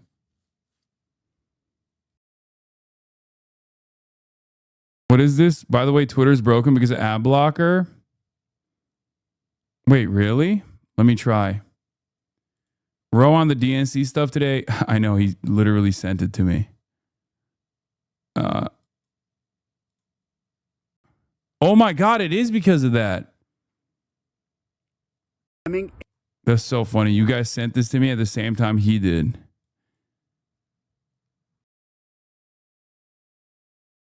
Okay, chatter, you're goated. Shockingly, the DNC just voted down a resolution condemning AIPAC dark money spending. How out of touch do you have to be? AIPAC spent $14 million of dark money in Illinois primaries. And you know what? 2 presidential candidates for 2028 lobbied DNC members to get them to vote this down. Let me be pretty clear. Anyone who hopes to lead this party must condemn and reject AIPAC money. And anyone who hopes to lead this party must be against another dollar going in military aid to Israel. Final point. We as Democrats need to reject all super PACs in Democratic primaries, whether running for the House, the Senate, or the presidency. Shock. Yep. Again, always on message, always good. Always on message. Always a good message. All right, let's get back to this, though. The fragile truce. It will render the negotiations that are set to take place on Saturday in Islamabad meaningless. Yesterday, we know the Israelis conducted dozens of airstrikes against Hezbollah positions inside of Lebanon, not just striking the southern Dakhla neighborhood in Beirut, but really the entirety of the country, including the Bekaa Valley and closer to the Israel-Lebanon border. The IDF says they also killed Ali Karshi, the secretary to Iran's largest proxy, Hezbollah, and that is the secretary to Hezbollah, and not the secretary general, but of course this is a top official. And Israel's Prime Minister Benjamin Netanyahu says these types of strikes will continue with more goals to complete. Take a listen. We have more goals to complete, and we will achieve them either by agreement or by renewing the fighting. We are prepared to return to fighting at any moment necessary. Our finger is on the trigger. With talks this weekend scheduled in Islamabad, Pakistan, the president overnight took to truce. They should send Nick Shirley to Islamabad with J.D. Vance to negotiate. Yeah, maybe Abbas Arakshi could teach Nick Shirley how to speak English. That could be cool. Social to say, quote, all U.S. ships, aircraft, and military personnel with additional ammunition, weaponry, and anything else there is appropriate and necessary for the lethal prosecution and destruction of an already substantially degraded enemy will remain in place and around Iran until such time as the real agreement reached is fully complied with. Now, there is a lot of focus today on the Strait of Hormuz. Yesterday, 4 vessels were allowed to pass through, but the Iranians are still saying publicly they're in control of the strait and that it is closed right now. Vessels have to check in with the Iranian military, and other reports indicate they'd like to charge a toll for vessels to pass through this critical thoroughfare. Vice President J.D. Vance yesterday talking about new threats against Iran before the negotiations begin. I encourage the Iranians to come to. Yeah, Ghalibaf, Speaker of the Islamic Republic of Iran's parliament, said made these 3 conditions, and now is saying time is running out.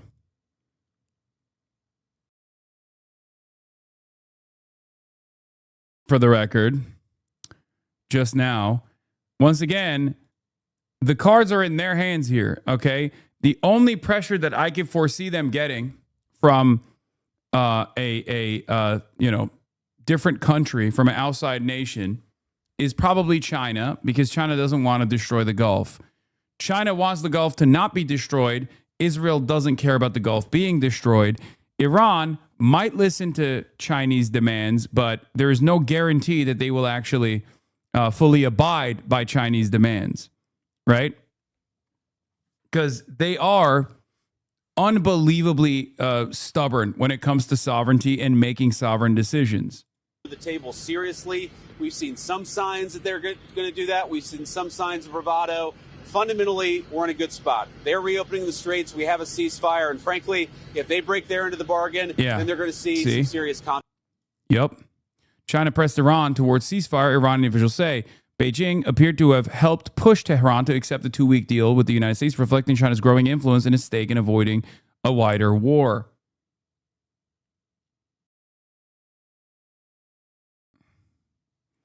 For years, China has been one of Iran's most important lifelines. China has bought almost all of its oil exports, shielded it diplomatically, and helped it weather international isolation. Now, according to 3 Iranian officials, Beijing has used that influence for a different purpose, to press Iran to accept the ceasefire with the United States. Is this a China L? Yes and no. It's okay. This is not China demanding that Iran stop blowing up the Gulf because they have interest in the Gulf. Obviously, that's part of it. But the reason why this is an L is because they're not applying any pressure to Israel, and they're not applying any pressure to America through back channels to say, hey, you have to, cut a separate deal here that actually makes sense for Iran. China should be applying infinitely more open pressure to the state of Israel for spoiling the fucking ceasefire deal. A ceasefire deal that they're aggressively pursuing. And they're aggressively pursuing the ceasefire deal because Israel doesn't give a fuck about the GCC. If it blows up, it blows up. They don't care. They're fucking crazy. And America has obviously has a lot of interest in the GCC remaining intact. China has the most amount of interest in the GCC remaining intact. The only fucking actor that's spoiling this deal is Israel. And the only demand that Iran has that America is not abiding by, as far as we've seen, is literally bringing Israel to heel. It's crazy, but the assessment here is, unironically, that the entire world is basically begging America to put Israel in its place, okay? And Israel's like, nope, we're unbowed. And America's saying, yes, yes, sir. You do whatever you do, okay? They need to put the shock collar on Israel, go, Israel, place.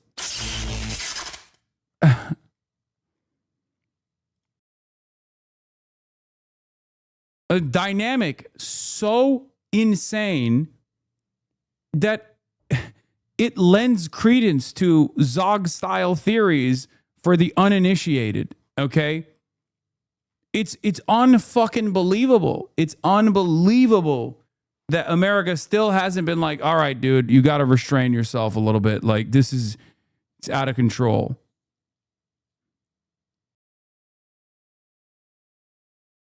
Can you please stop joking about shock collars? I almost hit a drunk driver because someone triggered my shock collar. They're going to clip you to hell for that one. I don't care, dude. That part is fine.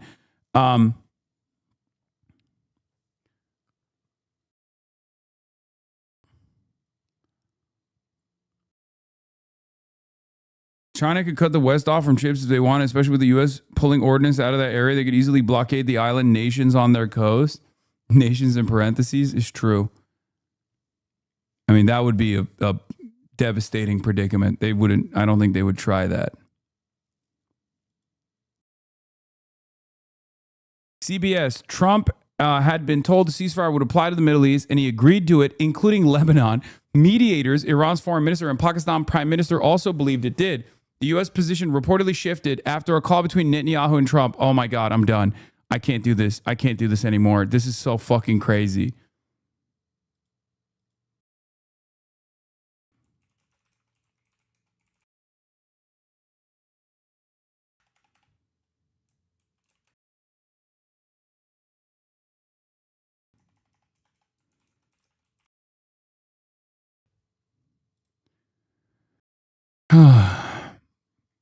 It's just, it doesn't, I don't know what to say. I don't know what to say. It doesn't make any fucking sense at all, dude. It does not make any sense at all. This is so far beyond like the aircraft, unsinkable aircraft carrier the unsinkable aircraft carrier theory, it's unbelievable. We don't hold the cards. We are incapable of achieving our strategic military objectives. We are staring down the barrel of a 10, if not 20-year potential failed occupation of a country with 93 million people that will be devastating for, it'll destroy the world's energy supply for 20% of all energy that passes through the Strait of Hormuz. None of this makes sense.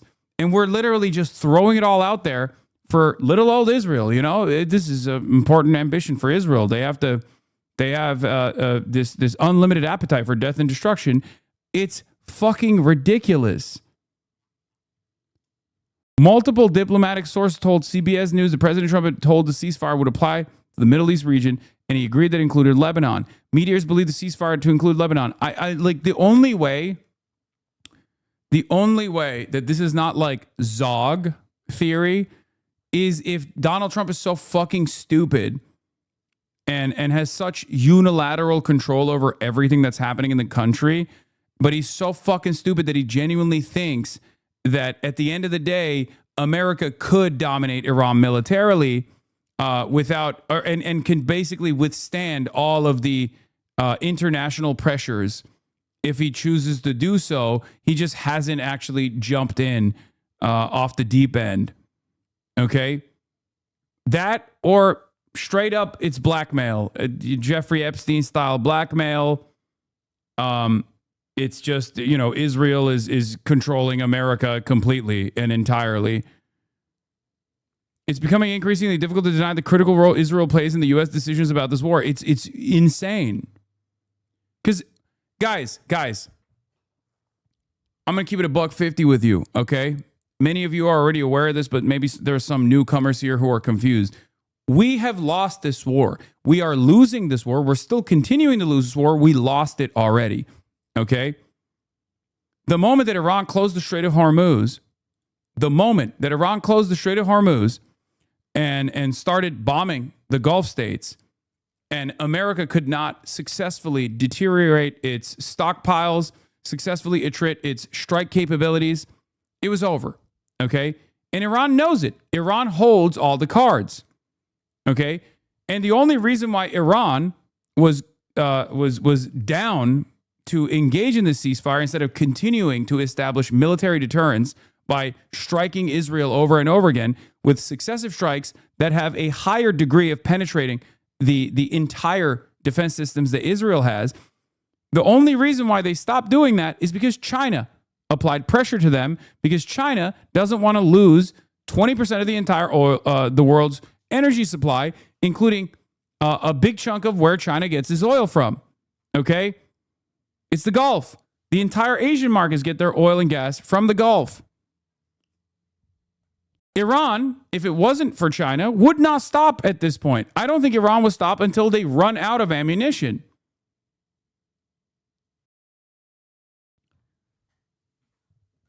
America has been begging Iran to take any deal whatsoever. Doesn't matter what they're saying publicly. Of course, they're posturing as though they're like dominating Iran in daylight, but in broad daylight. But it doesn't matter. It doesn't fucking matter. Behind closed doors, they've been begging Iran to come to the table to put an end to this madness. Okay? Straight up. Because at least the more intelligent and clear-eyed individuals that are in Trump's orbit recognize that the situation is lost. As I've said, after like week 2, even if at that point, even if America somehow magically pulled off an impressive feat and was able to militarily dominate and like win the war against Iran, the damage was done. Okay? The damage to America's capabilities of force projection has already been lost. Okay? The confidence has already been eroded. The confidence was eroded the moment that Iran started blowing up American bases in the Gulf. Okay? And America had no defense for that. It was extra eroded internationally when America pulled their THAAD interceptors from Korea to to hastily send it to Israel, showcasing that they also were running out of this critical supply of anti-air defense system munitions. They took the batteries out and they brought them to Israel. Okay? This means that America was willing to literally take out critical defenses away from around China. Okay? Like implying that they're willing to drop their dominance against their number one foreign adversary in an effort to try and defend Israel. These are unbelievable moves. It doesn't make any sense. They asked Poland to. Poland said, fuck off. It's clear that the United States is overextended. It's very clear that they're overextended. It's very clear that they cannot actually engage in military dominance everywhere around the world in the way that they had successfully presented for many, many years.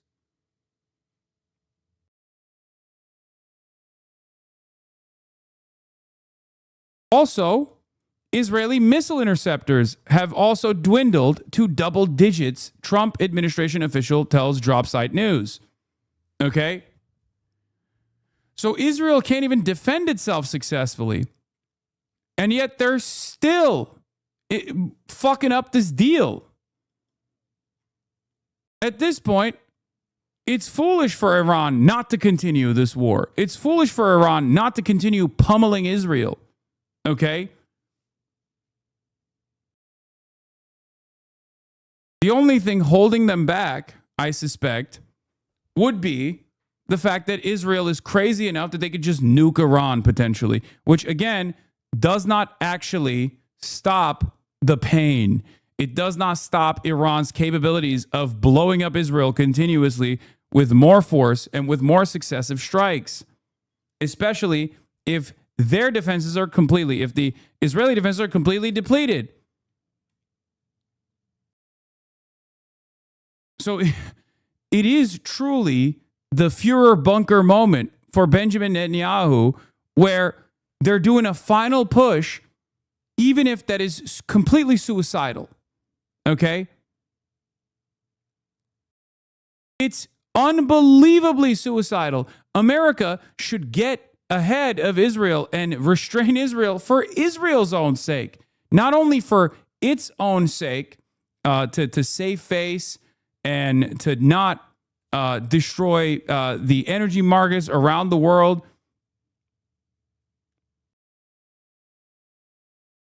But it just does not make any fucking sense. It does not make any sense.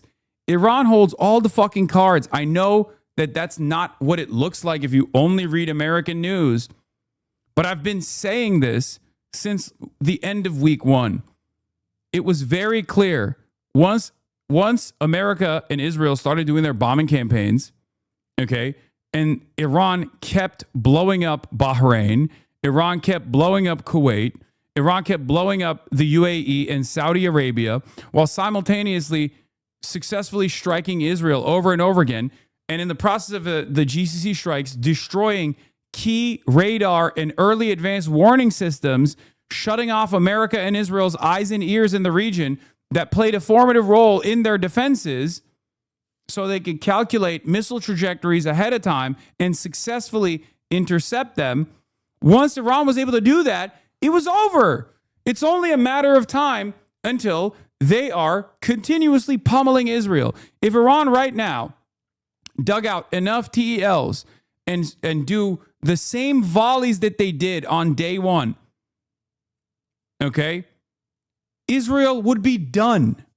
Israel would receive a punishment that they have never experienced in their lives, especially if they did it in coordination with Hezbollah and Ansar Allah. It would be fucking over.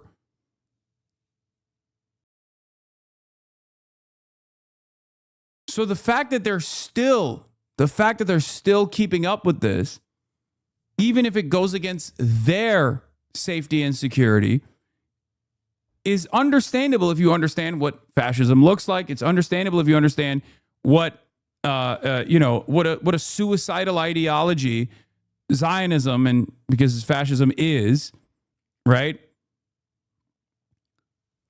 But America should be restraining Israel, and yet America is led by a philo-Semitic boomer moron who also is not listening to anybody and is probably dumb enough to think that there's a super secret military campaign that they haven't pulled off yet, but they could at any given moment, but they just simply didn't for the last 40 fucking days.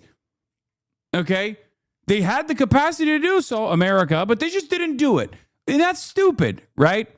It's obviously stupid. If they had it, if they were capable of doing this, then they would have. Now you're being pro-Israel, bro. What are you saying? Bro, Mossad watches you up close. Stop explaining it to them. Okay, dude.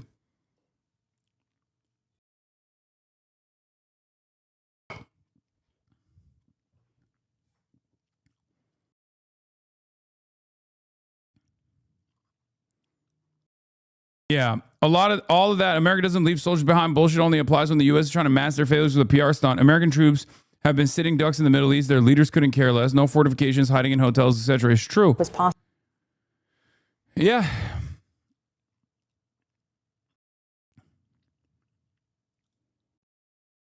Yeah, Elisa Slotkin was asked about me, which, I'm now beefing with senators, American senators, which is why it's really funny when people are like, xylitol is coming after you, bro. It's like, okay, well, I have drama with fucking sitting American senators in the Democratic Party and also many in the Republican Party, so I'm good.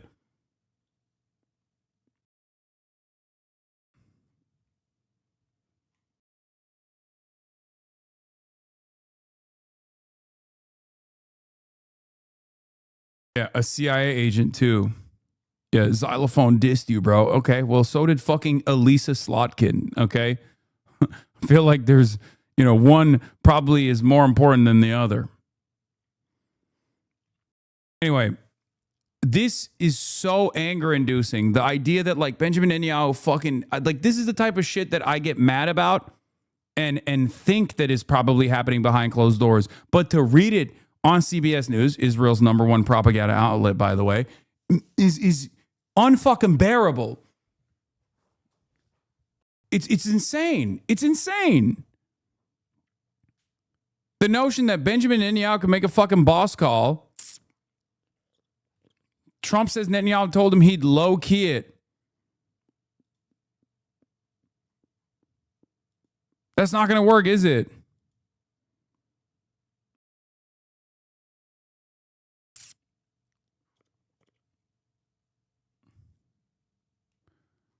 Yeah, the Israel lobby, honestly, has significantly undersold the issue of state capture by organized foreign interests, and it's also clearly gotten much worse since then. I suspect an update will be written. Yeah. I think the Israel lobby doesn't even explain it any longer. Like, this is so fucking beyond the pale. Obviously, most Americans are cattle and are completely oblivious to everything that's going on.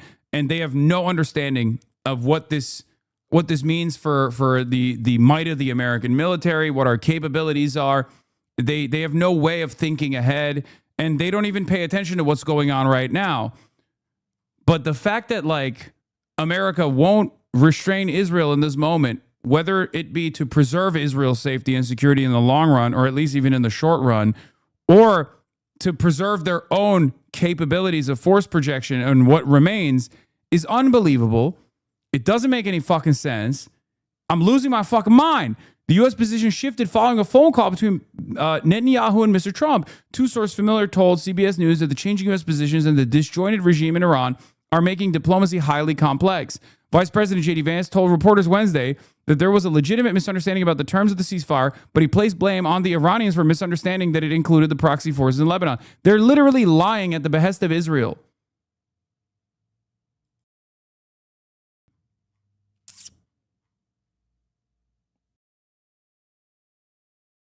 Mersheimer even said his realist framework no longer works for Israel. It's completely irrational. Yes, the reason why it's completely irrational is because Israel's fucking fascist. Israel's a fascist country. It was not rational for Rhodesia to try to do what it did. It was not rational for Nazi Germany to try to do what it did. Okay? It's not rational because they're fascist. It's that simple. Fascism is a suicidal death cult. It's a suicidal ideology. At the end of that, you have unlimited appetite for death and destruction against all of these enemies that you are dominating, that you think are lesser than. And ultimately, you're going to fail. You're going to overextend. You're going to bite off more than you can chew. And if you don't actually restrain yourself, eventually you're going to die. You're going to kill your population. Your regime is going to end. Of course, from my perspective, right? From my personal perspective, like, I don't want Israel to go through this process because that process is going to be incredibly bloody and incredibly violent for everyone else that's in the crosshairs, right? So that's the reason why I'm like, America needs to restrain Israel. America needs to stop, to bring Israel to heel. But it's clear that Israel doesn't give a shit, and they just keep pummeling every other country in the fucking region. The Iran ceasefire is already breaking down, says Robert A. Pape. Strikes continue. Hormuz is unstable. Forces are on edge. This is not de-escalation. It's a pause inside of a system still moving. Most people think Trump will avoid escalation. That misses the point. He's not choosing freely anymore. Each step leaves him with two options: escalate further or accept a bigger defeat. Exactly.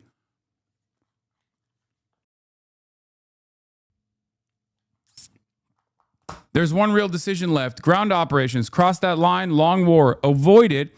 Iran consolidates power, nuclear capability, leverage over global energy. Either path reshapes the system. What matters now are signals, not statements. U.S. force movement, control of Hormuz, Iran's nuclear posture. I'm breaking this down live and take questions today at 7 p.m. So, yeah, I do agree with this.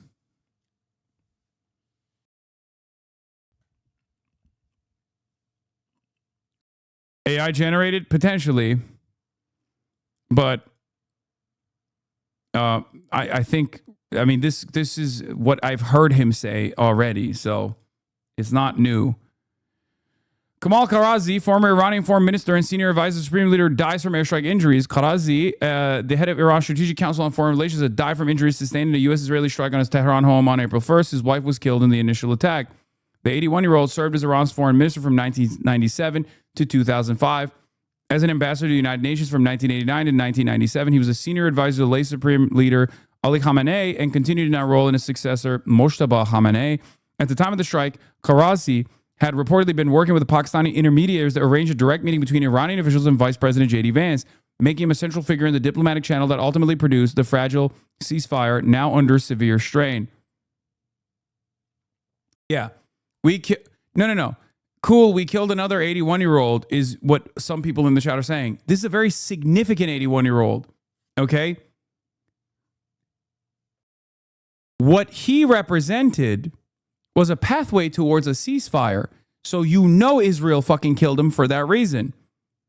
Even as the head of Iran's Strategic Council on Foreign Relations, okay, senior advisor to Ali Khamenei, Kamal Karazi was formative in previous negotiations with the United States of America. He was another one of the guys who actually wanted to negotiate with the United States of America.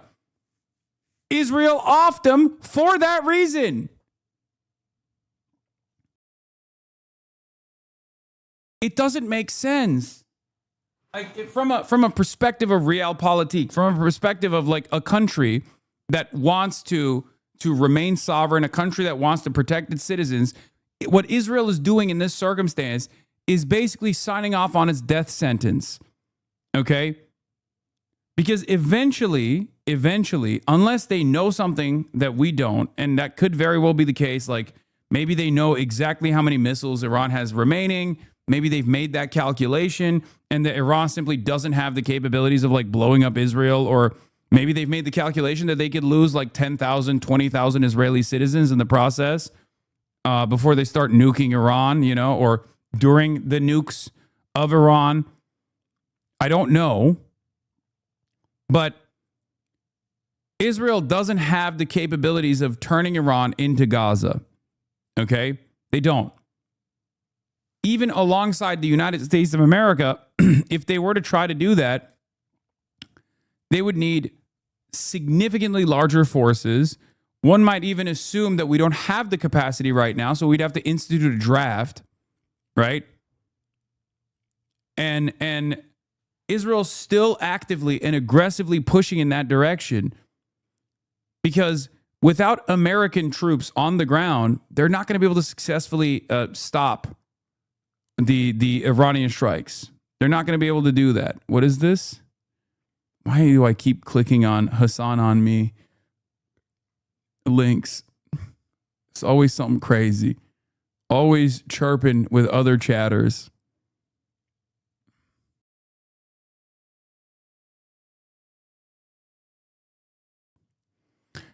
Oh my God. Hezbollah fired ballistic missiles all the way down to Tel Aviv and Ashdod. At least one impact site reported. Channel 12 says launched from Lebanon to the center. Hezbollah announced 51 operations today. CNN reports on a European diplomat. Trump is pressuring NATO to commit to helping secure the Strait of Hormuz within days. Oh my God. Oh my God. Oh my God. They're still doing the same shit. They're still. This is day one shit, buddy. This is what you were trying to do on day one and then day two. White House aides got an email last month telling them not to place bets on prediction markets. Multiple sources told CBS News. Oh, fucking. Everything is falling apart. It's like everything is fucking falling apart in real time. Everything is falling apart in real time. And the only thing that these animals care about is just like making some side money. What good are those dollars going to do if it's all over? You know what I mean? Sometimes I feel like we are some of the only sane people that remain on Earth. Like everyone is either completely oblivious to what's taking place in real time, or they're totally propagandized into believing that we're somehow winning.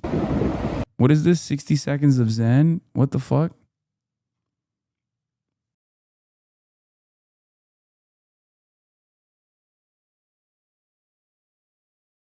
I feel like you don't have to be super brilliant or have like incredible foresight to see the way the situation is designed.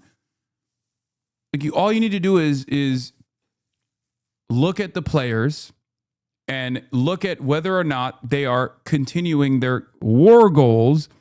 Israel and the United States of America are not, and Iran is.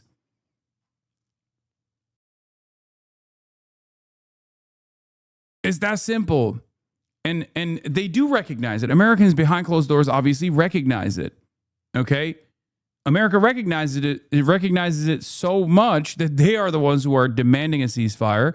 And Iran recognizes it so much that they're saying no until they get pressured by China. Meanwhile, this is what the White House aides are doing. They're using government officials using non-public info to place wagers on Kalshi and Polymarket, said the email from the White House Management Office. The warning reminded staff that that's a criminal offense and is also prohibited by government ethics regulations. All White House employees are reminded that the misuse of non-public information by government employees for financial benefit is a very serious offense and will not be tolerated.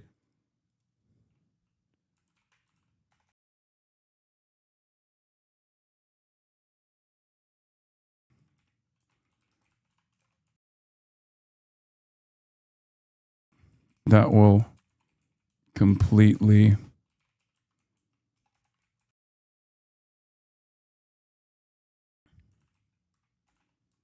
capabilities.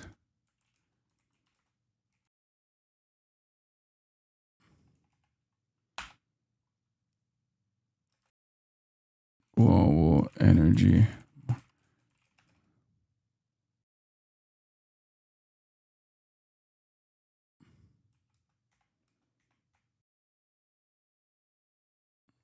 Energy markets.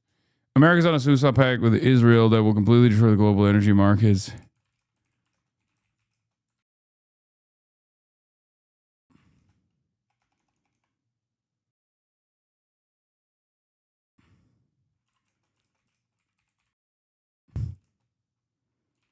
demanding ceasefires against a hardened Iran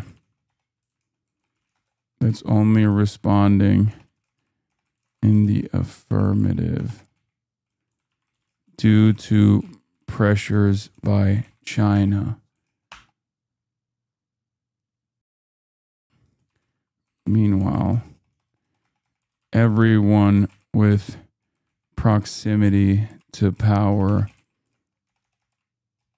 in the U.S. is everyone with proximity to power in the U.S. are behaving like vultures, picking up apart the corpse for scraps.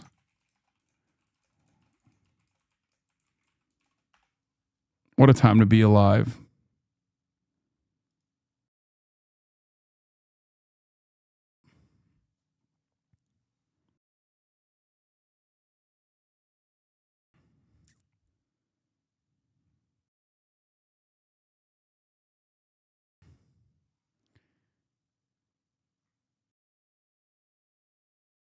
Meanwhile, everyone with proximity to power in the U.S. is behaving like vultures picking apart the corpse of the U.S. for scraps. What a time to be alive. It's just dying empire, man. I didn't think it would happen this fast. Genuinely.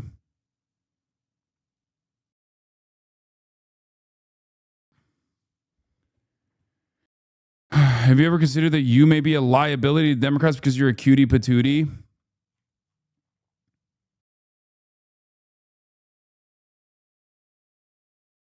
Yeah, they're stripping copper out of the walls for a quick hit is correct.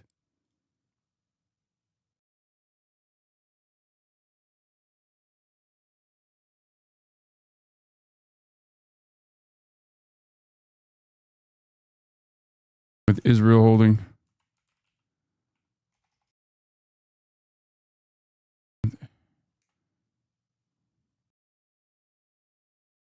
That Israel controls.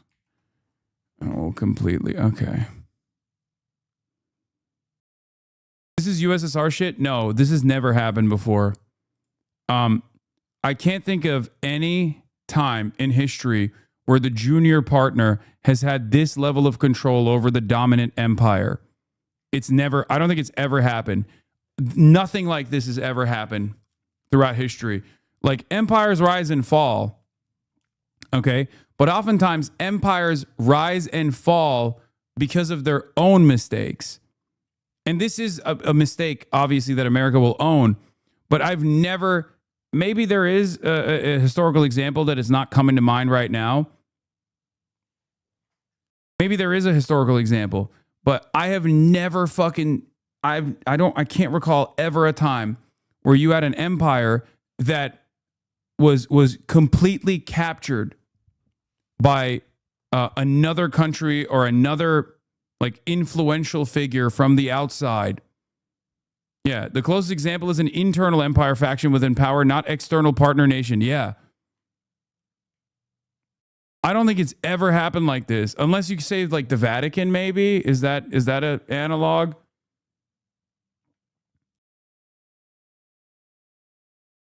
I genuinely think the American-Israeli relationship is absolutely and totally unique to history. He said America's on a suicide pact with Israel that Israel controls that will completely destroy the global energy markets, and most people are oblivious to how badly the U.S. is losing, demanding ceasefires against the hardened Iran that's only responding in the affirmative due to pressures by China. Meanwhile, everyone with proximity to power in the U.S. is behaving like vultures, picking apart the corpse of the U.S. for scraps. What a time to be alive.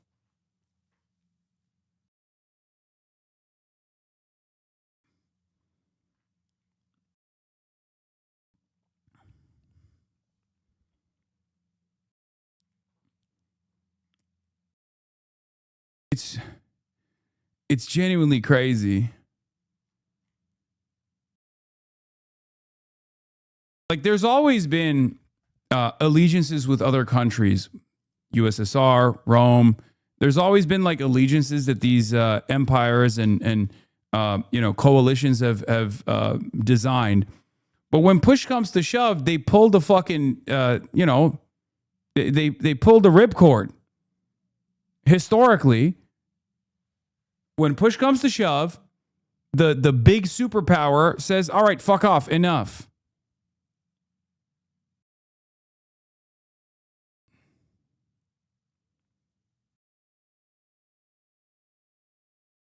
Albania and the world.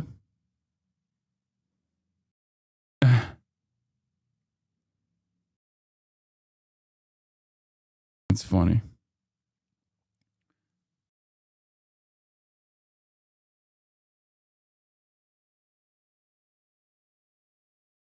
I don't understand. Meanwhile, young eligible men will be automatically registered for the military draft pool starting in December as a part of a measure tucked into the annual defense policy bill Congress signed into law last year. Men ages 18 to 26 must already register for selective service in case a draft is required. Here's what you need to know about the automatic selective service registration. They also increased the draft age as well. So there's that. But, Alex Jones responded from the car to the Trump attack. Oh, hell yeah.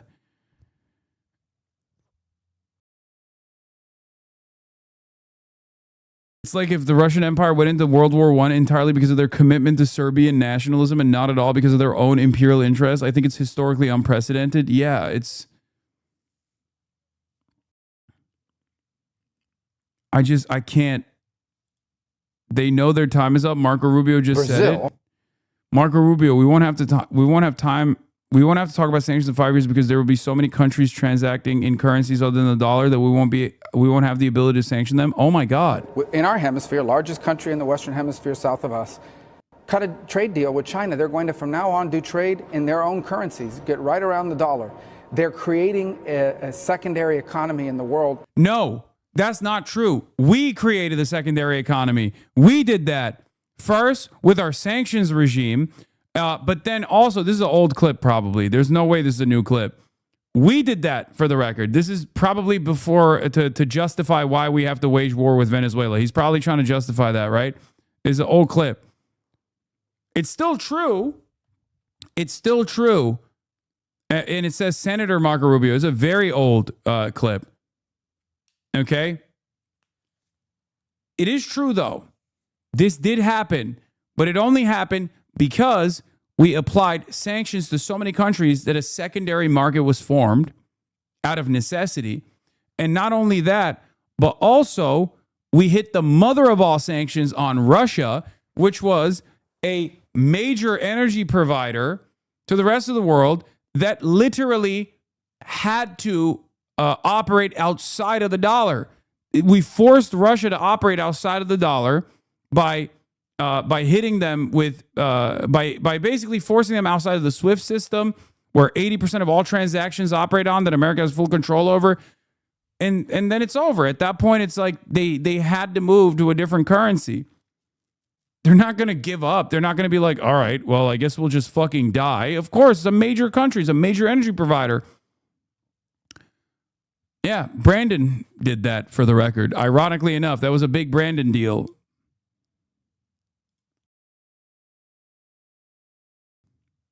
Victims respond to Melania.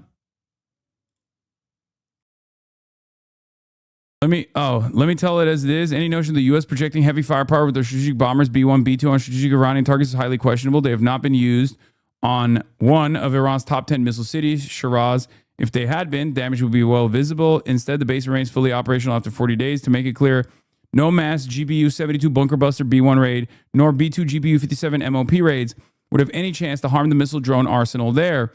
But the entrances could have been heavily mauled, significantly reducing launch rate. Operational freedom over Iran by assets like the B-2 remain highly questionable due to this finding. This goes back to what I was saying. If you got it, you would have used it, okay? If you had the capability... If America had the capabilities of doing that, they would have used it by now. They obviously don't. They've done a fuck ton of bombing campaigns, specifically using standoff munitions and deploying far more standoff munitions than they should have, especially considering that those missiles are specifically like the missiles that we're using are specifically designed against Russia and against China. Okay. You only do that when you're desperate. You only do that when you don't have air superiority. So there's no reason to believe that like the conditions have changed at all.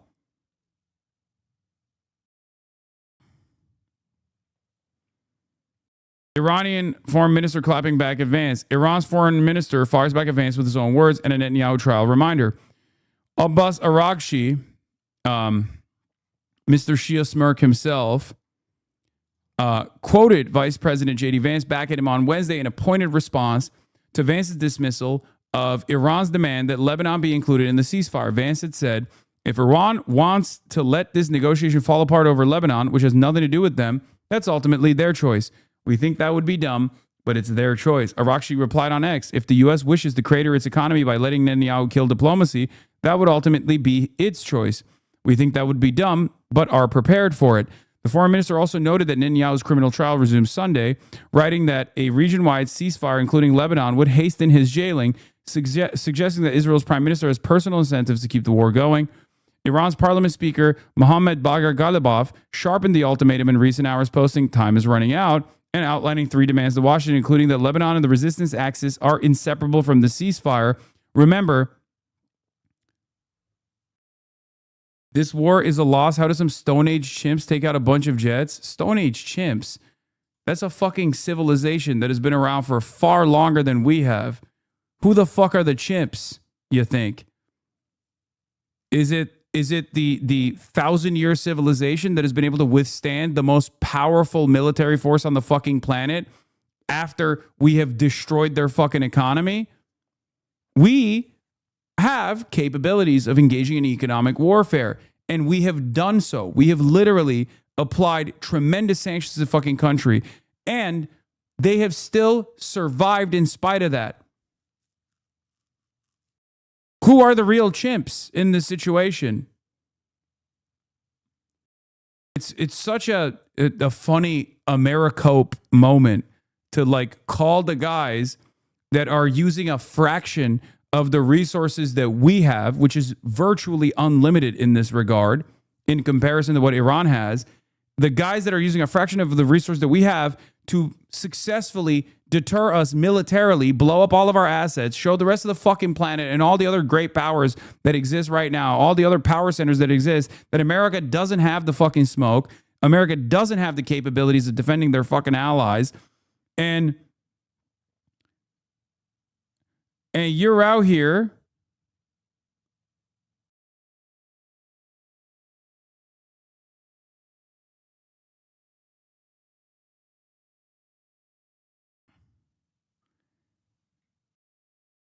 calling them chimps.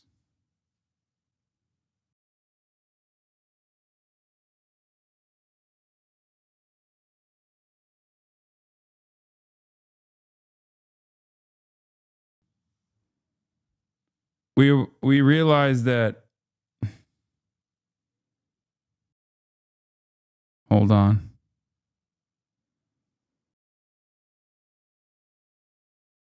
You underestimate the power of illusion granted by believing in Western superiority. We're fucked and we'll never see it.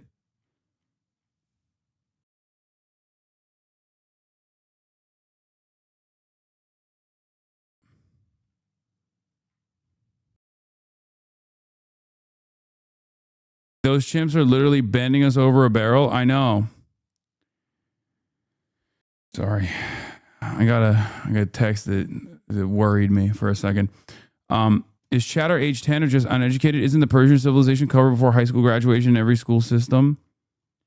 I mean, it's not even the Persian civilization at this point. What we're talking about is obviously their current military capabilities, in spite of their lack of resources, in spite of the fact that we have been able to successfully starve their economy. They are still capable of showing up and deterring us militarily and greatly undermining the confidence that other countries previously had on American force projection capabilities. You know? It's fucking over.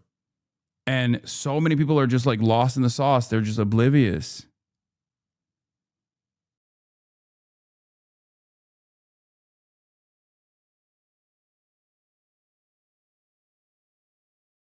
Well, President Trump came out on Truth Social and attacked myself and all the original MAGA supporters today. And I'm just so sad that whatever's happened to him has totally changed the man he once was, because he did so much good. That said, it followed just a few hours after Melania Trump came out, unannounced, reportedly Trump didn't know, and said she wasn't involved with Epstein and she supports a full investigation by Congress into the Epstein cover-up. Trump says Epstein's a hoax. So this reminds me of Melinda French, when she started turning against Bill, also over Epstein. So Trump's got big problems, folks. And I am just so concerned about this country and the world. Trump's being led around by the nose by Netanyahu and by Mark Levin and others. And it's so sad. The Iran war is a total disaster, a black eye for America. They control the Strait of Hormuz. It is just absolutely incredible what we're seeing and what we're facing. I supported the old Trump that got so many good things done. But at the end of the day, I just feel sorry for him and pray that God touch his heart and soul and free him from the demonic influences that he's under. I mean, it's just that simple. This is a nightmare. We know the Democrats, the left, are absolutely terrible, but when Trump's calling for wiping out whole civilizations and acting like a supervillain, I have to come out and say I don't support it. It's that simple. So again, Trump's own wife came out in an unannounced press conference today and said the Epstein... Dude, what is happening? Oh, God, Nick Mullen. When people say anti-Semitism is on the right, what I see in my mind is the most beautiful hot air balloon anyone's ever seen. And in the basket, I'm there with Sonic and Mario and Wallace and Gromit, and we're peacefully drifting up, and up towards Nasrallah and Khamenei. Okay, listen, this is not even close to his worst, his most ambitious take, okay? The Blue Chew one was probably the one that takes the cake.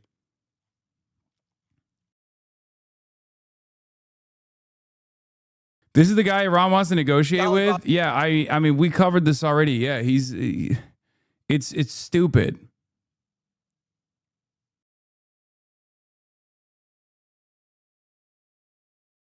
What is this?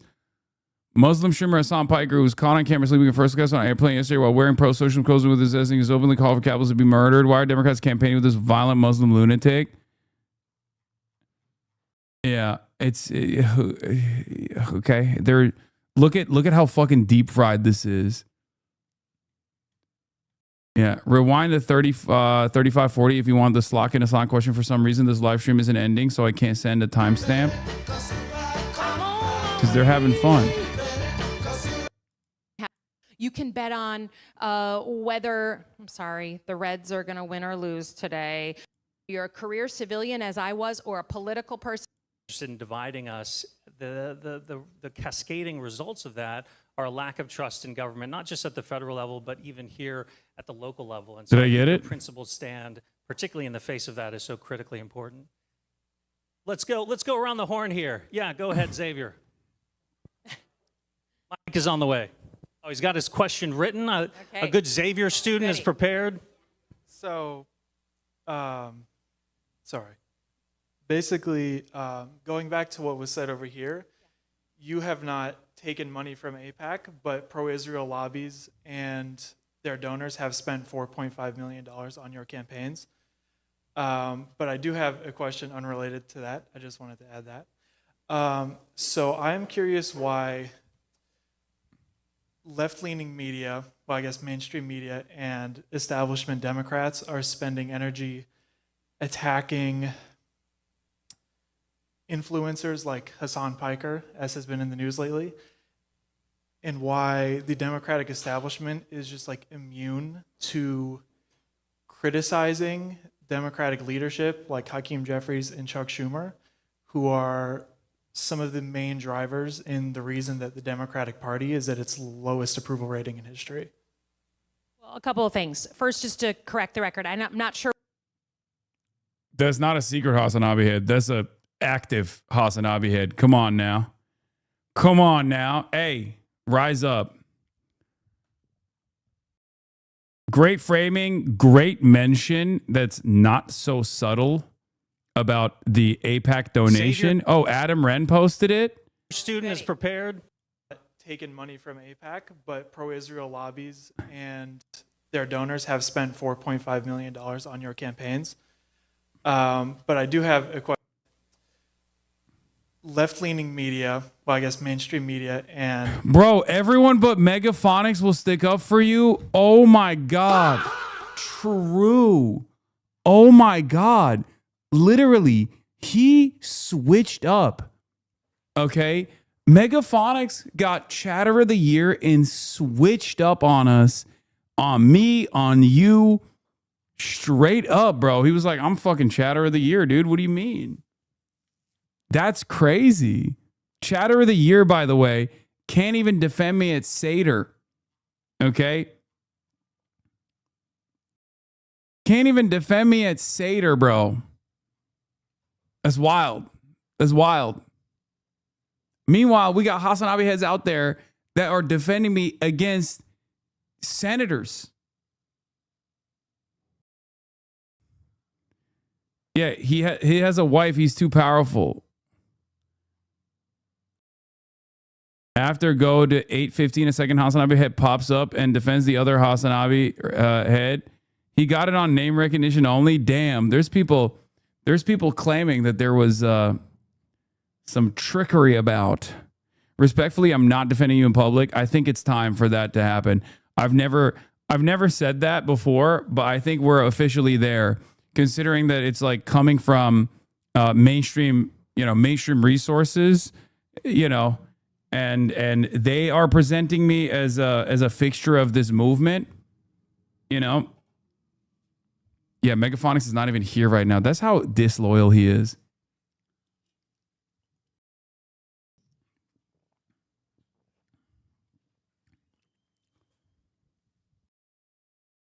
Her answer is so condescending, so the other guy calls her out on her BS answer. Okay, we'll look at that in a second. establishment Democrats are spending energy attacking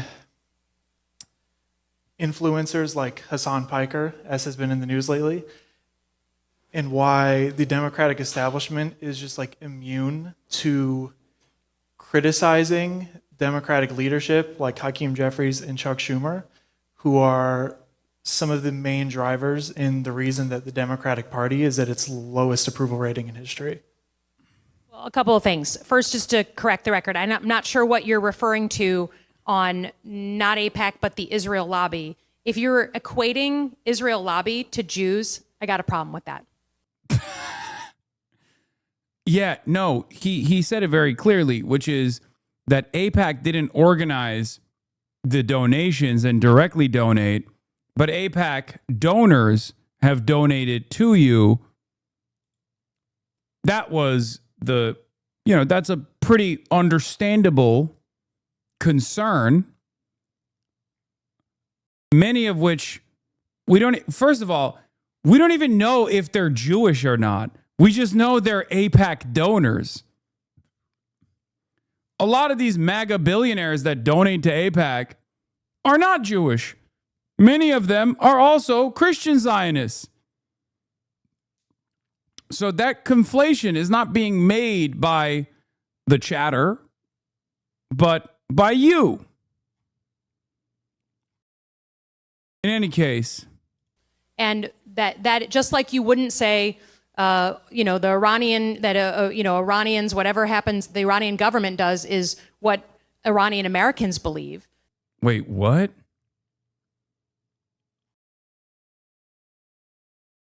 What the fuck? Why is she dressed like Adam Friedland? God damn. This is what the other chatter got mad at? Nice. I'm glad that another chatter was there to fucking clock it too. Because that's actually pretty insincere, in my opinion. Like, her response is really bad. A coworker talk about you when I put on your stream and said, isn't he the dog car guy? And I says, so what? Are you a vegan or something? And he never questioned it again and still watches. Nice. Own them in the marketplace of ideas. I think it's really important, especially now, to make a distinction between the Israeli government and the choices that they're making and the average Jew, okay? And Jewish people who donate to campaigns. So I feel very strongly about that. But in terms of Wait, where's the rest what of you're it? referring to is wouldn't say, you know, the Iranian that believe, Israeli government and the choice. By the way, even the mere mention of AIPAC got her going, like she's already stubbing her toe on this. Like it's clear that, God, she is not ready for the big leagues. It's crazy because like she's literally a CIA agent. How are you fucking this up? That they're making and the average Jew, okay? And Jewish people who donate to campaigns. So I feel very strongly about that. But in terms of criticizing or not criticizing, again, I can't represent, there's not like some Oz behind the curtain of establishment Democrats. I can only represent myself. And when it comes to talking about anybody who comes into our world, and Hasan Piker was just in Michigan, Chuck Schumer is the leader of the Senate that the caucus that I sit in. The only way that I know. Wait, is she saying Chuck Schumer is my op? Is she saying Chuck Schumer knows about me and is putting out boss calls? Hold on now. That's an interesting mention of Chuck Schumer. Why the fuck she mentioned Chuck Schumer? The fuck does Chuck Schumer have to do with this? I thought the boss call came from a donor. How to get through, certainly as a Democrat representing a state that just voted for Trump, is you got to call balls and strikes. You got to be able to call out the people that you don't like on the other side, but you also got to be able to call out. Question mentioned Schumer. Yeah, but she's now no longer talking about her loyalty to Chuck Schumer. She's now talking about, I mean, I guess she's answering that, but the way that she put that in there made it seem like it was in reference to, it somehow associated Chuck Schumer with the reason why she called me out. Things when you see it on your side. So let's take leadership, right? Chuck Schumer. It's a hard job to be leader, but I've said for years, including when Joe Biden was president, that we desperately need a new generation of leadership in the White House, the House, and the Senate. And I say that here. I've said it a million times. That's it? Ugh, that's not very good.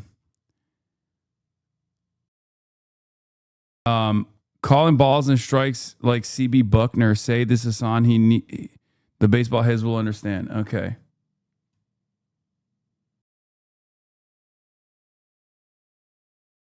For folks contending Hassan the Hunt isn't coming up on the campaign trail. A question unrelated to that. I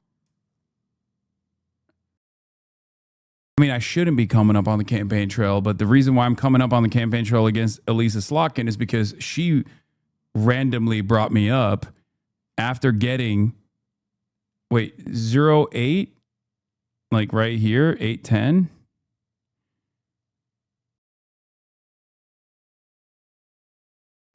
We'll do 3 rapid fire questions. So why don't you all ask your questions and then we'll try to answer all 3 at the same time. Go ahead. So what are your thoughts on the filibuster and the 60-vote majority in the Senate? Foreign Affairs guy, what That's do we okay. do to repair our relations around the world? They're in the trash right now. Oh, boy. So first off, I wanted to say I found your response to the gentleman in front of me offensively bad faith to conflate support for Israel while they are committing genocide and while they just had a terror attack on Lebanon yesterday, killing almost 300 people. To conflate that with the Jewish identity, that is what anti-Semitism looks like. But my question is, I am so tired of the Democratic Party villainizing the left, villainizing progressives, and we've seen it here where they've tried to push away progressive voices. How can we empower those progressive voices? Speak on it, King! Speak on it! God damn! Bro, she's gonna get me assassinated. Like, she's gonna get John Kiriakou to fucking kill me when we do a meetup. She's gonna activate John Kiriakou on my ass, dude. God damn. That's crazy. That's crazy.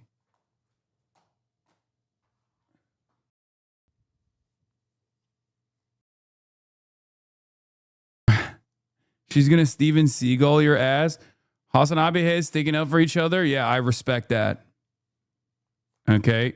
47 cruise missiles on your ass. You said you want to be a big tent, but right now that's not. You're not growing the tent. You're moving the tent away from its base. Okay, let's start. I'll go round, or maybe I'll start with you and come back. So what I take issue with is someone saying that I took $4.5 million from the pro-Israel lobby that's not AIPAC. I don't know what that is, but if that's counting Jewish donors and saying Jewish donors are somehow the same as pro-Israel lobby, I got a problem with that. And not just as an... But that's not what they're saying. That's not what they're saying at all. They're saying AIPAC donors and pro-Israel donors that donate to pro-Israel causes have donated to you to the tune of $4.5 billion. And they're doing it not directly through AIPAC, but through AIPAC mailers, for example. Okay? That's one of the ways that you're getting... that's one of the ways that fundraisers are happening for you. Okay? That's what it is. Yeah, nothing in this questioner's comment suggests he's asking Slotkin about money from Jewish people in general, yet she immediately suggests he's anti-Semitic. Yeah, 20, great. Did I say billion? I'm at million. I'm sorry, 4.8 million. Great technique for 2028, okay?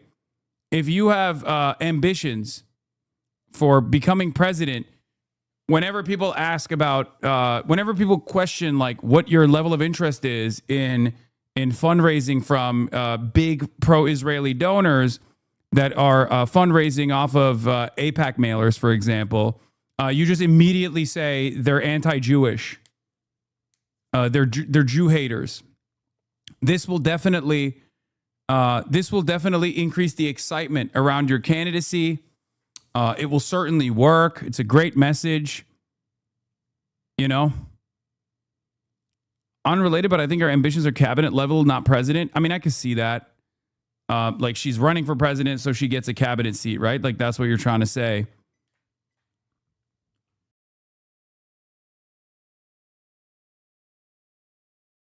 Asked about AIPAC by someone's grandma too.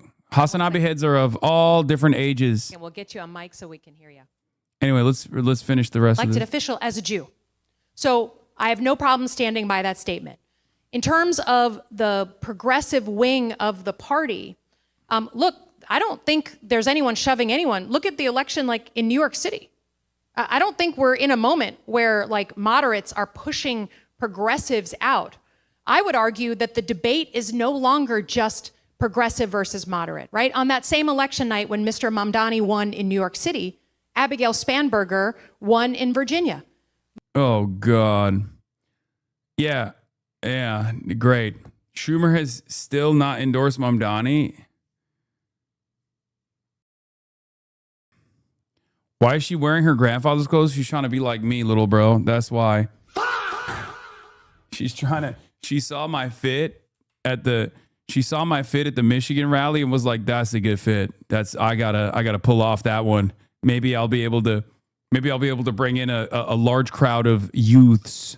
Mamdani's not going to win in Virginia, and Abigail's not going to win in New York City, and that's okay. That's not true. You don't know that. Why would Mamdani not win in Virginia? What the fuck?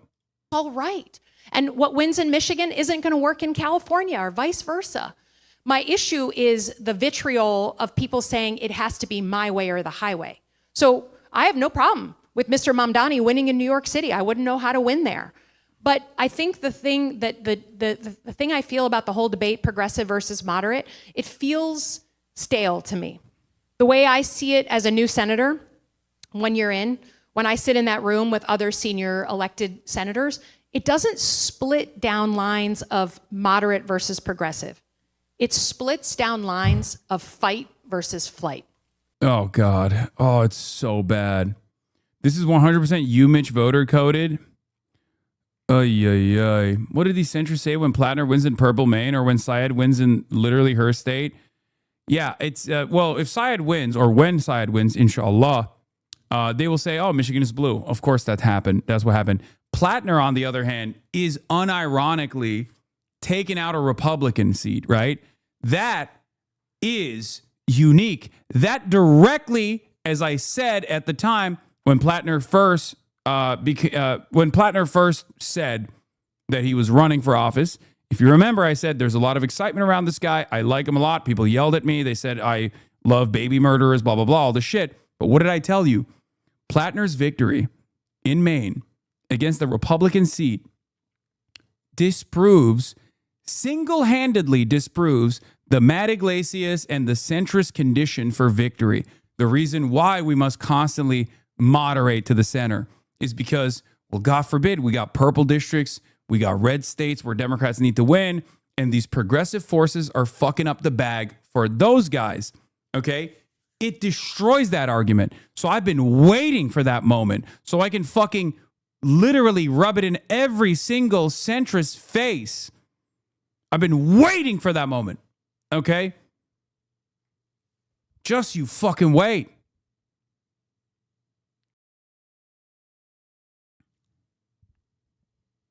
Because that destroys the concept entirely. It would literally disprove Slotkin's argument that Mamdani can't win in VA. Yes.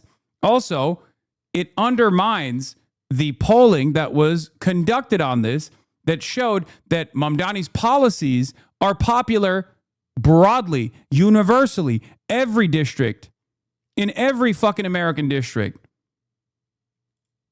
Zoran's policies are popular across the United States. Okay?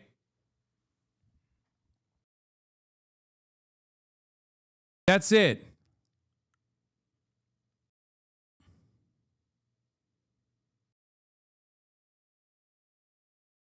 That was a not so subtle way for her to imply that Zoran is unelectable elsewhere. That's bullshit. Now, there's different versions that you have to make it specific to whatever the needs of your locality is. What is this? Your fit here is brazy? Stop. I know. Did you read the article for the lady from No Labels wrote about you on the Hill? No, I didn't. But No Labels has been aggressively doing ad spend on Twitter against me, and then also doing ads against Bernie and also AOC, using me as a cudgel, as a way to like attack them as well. But again, they're No Motion. No Label should be called No Motion. Okay? The fuck do you mean No Labels? Yeah, nobody will read it, but future articles will quote them. Exactly. That's how it works with even the third way guys, right? Bro, we're talking about Texas Democrats having a plus 33 approval rating for the DSA, the Democratic Socialists of America, and a minus 33 disapproval rating for AIPAC. Okay? This is the age of the internet. The notion that these kinds of policies are not popular everywhere is idiotic, because the same material conditions exist everywhere. What, you think people don't want social housing in other places? They're like, oh, not for me, please. I would not like to fix the housing market. Actually, things are fucking great here. Yeah. Oh no, I love medical debt. I love being saddled with medical debt. Please, more medical debt for me. I hate the notion of destroying the private healthcare provider system that we have. It's fucking stupid. I'm a swing voter, and I personally want to make sure that United Healthcare CEOs continue to turn profit, continue to justify their ginormous fucking salaries by gatekeeping or paywalling healthcare from me. I love that. I want my mother to spend her last days on the phone begging the insurance to cover her chemotherapy bills. Even though she's going to die soon, she doesn't want to leave behind tremendous amounts of debt for her family. That's what I like. Also, that the GDP can go up. That's what I want. Is that what you think is going on in the mind of a median voter? In the mind of a swing voter? What are you, fucking stupid? Are you out of your goddamn mind?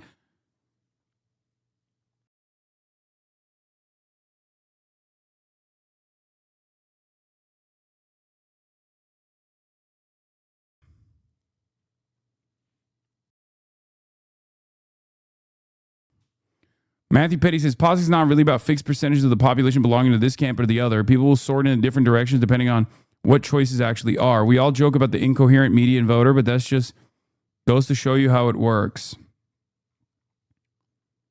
That's true. And the plurality sorts themselves into nothing. Partially because there isn't anything appealing about either direction.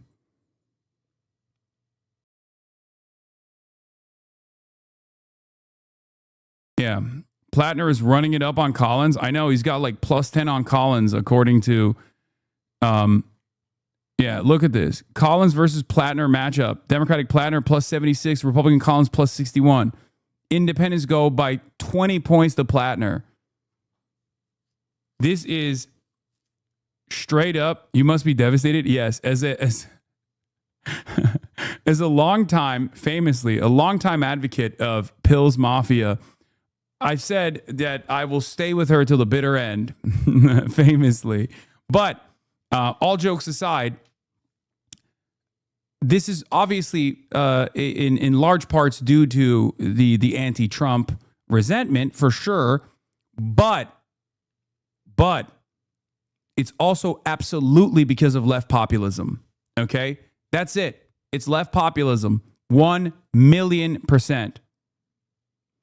That's also why I keep consistently saying that it's much harder for left populists, or it used to be much harder for left populists to get out of their primaries, the Democratic primaries, than it is for them to destroy the Republicans. Okay?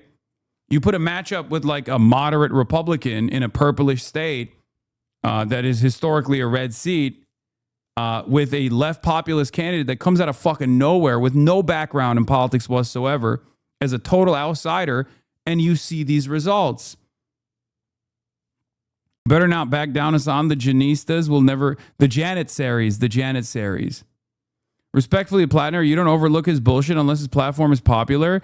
No, the things that we consider to be bullshit, red flags or bad... the average Mainer doesn't give a fuck about, okay? As a matter of fact, it probably works for his appeal. Like, the Nazi tattoo for the average Mainer is, they didn't know it was a Nazi tattoo. They believe him. His background as a machine gunner in the Marine Corps, and a 4-tour machine gunner at that, including his brief stint at Blackwater, is either completely irrelevant or a benefit. Okay?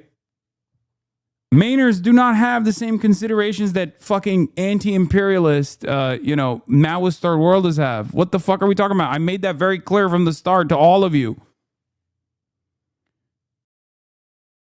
It's so funny that there's this like weird, unholy loyal, this unholy allegiance that now exists with Maoist third worldists and the most annoying blue dog, centrist, pro-Israel Democrats out there. Like they've united in their arms to wage this battle against Plattner, and he's just cooking. I don't trust Plattner, not only because of all that shit, I still think he will flip once in Fetterman style.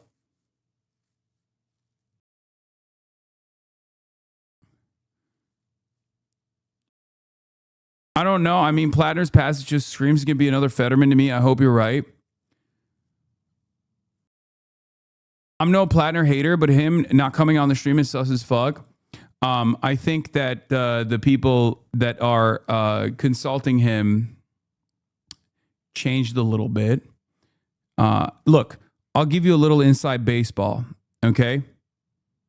I'll give you a little bit of inside baseball. He's a Hasanabi hit. Yeah, there it is. A lot of these guys still heavily lean in whichever direction their consultants tell them to lean in, okay? And I think initially, I mean, he was super stoked, right? He was super, super stoked. And then I was very critical of a bunch of things that he had done, okay? I was critical of his background and stuff like that, and I think they were shy about putting him in front of someone who was going to out-left him, right? Like putting him in front of someone who was going to call into question his background very critically, because he went to a lot of like left adjacent podcasts. I mean, Pod Save America, obviously. And then also on top of that, he went to, he's a big Majority Report fan. And there is no reason for him to come here. Let's be real. He was already cooking. And there's no reason for him to come here and like get yelled at by a bunch of people that are going to call him a fucking baby killer. It doesn't make any sense.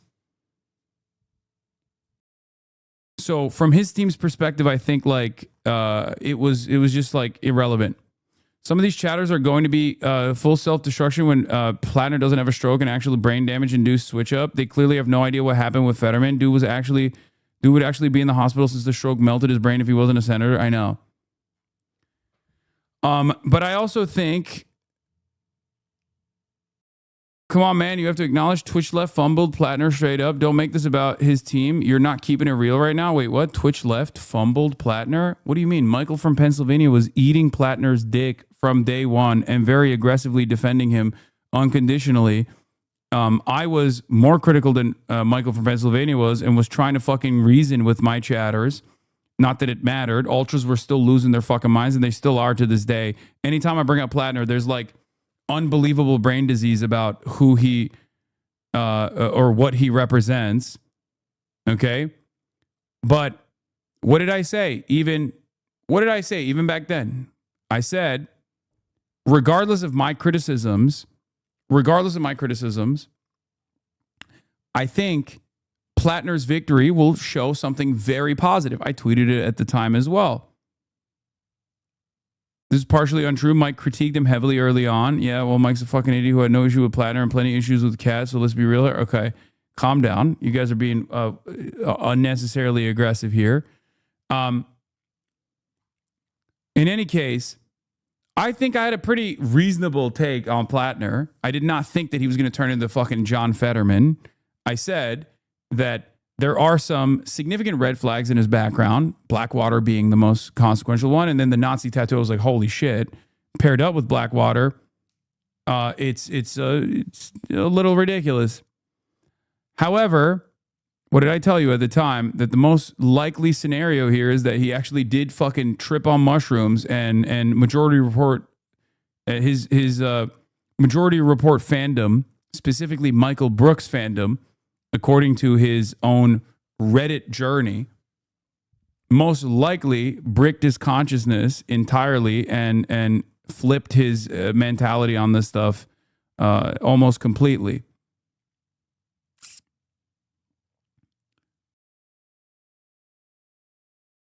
All 7 Maine voters, 6 progressives and 1 moderate, said they're backing Plattner in June 9 primary. Plattner is Maine. He's rough around the edges. He's in polish like all the politicians that we've seen for most of our lives, said Julie S., noting that Plattner was also endorsed by Senator Bernie Sanders. Yeah.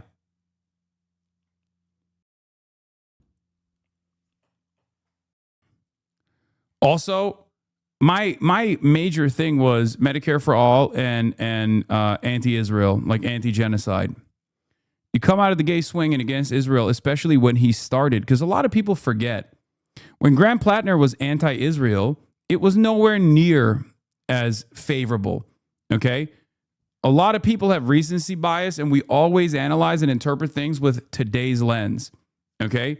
When Zoran Mamdani came out and said, I'm not going to Israel, I'm the mayor of New York, I'm going to stay in New York, that was a brave moment for him, especially considering that most politicians were not saying that and absolutely would have shied away from saying that.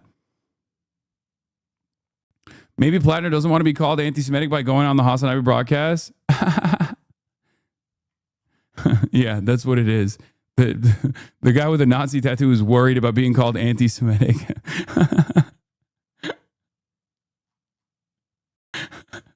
He's like, listen, guys, I had a totem cough on my chest. Okay, I had a totem cough on my chest, but this Hasanabi guy, I mean, he's something else. We don't have many Jews here in Maine, yeah, except for Graham Plattner's wife, who is Jewish. And Graham Plattner's brother-in-law, from what I understand, that is like one of the actual red flags. Graham Plattner's brother-in-law was not only in the IDF, but also fucking straight up is like one of the security consultants or whatever But I still believe that his perspective on this is sincere. Oh, God, I shouldn't have said that. Now all the schizos are going to fucking lose their minds. Oh, here we go. Yeah, you want to know why?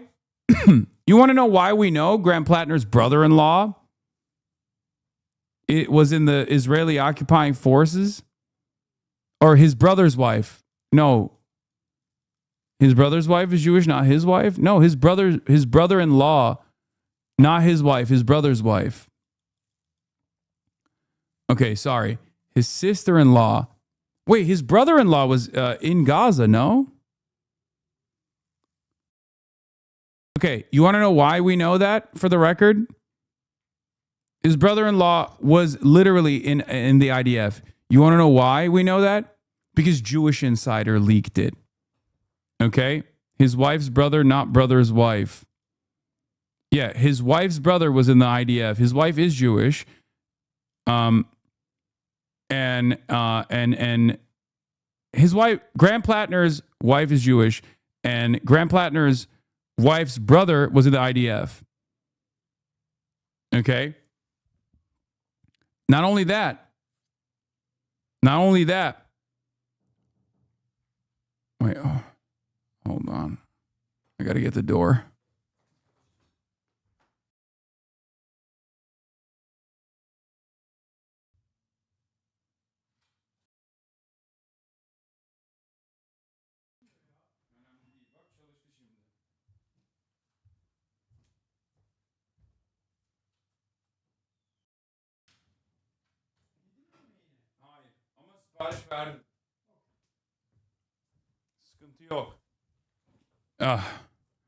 My dad was locked out. Okay, so as I was saying, why would the right plant Plattner if Khan's already controlled opposition? Yeah, because it's not real. The fucking the plant accusations are stupid. But in any case, baba ne diyorsun ya? Yani inanamıyorum.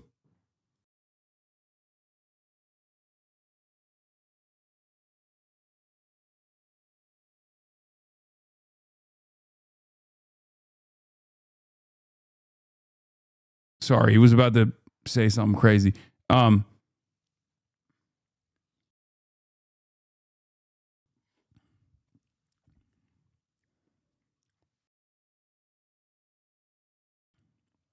As I was trying to explain, and I didn't even get to the main point that I was trying to make about this. Graham Plattner's wife, as far as I understand, is Jewish. His brother's wife is Jewish. His stepbrother was in the IDF, and the guy he was pictured with, oh, his brother's wife is Jewish. Okay, I thought his wife was Jewish. Okay, regardless. The reason why we know that his stepbrother was in the IDF, or like someone connected to him directly is in the IDF, is because Jewish Insider wrote about it. Jewish Insider, with a full knowledge, Jewish Insider, oh, Seth Fransman, this is the guy, okay? This is the dude. Jewish Insider, knowing how bad Israel's approval ratings are, leaked this. Okay? They tried to attack the anti-Zionist candidate by affiliating him with Israel. Jewish Insider was the one that broke this story. I'm going to repeat it one more time. My number one op, whatever his fucking name is, the guy at Jewish Insider that always writes articles about me, that writes hit pieces about me, was the one that wrote this story about Plattner, associating him or claiming he had ties with Israel because they know that it would make people go fucking insane. And guess what? It worked. It fucking worked. There were a bunch of people that saw that and lost their fucking minds. Okay? There were a bunch of people that saw that and were like, oh my God, this guy is definitely like a spy or something. Not understanding the concept that like your relatives are not indicative of your own positions, okay?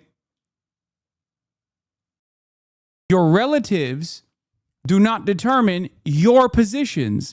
Many chatters don't understand that they might have immediate relatives that they disagree with vehemently. And yet they can never apply that to someone once the conspiracy. What is this? Plattner talked about his wife, the brother on the Michael Brooks on a call-in show before. Shut up. That's not a clip of Plattner. That's me talking to Michael Brooks. You were right about MAGA hating the Trump post. Trump's followers on Truth Social are extremely upset about his attacks on Candace Owens, Megyn Kelly, Alex Jones, and Tucker Carlson. I'm always right. I know hogs better than I know my own damn self. Okay, if there's one thing that I know that is hogs, I am the hog whisperer. I am the hog wrangler. Please.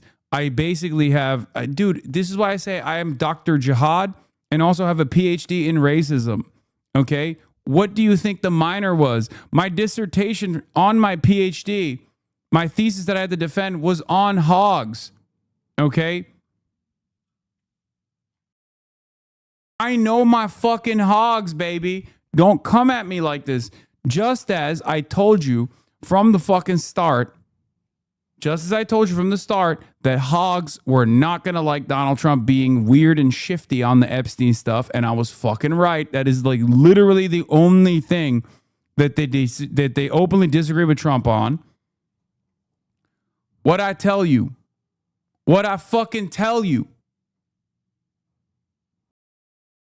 I am the hog farmer. I know my fucking hogs. I love my fucking hogs. Okay? I wrote the book on hogs. What? You are way out of line. Most of these people, especially Alex Jones, being your day ones, you need to step back and take a good hard look at who's whispering in your ear. Get back to America first. I personally put up with years of abuse from the whack jobs out here in Cali for showing my support of you. But after this, I'm hanging up my red MAGA hat you signed. Get right, Trump. Trumpy is mad that the people who believed and spread his campaign lies don't believe him anymore. What a deranged lunatic. Okay, well, that's a libtard. That's not a hog. So we can only listen to Mark Levin for news. These people helped you get elected. You are actively alienating your base every day. This is sad. Trump just going against everyone that fought for him to win just because the Epstein files and being at war with Iran for Israel. They didn't leave MAGA. MAGA left them. MAGA left me too. So sad to see. Clearly, you're insane. Time to resign, Donald, or face 25th. You are mentally and emotionally unfit to be POTUS. The pot calling the kettle black. As of last week, they've done nothing but make excuse for your behavior, and you think they're the enemy? They are why I'm a triple Trumper. Whoever is telling you this is very wrong. They have been trying to tell you how a large percentage of Americans see things. I was confident that you knew what you were doing, but this is truly scary. Oh my God, you're so childish. Save America. Clearly, the truth has triggered you. Being one of your biggest supporters, I'm done with you and your lies. Look at the mess you've gotten our country into by bending the knee to a monster. What am I am hearing is your ego is so fragile. You think anyone who questions any of your decisions is a low IQ person. Sir, statements like this say far more about you than them. What in the world is wrong with you? You've just lost my support, Mr. President. Can't. I'm done. DJT, you're just the man, and I've done all that I can to support you and stand up for you. Seeing your followers and that trusted you dwindle in numbers when you threaten lives over a strait explains much more than that. You're the terrorist that kills people for politics. You're the man who wanted to divert everything that's supposed to aid us over a fucking war. This man is not well. If a CEO of any organization posts this type of hate, the board would oust them. Hashtag pedo. What the fuck is this rambling? Charlie Kirk would be on this list now too, I bet. What the hell's going on with you, Trump? No new wars, food prices down. You are giving the Democrats the midterm. Note how they are silent. You don't want to interrupt your enemy when they're destroying themselves like you are doing right now. I'm sorry, but all these names have been nothing but fought 100% for you since 2016. Alex Jones being the #1 supporter. Wow.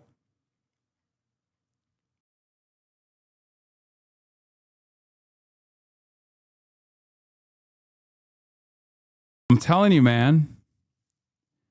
I'm fucking telling you, Groypers are mad too. Of course, Groypers are always mad. Alex Jones interviewed Trump in 2015 before he even won the Republican nomination. Trump told Alex Jones, "Your reputation is amazing. I will not let you down." 10 years later, that's exactly what he did.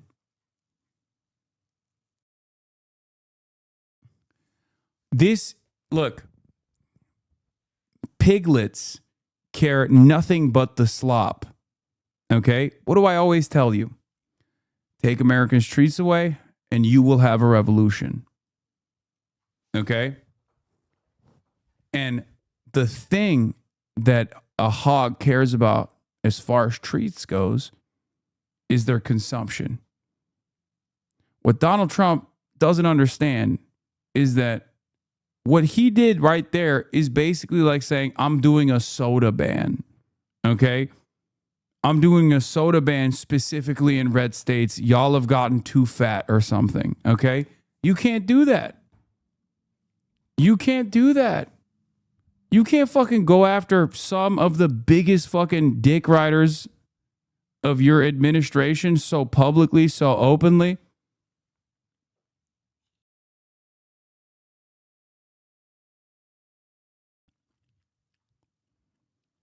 I mean, Tim Pool is just being he's memeing. He does this all the time.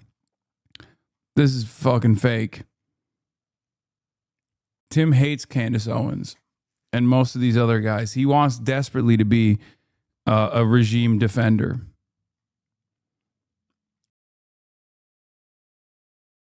Yeah, this is, look, all of the people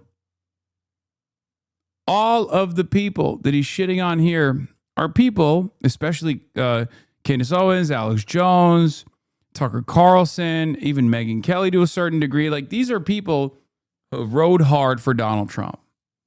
Okay? This is and they have, fairly sizable audiences. Many of their audiences have loyal fans. This is unnecessary friction.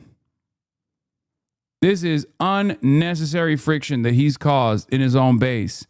There will be people that will look to this and go, that's fucked up. This might be a bridge too far, Mr. President. I was with you all the way. I thought maybe we were winning and we were winning and we were winning hard. But now I'm beginning to think maybe we're not winning at all.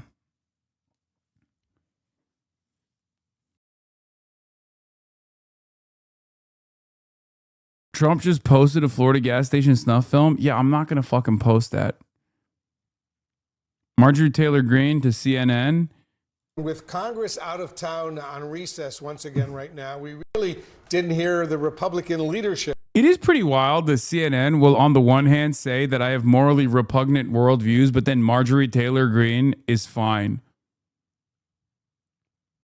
Like Dana Bash would be like, Hasan Piker is an enemy of America or fucking enemy of Israel, and I really care about that. But also, here's the Jewish space lasers lady. Like, I mean, she's anti-Israel too, but I guess it's like in a more palatable way. The White House Correspondents' Dinner invited Clavicular. All these journalists will have dinner with him. Wow. The Heil Hitler guy.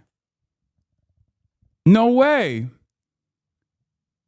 No way.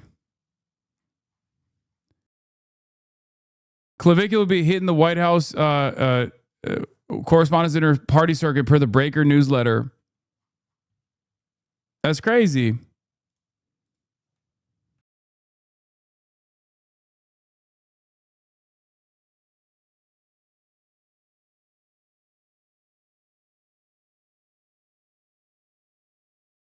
The Heil Hitler guy, do you know how little that narrows things down? True.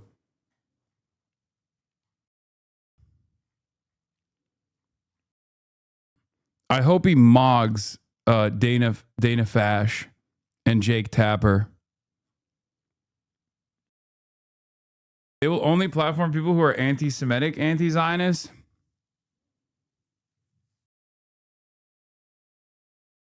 Trump got the boss call from Bibi. Wait, is this new? We already saw this report. Netanyahu called Trump and the U.S. position on Lebanon changed. Multiple diplomatic sources told CBS News. Yeah, this is an old clip that they packaged with this. I read this already.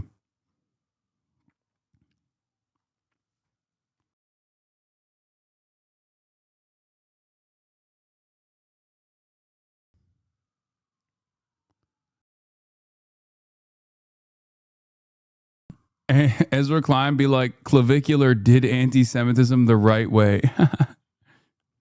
I mean, true.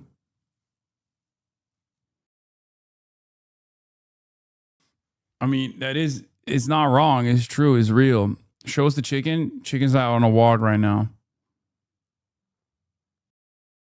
Respond to President Trump's threat to eliminate an entire civilization. We did, however, see many Democrats join you in calling for President Trump's removal from office. What do you make of the fact that you seem to be more on the side of Democrats on this specific issue rather than your own party? What do you think? Just to be clear, Wolf, I'm not a Democrat, so I want to make that clearly known. None of my positions have changed. But I think I'm one of the few honest Republicans willing to talk about it. Everyone else is just afraid to speak out against the president because they're terrified of having an ugly truth social post dropped on them or a primary challenge like what's happening to Thomas Massie, supported by dark money from billionaires that don't even live in Thomas Massie's Kentucky, the 4th District of Kentucky. That's what other Republicans are terrified. So they won't speak up. They're cowards. And I really have to call out the speaker, Mike Johnson, who calls himself a Christian. I don't know how he can stand by those words. That's what was so offensive to me. Any Christian serving in Congress or serving in the Senate and serving in the administration really needs to take pause and ask themselves, as a Christian, do you really support the president calling for the annihilation, calling to wipe out an entire civilization of people? And I don't think you should, because that's not what Jesus said, and that's not what Christianity is all about. In fundraising calls, she said dark money from Jewish billionaires, by the way.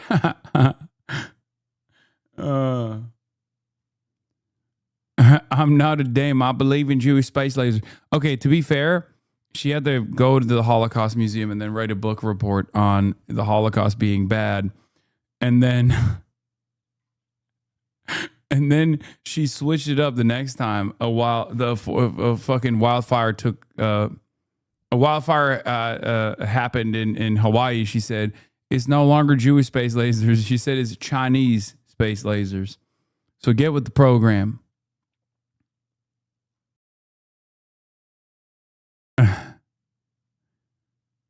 Who made her write the book report? I think it was Congress.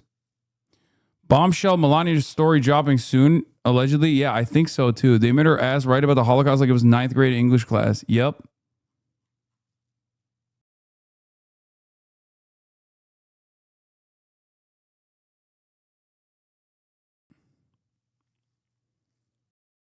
What is this? Does BB dangle some blackmail material out there to keep Trump in line? She appeared to reference an email as well, an email that has been published that is part of the Epstein files that have been released over a period of time. It's an email, I believe, from October 2002, an email that she is alleged to have written to Ghislaine Maxwell, the partner of Jeffrey Epstein. It's an email in which she writes to Ghislaine, "Dear G, how are you? Nice story about JE in NY magazine. You look great on the picture.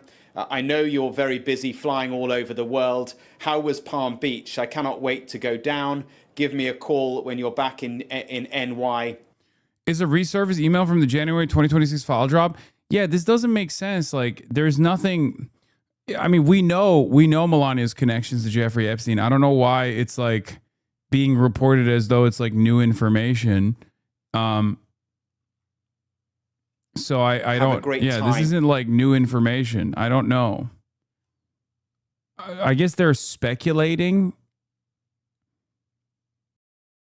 They're maybe speculating as to why, or Benjamin Netanyahu is floating it around. It's because of her statement? No, I know, but there isn't any new information that has come out. There isn't any new information that's come out.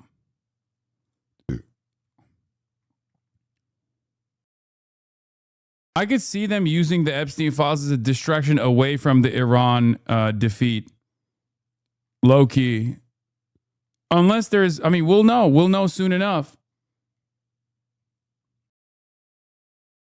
I'm seeing three different options here. One, Benjamin Netanyahu teased more information will come out and gave a little taste to Trump that would connect Melania to Jeffrey Epstein, or like hard evidence, more hard evidence that he would leak.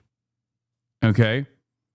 If Donald Trump didn't act right and allow him to continue bombing Lebanon and fuck up the ceasefire. Okay. That's the blackmail theory. The second theory is Trump demanded Melania come out and like relitigate the Epstein stuff just so that it could be a distraction in the media cycle away from the Iran quagmire and the failures in Iran and the concessions that he's making to Iran that he's going to have to make. Okay. And three, somehow there is like a massive story that's about to come out about Melania, and they can't control the release of it, so they're trying to get ahead of it. And you know, she did this on her own. And the massive story is not coming from, you know, Benjamin Netanyahu or anything like that. It's just coming from somewhere else.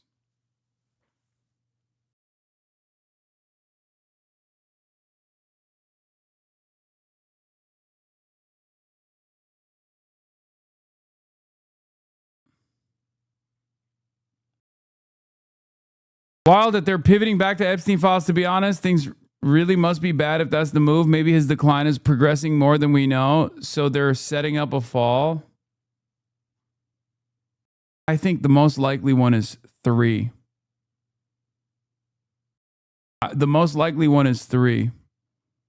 That like there's a big story potentially coming out about Melania's connections to Jeffrey Epstein, and they know about it, so they're trying to. They just tried to get ahead of it for some weird reason. Like they tried to get ahead of it like this. Problem, of course, is that Melania doesn't have the same confidence from the base that Donald Trump has,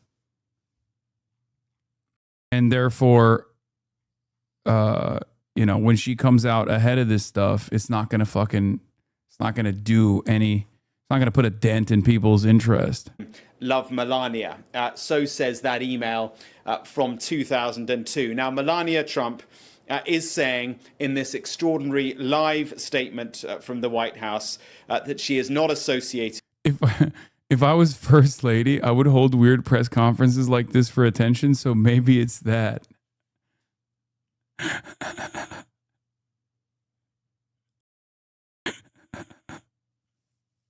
Okay, 4. She's just bored.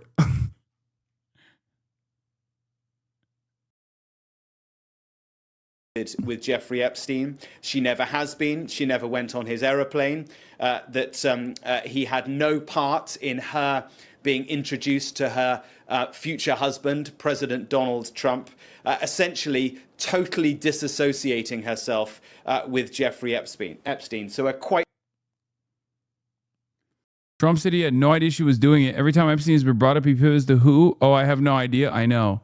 That was also crazy. He was like, oh, I'm too busy doing president stuff, which is, of course, you know, taking Benjamin Netanyahu's phone calls. That's what I'm doing. That's what president stuff means nowadays. When you just like are dropping everything to when you're dropping everything so that you can be at his beck and call. Anyway. Disavow Janet Mills King? I will never. Till the day I die. I'm a Janitsary through and through. This is my president, Mr. and Mrs. Met. Meet New York City Mayor.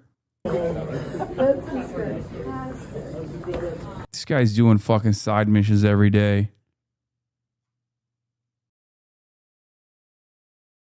Have you seen this pre-October 7th absolute Janet Mills banger on Israel? That's what I mean. That's why she's the real one in this race. That's the real anti-Israel ticket in this race, not Graham Plattner, who will definitely turn on Israel.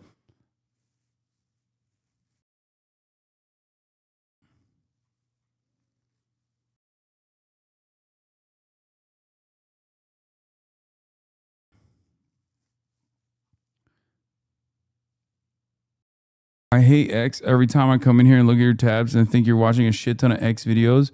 Dude, you have to be real fucking porn brained.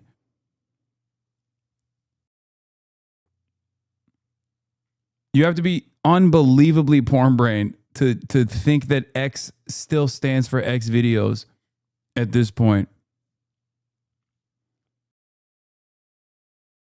Come January 2027, we'll have the most promising young senator of the millennium. Yeah.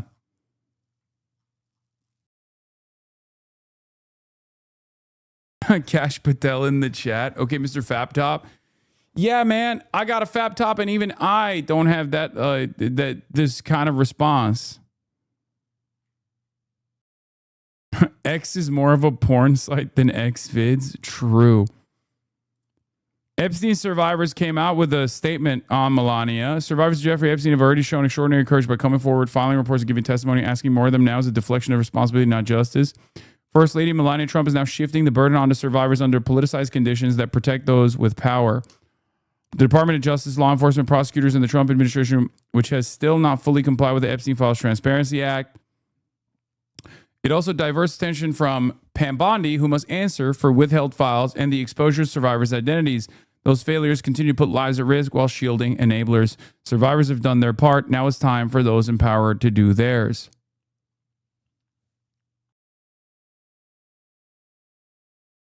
I see that.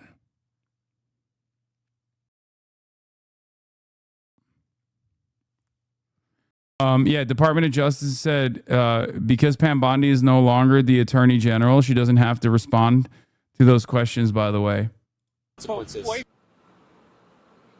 48 hours before negotiations are set to start in Islamabad, Pakistan, this is the situation. The Strait of Hormuz right now appears to be closed. Additionally, Oh my God. Trump threatened to leave NATO and unloaded his frustration at NATO Secretary General Rutte in their latest meeting, using the meeting as a venting session. And the official says the meeting went shit and the conversation was nothing but a tirade of insults. Guys, Day 40, Operation Epic Fortnite Fail, Operation Epstein's Fury. War effort is going very well. Spectacular. Okay? Classic moment when you're winning bigly. Yeah, people do not understand Rutte's job. Rutte's job is to keep Trump interested in NATO until the midterms at least, and through the end of his term, ideally, while also ensuring security and unity. It is Rutte's job to be called names and disparaged by people. He's trying to keep the most important member of NATO interested. Remember, the worst case scenario is not an apathetic America. It's an America which is overtly hostile. You have seen a taste of that with Greenland. This must be avoided. Oh my God. I cannot believe how fucking cucked these people are. Oh my God, dude. Oh my God. God, it's just like you had civilizations, man. You had a good run, Europe. Now you are a napkin, a crusty napkin that Trump came into and cast aside. That's it. That's what you are now. Holy shit.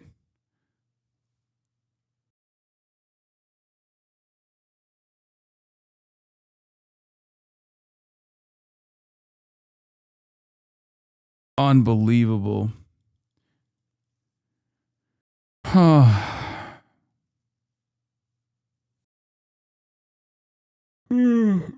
Masochist paint slut Mark Rutte. Yes, daddy. Threat on Trump admin's NATO blunder. Trump's tantrum versus Europe NATO over Hormuz is actually a major failure of fundamental animating belief for him and his admin. that immensity of U.S. military might and economic size means soft power, diplomacy, reciprocity are irrelevant, and the U.S. can do whatever it wants. But in fact, the entire war versus Iran, and in particular Trump's inability to reopen the Hormuz, subsequent begging of allies to help, and his upset when they refused, shows his assumption was as absurd and wrong as it seemed. Turned out U.S. military power had stark limits to what it could achieve alone, including simply win a war. Trump had to ask others for help, and his boorish rejection of what seems like nebulous, touchy-feely concepts like relationship building and consensus meant all his allies abandoned him when he did, in spite of the economic heft and political importance of the country he was leading. Point to this incident next time someone dismisses the importance of soft power and diplomacy to the U.S. as some kind of airy-fairy nonsense. So, this is both wrong and right. It's correct.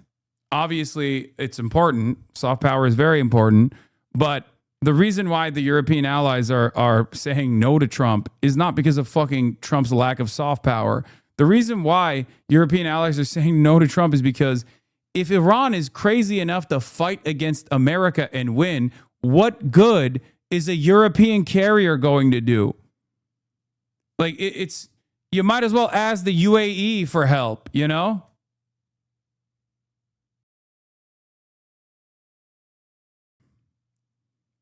You understand? What the fuck's France gonna do, bro? What is France gonna do? What's Germany gonna do? What's the UK gonna do? Send 10,000 troops? Yeah, there's exactly one carrier, and it's the French Oripice, Charles de Gaulle. Put some respect on it. It's also nuclear powered, right? Which is strange. It's a nuclear carrier, right?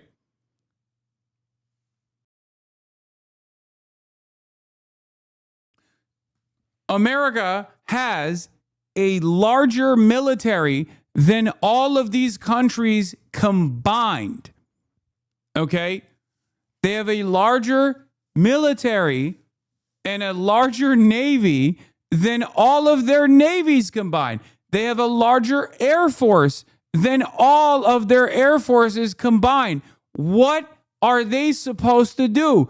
If you fight back against America and win, okay, then what the fuck are they supposed to do? They're looking at the situation and they're like, yeah, why would we become unnecessary bullet sponges? At least we have the proximity that the Gulf states do not. Why the fuck would we do this? Okay? Why would we do this? That's the real reason. Trump could have been the nicest to the European leaders, and they still would have been like, yeah, no, that's not happening, actually.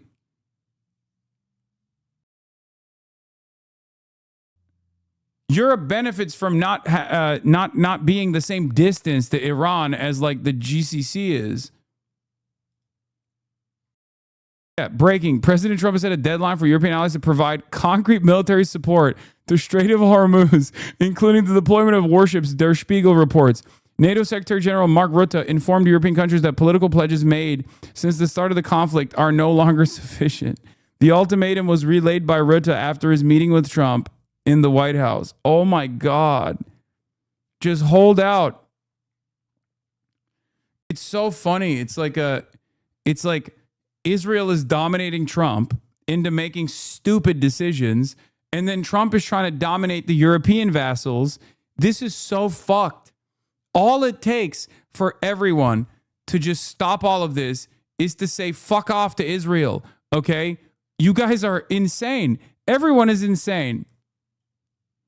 Oh my God, Eurocucks. I don't understand why Europeans are so reluctant to just send 2 fucking ships to the Strait and keep Trump happy, because they're risking the U.S. leaving NATO, and we all know Europe alone against Russia isn't looking good. I'm saying this as someone who lives in Europe.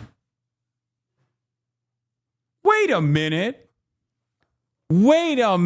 Hold on. I thought the Europeans were saying we're fine without Trump. We'll defend Ukraine on our own. What happened?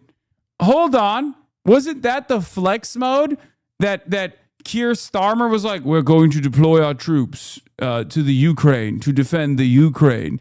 And then Macron was also entertaining sending troops to Ukraine. What happened?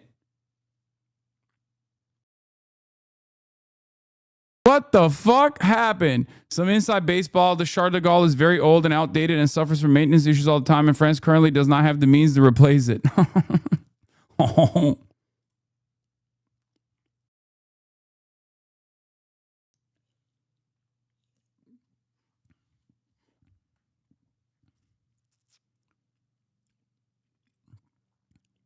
Bro.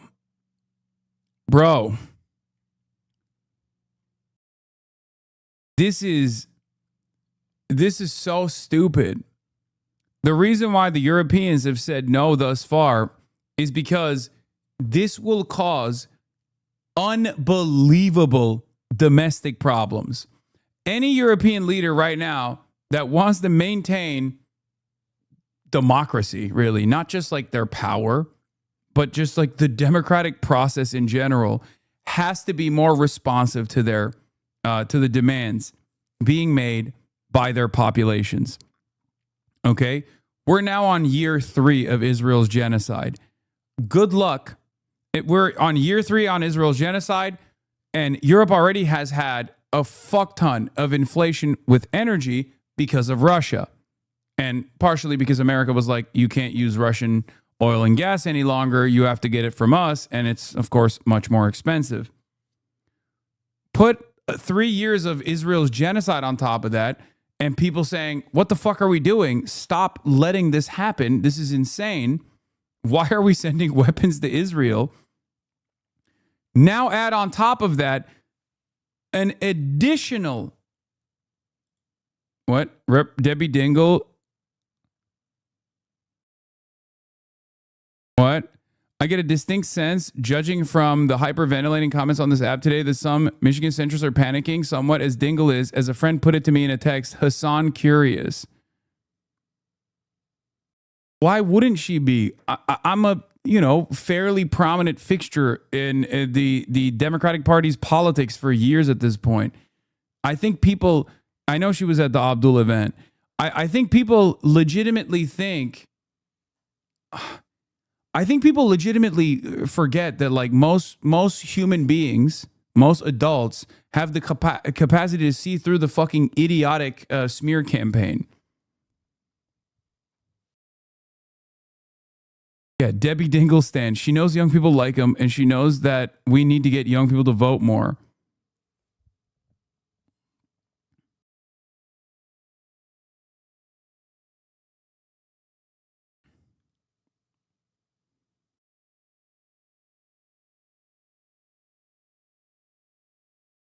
Can you watch DCDSA's new show? No, chatter. I'm sorry. I love the Democratic Socialists of America, but that's not happening, okay?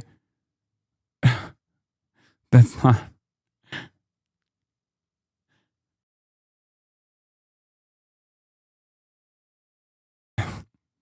Like, that's crazy.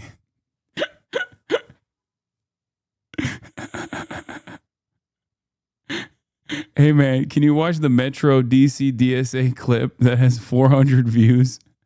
It's crazy. Fuck you, man. Come on, man. That's crazy. We're doing something right now. Tough crowd. No, I look. I love you guys, and I hope I'm glad that you're doing some media. That's great. I'm fully in support of it.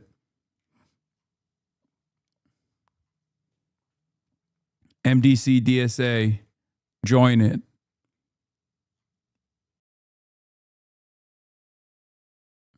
Sex Pest panel called all of us Hasan viewers as tankies who will never vote Democratic, and Hasan only supported Zoran after he won the primary. Wait, what? I only supported Zoran after the primary. Why the fuck did I go and boost him before the primary? I love that these guys have to constantly lie about everything. They were the ones who didn't support Zoran at all because he was aligned with me. That's a very funny moment. That's a very funny myth-making moment for them.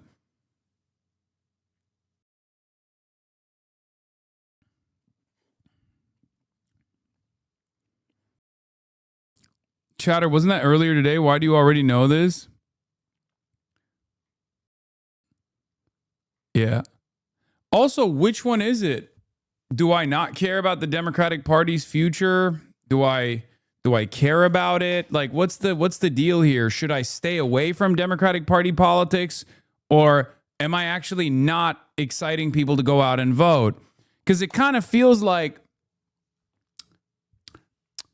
weirdly enough, it just feels like for the years and years, these guys were like, Hasan, you're not fucking door knocking. You're not doing enough initiatives to prop up candidates. I was, and now I'm doing it even more aggressively than I ever did, and more publicly than I ever did. And now they're yelling that I'm campaigning with Democrats. And now they're like, don't campaign with Democrats.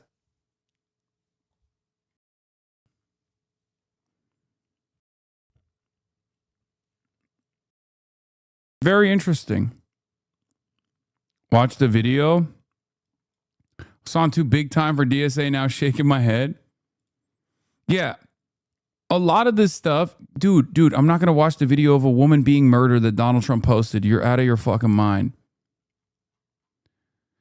Yeah. An unstoppable force, a growing anti-Israel movement among the Democratic Party's voters keeps meeting an immovable object. Democratic elected officials who stubbornly refuse to criticize or distance themselves from Israel.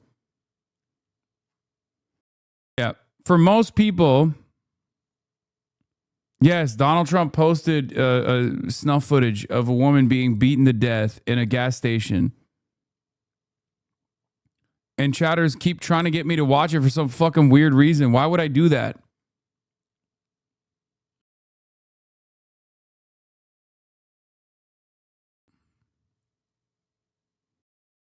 Thoughts on Cody for some more news? That's my GOAT. Love him. Been a big fan of his. We've collabed in the past. Why did he post that? Bitch, you think I know why Donald Trump posts anything? What are you, crazy? Brother, even Trump doesn't know what his next move is. And you're asking me what his next move is? There's no one on the planet that knows what Trump is going to do next. Not even Trump. Hello?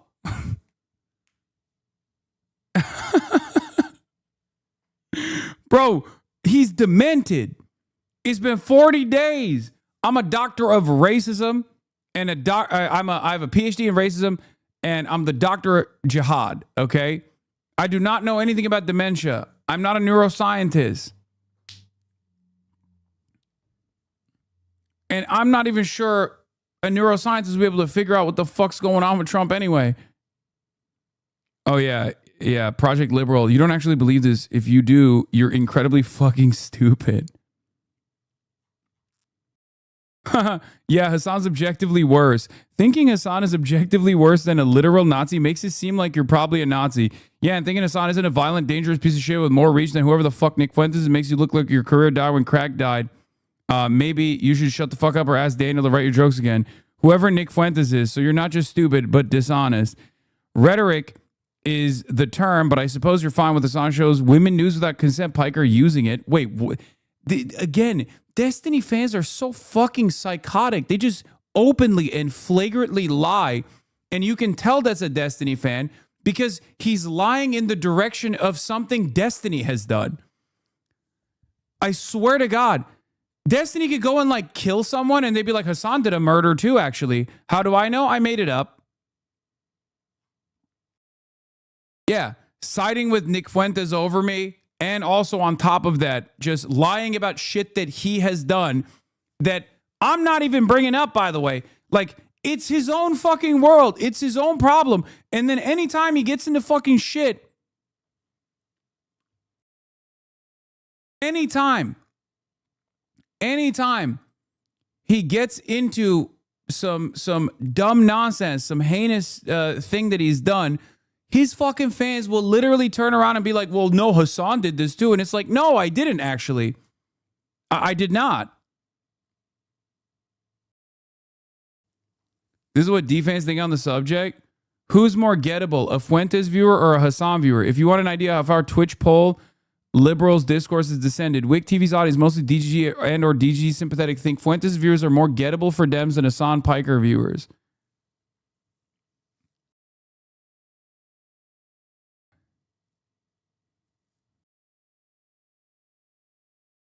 What the fuck? They're fucking trolling, man.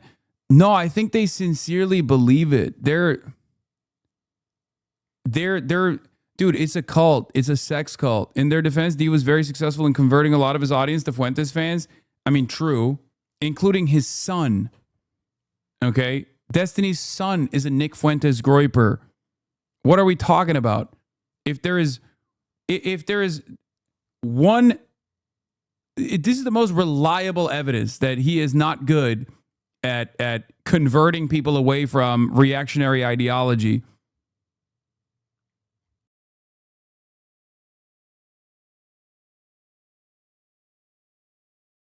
They're debating on if you should be platformed as if they have a say in the matter. That's awesome.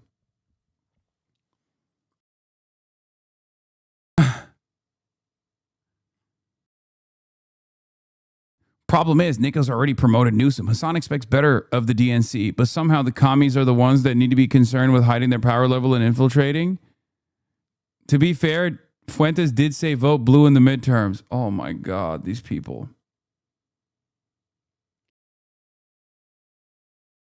Bear in mind, your one ask of Kamala to door knock was move left on the genocide? Yes.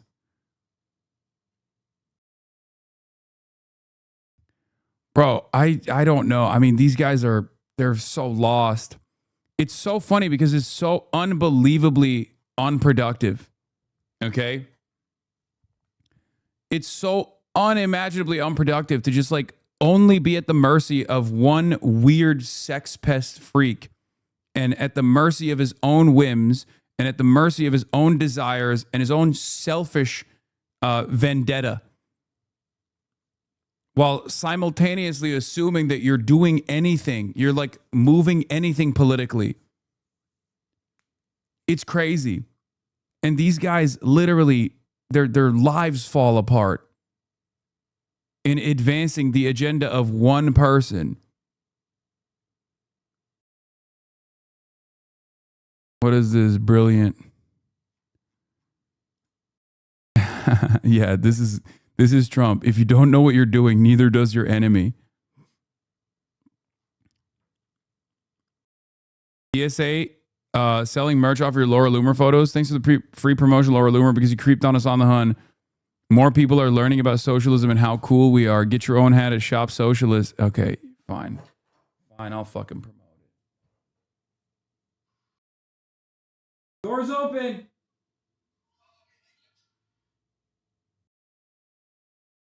Yeah, you got a little doors open. I know you wanted a taste of that doors open. And you fucking got it.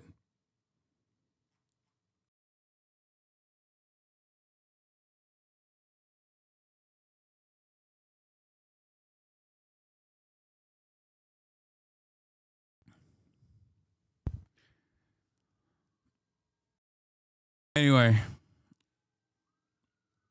20 seconds in, he's trying to use DSA allies, Zoran and AOC to fundraise. Who is that? Digital Ground Game? Who is this? You guys need to come to the awesome stream that we're going to... The fuck is this? Bro, what are we doing, man? What are we doing? Why are you showing me this shit? I don't give a fuck about what this guy's doing. Why are you promoting his fucking slush fund?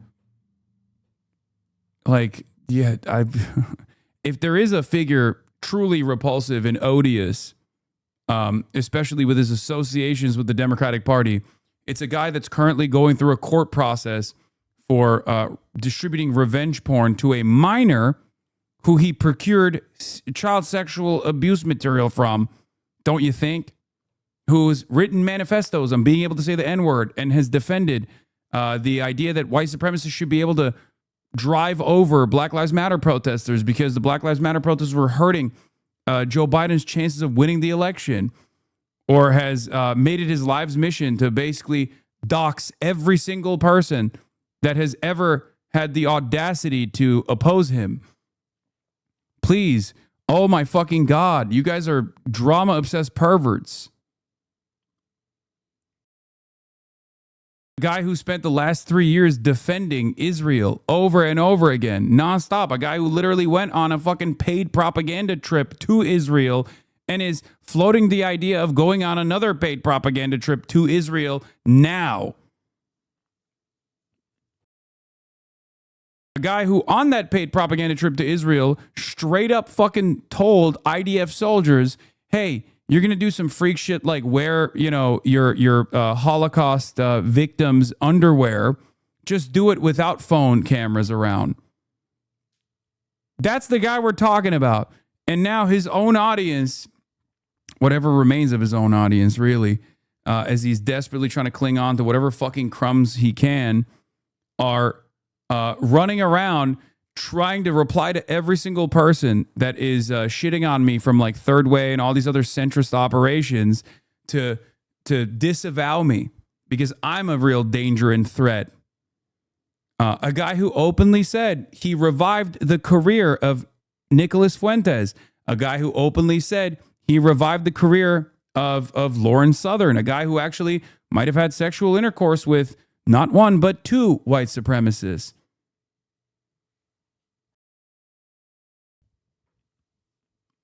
Please stop sending me shit from this fucking loser. Jesus Christ.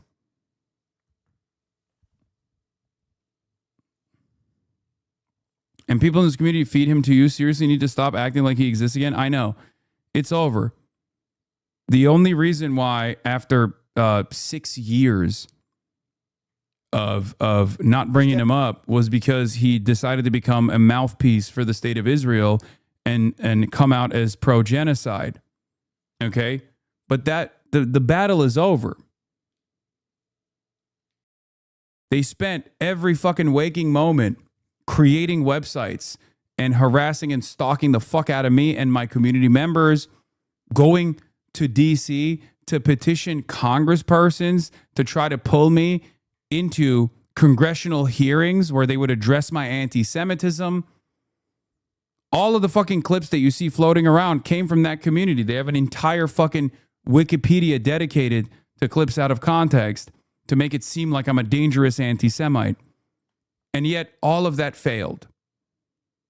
They sent thousands upon thousands of emails in a sophisticated one-man Gamergate campaign pretty much against me to every single advertiser on the Twitch platform to try to get them to pull their ads off of the Twitch platform, saying, oh, your ads are running against this dangerous anti-Semitic terrorists content. It failed. Look at how far the conversation has shifted. Look at how far the conversation has shifted now on the issue of Israel. There's no reason to even bring up this person at all. Let him continue debating like the two college students that actually show up to his tent.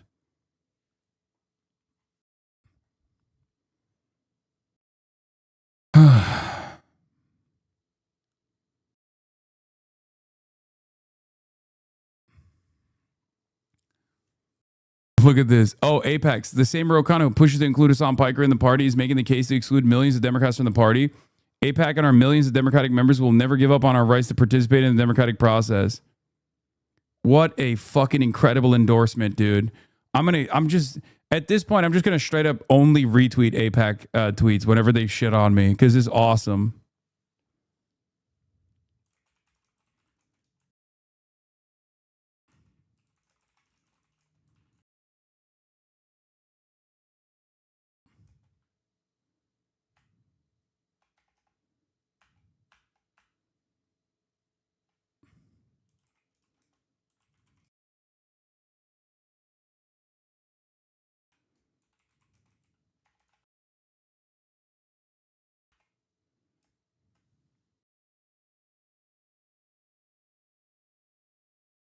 A fucking pack talking about democracy is unbelievable. Yeah. Have none of them realized they only helped you? I think they kind of realize it, but there's still there's these two dueling interests here. On the one hand, they probably realize that they're repulsive, and therefore, whenever they boost me, it actually invites more attention to what I'm doing. But also, on the other hand, they have to also consistently keep up the messaging campaign so that they can get their donors and the people that follow them to get mad about me and Rokana and whoever they fucking have in the crosshairs.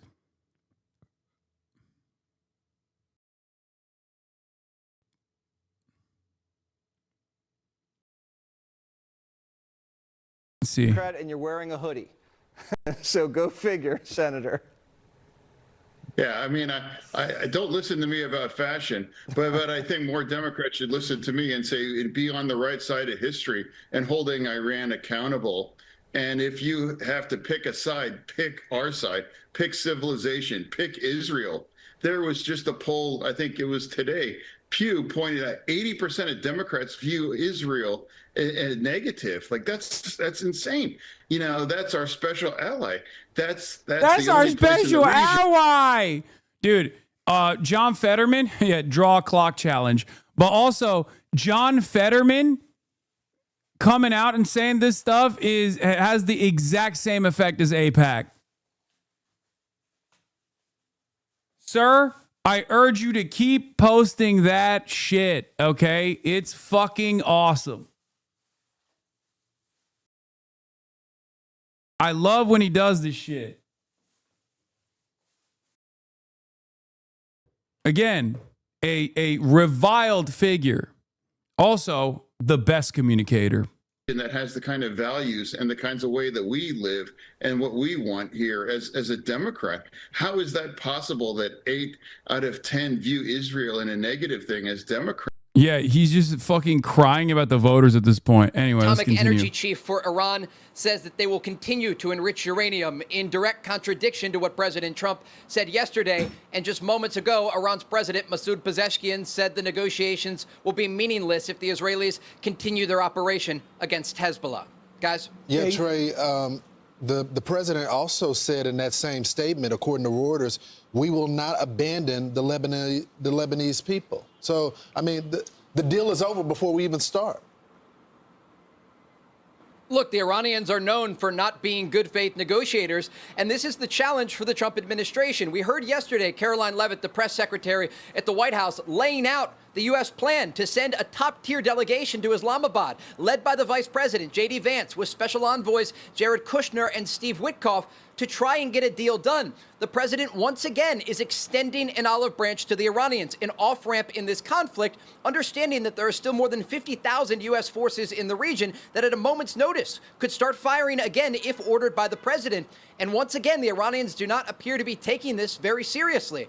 There's a very clear agreement here, and an updated agreement, we are told by U.S. officials. The points that the Iranians were putting out over the past 2 days were described to me as propaganda. They're trying to spin the negotiators ahead of these in-person talks in Pakistan. And so what we know here is that the commitments the Iranians made are not being adhered to ahead of these conversations, and it does raise serious questions about if they are willing to make a good faith agreement. But the president, in that post on Truth Social overnight, was very clear. The U.S. military remains prepared to respond if Iran wants to play around and not create a solid deal to end this conflict. It wasn't the whole point of this ceasefire to open up the Strait of Hormuz. Now they're saying, Iran's foreign minister is saying, okay, we'll let you pass through safely if you coordinate with Iran's armed forces and you take certain routes. But they don't have the ability to tell people to do that, because that was the whole point of this. No more firing rockets into Iran if you open up the strait. But they haven't done that, Trey. It's a dangerous game, and they don't really understand who they're dealing with here. The president is a deal maker. He's someone who, even when we talked about the negotiations, was very clear. He sees the horizon here. And again, he is giving the Iranians a chance. But if they already are going back on parts of the deal, it will be interesting what they say behind the scenes. Oftentimes, the Iranians in public will try to negotiate with the press, or they will try to put out statements that make their side look more favorable and then make concessions behind the scenes. That is very possible. That's happening right now. We have to simply wait and see what comes out of these conversations in Pakistan on Saturday. But if the Iranians are still pledging to enrich uranium, if they are unwilling to open the Strait of Hormuz, and if they are still trying to support regional proxies like Hezbollah, we are looking at a situation where the region is likely headed back into war. Yeah. Trey, the last thing we'd say, if the president had a battle plan, a war plan to take back the strait, I assume this is what the pause could be about, getting ready for that moment, because we cannot leave this conflict with the strait in the hands of the Iranians. If you take international waters and allow any one country to take control over it, you realize the message it sends to other countries around the world, like China. Yeah. Absolutely. Except that message has already been sent, right? So kind of that's already happening, you know? I'm Brian Kilmeade. I'm just saying. Absolutely. And if we've learned anything from Operation Epic Fury, it's that the Trump administration is preparing and has contingency plans in place for a variety of options. So while the Iranians are talking, the Americans are preparing. And again, this speaks to the advantage that the United States has, not just at the negotiating table, but also on the battlefield. The Iranian military was decimated over the past 40 days. The United States and Israel took out the production lines that make the drones and missiles that the Iranians are using and used over the past 40 days against regional countries and U.S. forces.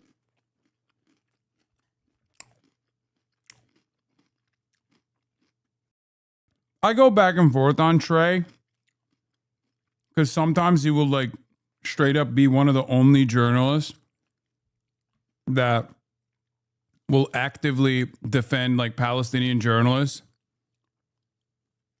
It's pretty funny because he's talking a big game for a guy that is literally in striking distance. Okay? My man, you are in Tel Aviv.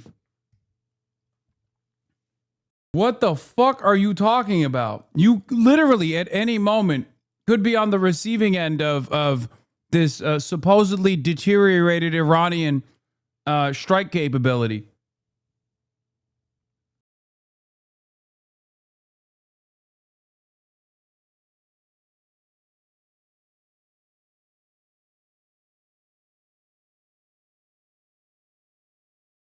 They have hammered the leadership of the regime, taking out dozens of officials. And again, this is part of the reason that the Iranians are trying to publicly leverage the Americans, because they're out of options. They have no leverage left at the negotiating table or on the battlefield. And that's why you're hearing these remarks from top Iranian officials.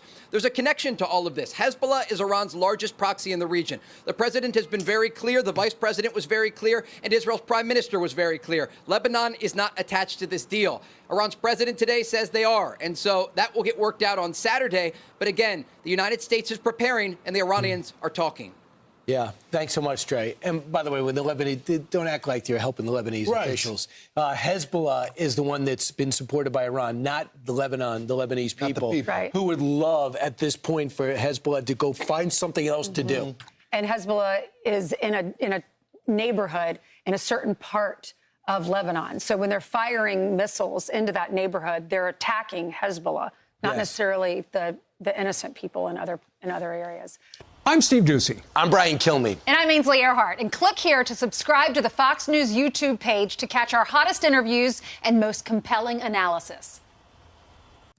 So will the Strait of Hormuz ever open fully without caveats? Under the terms of the ceasefire in the Iran war agreed between America and Iran, hostilities are due to end, but also Iran agreed to open up the Strait of Hormuz.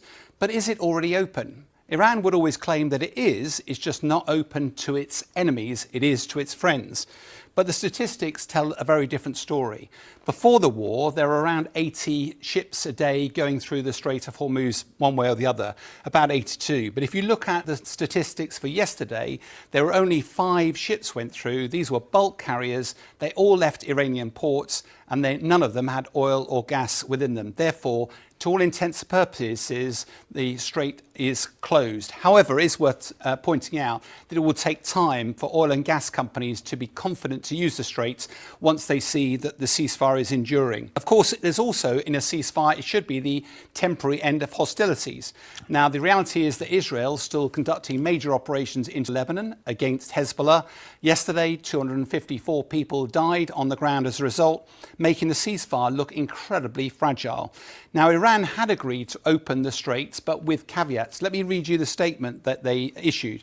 For a period of 2 weeks, the safe passage through the Strait of Hormuz is possible, and here's the caveats, via coordination with the Iranian armed forces, and the second caveat, with due consideration of technical limits. In other words, they're open, but with caveats, and that means control. So what are the threats that the Iranians use to enable them to keep the straits under threat? One of them is the use of fast patrol boats packed full of explosives. One is drones. And finally, mines. Let's have a look first, though, at how the normal traffic would flow through the Strait of Hormuz. Before the war, That's the route it would follow, about the middle channel through.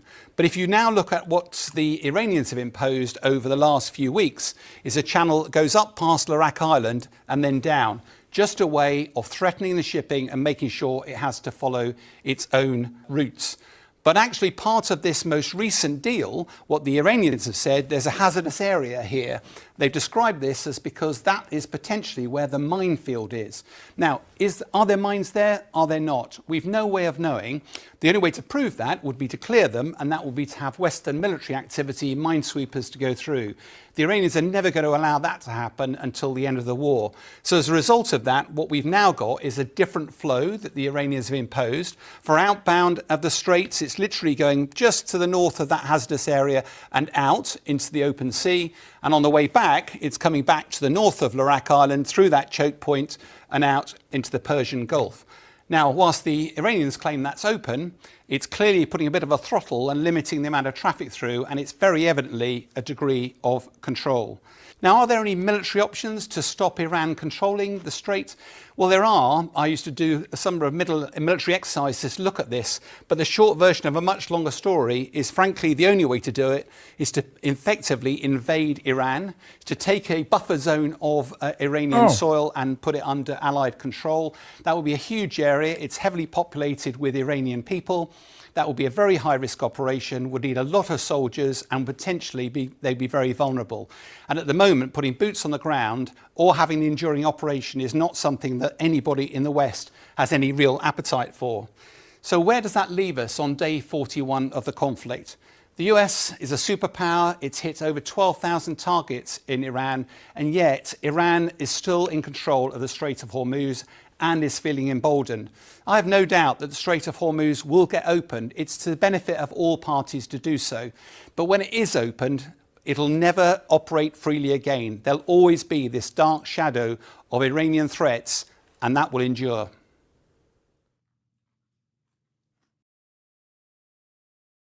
Bro, just תושבי הצפון היקרים, אני גאה בכם. אתם ממשיכים לעמוד איתן. אני מבקש לומר לכם, אין הפסקת אש בלבנון. אנחנו ממשיכים להכות Dude.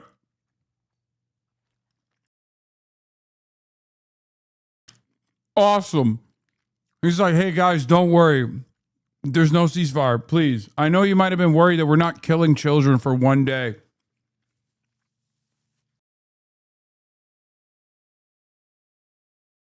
Hey guys, just wanted to inform you, the baby murder operation has not stopped.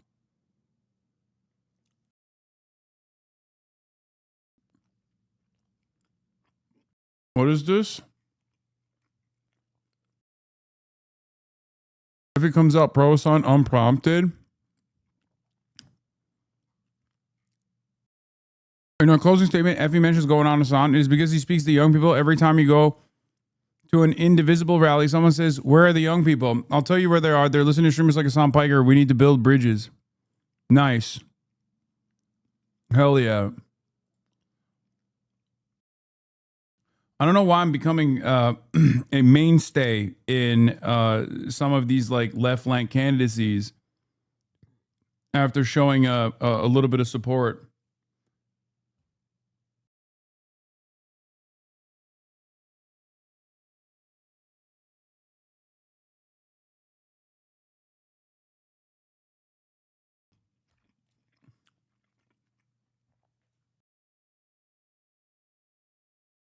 Big Yahoo had to calm him down.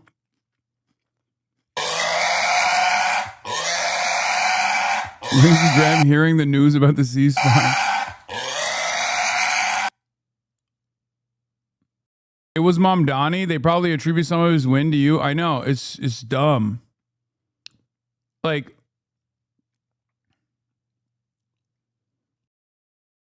it's dumb.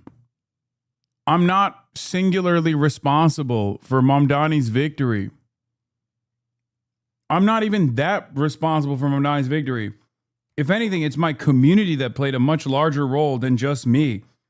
I'm just a person who happened to see a candidate with a lot of promise early on, and he aligned so perfectly with my community. You know?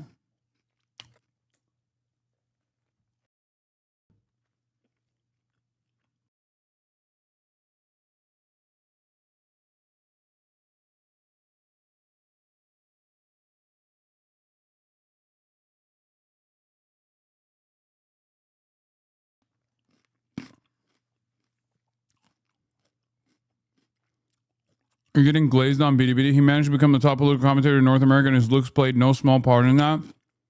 Charm is rather a comprehensive thing. The main thing is having knowledge and substance. Looks are just a bonus.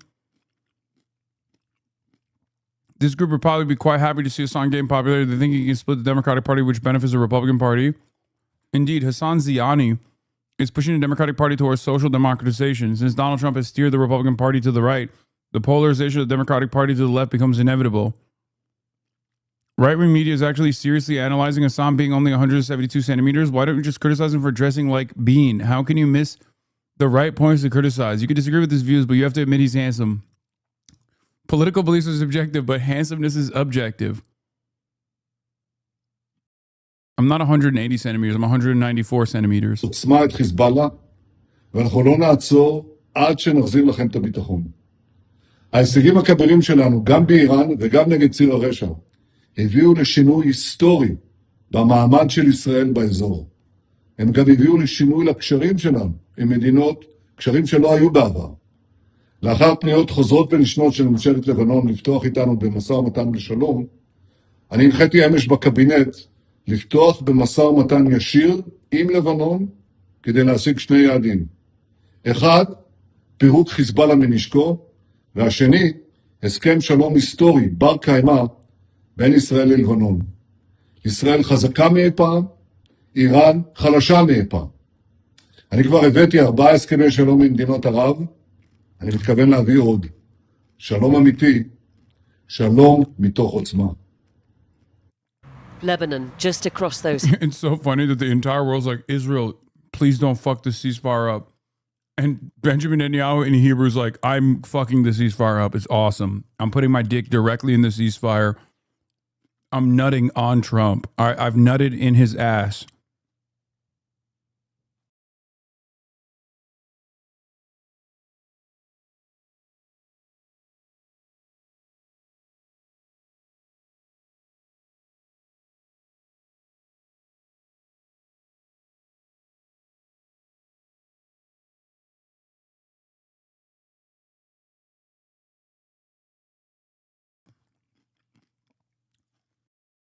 Yeah, they call me Netanyahu in the United States of America nowadays with how much nut I got.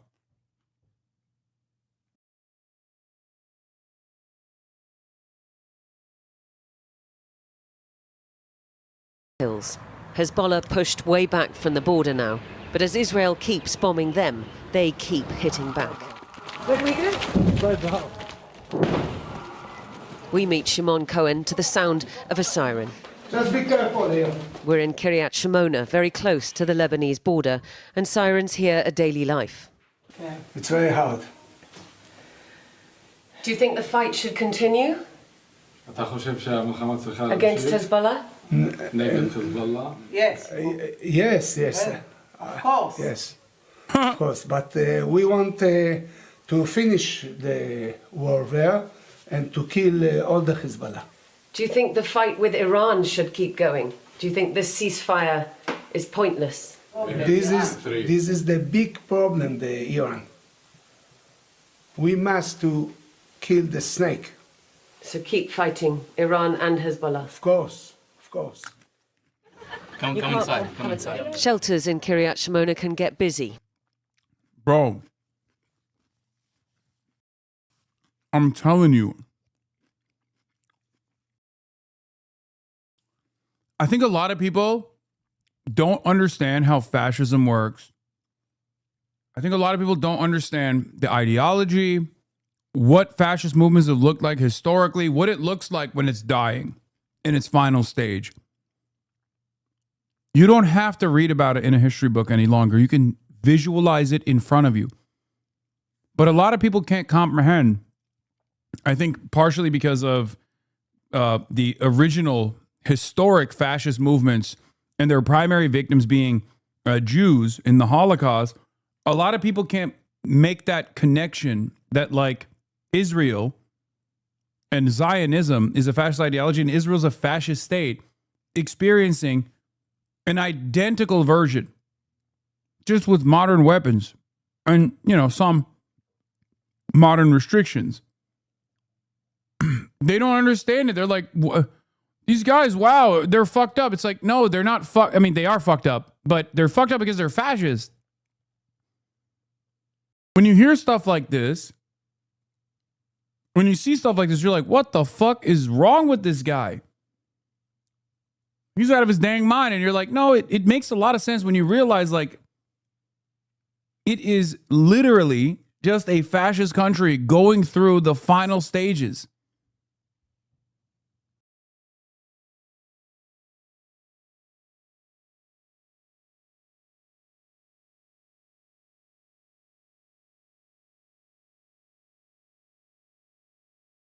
And it's stressful for the people who live here. You'll still stay up in Kiryat Shimona? I have no place to go. This place was evacuated after October the 7th, but as the Gaza war dragged on, returning people to the north became a key priority for Benjamin Netanyahu, not least because the evacuations were a symbol, really, of his inability to keep the people of Israel safe. And that's why he's making these kinds of statements now. Dear residents of the North, I am proud of you. You continue to stand strong. I want to tell you there is no ceasefire in Lebanon. We will continue to strike Hezbollah with great force. We will not stop until we restore your security. But this is an age-old story. Israel first invaded Lebanon in 1978, and it has still not managed to extinguish Hezbollah or the Palestinian militant groups before them, despite massive military force. Hezbollah didn't exist when Israel first invaded Lebanon. Hezbollah Hezbollah was created to defend Lebanon from the Israeli invasion.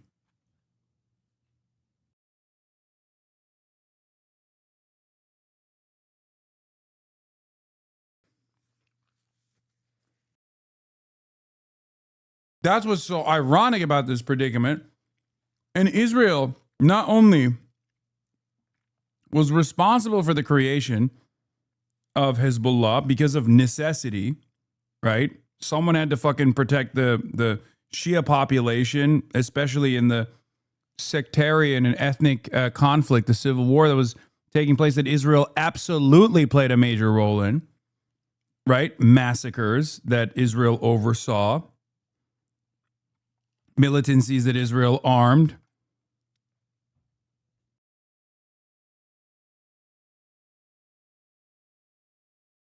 But since then, they've never been able to deal with it.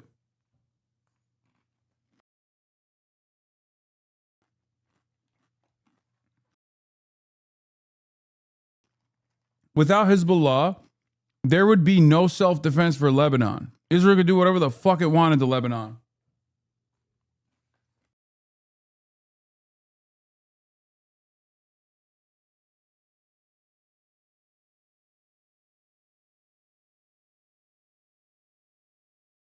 Hezbollah also would not exist without Israel anyway.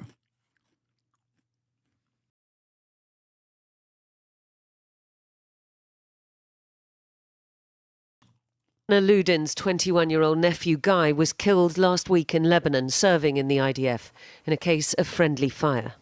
I would want our children to have hope that this situation will change, that we will live here in safety, that our right to live here will be something clear, and that we won't constantly have to fight. As a young woman, I went and buried friends who served in Lebanon. Now we have to bury our children.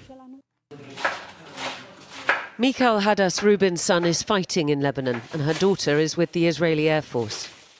The stated goal at the moment is to protect the northern communities. Would you prefer to see them evacuated again, rather than put your son at risk? No, they have to live there because that's part of Israel. The point is that you can't really put everything on the military's soldier. I mean, you send the military, you use force, but you have to use it as a leverage in order to get some strategic goals. You have to have a diplomatic horizon, you have to create allies, you have to do something on top of military action. Benjamin Netanyahu's vengeance in Lebanon, his determination to crush Hezbollah, could cost this region its fragile ceasefire with Iran. And my sense is that that would not be of particular concern to Israel's prime minister, because his war aims in Iran have not been met. Iran is still nuclear capable, even if that has been drastically reduced. It can still launch missiles around the region, and its proxies are down, but they are not completely out. So the announcement of direct talks between Israel and Lebanon, set to take place next week in Washington, is hugely significant. It may be enough to... What the fuck is Lebanon going to do? They already tried to use the military, not against the Israeli invaders, mind you, but against Hezbollah. And the Lebanese military was like, no. What the fuck are you talking about? The government straight up. The Lebanese government is so unbelievably cucked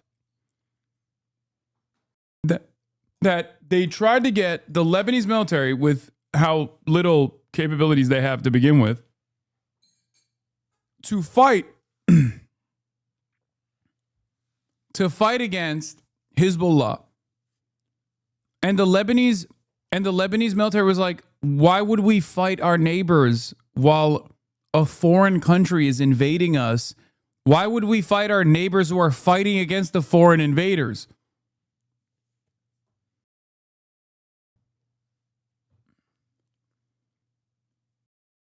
Also, Israel literally killed 4 Lebanese soldiers in yesterday's attacks. Why the fuck would they agree to that? Because that's how cucked the Lebanese government is.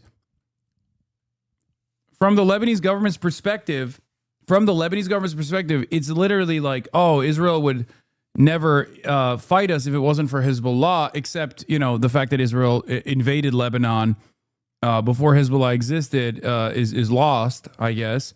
But in that situation, it's because the Palestinian refugees were in Lebanon, right? How'd they get there, I wonder.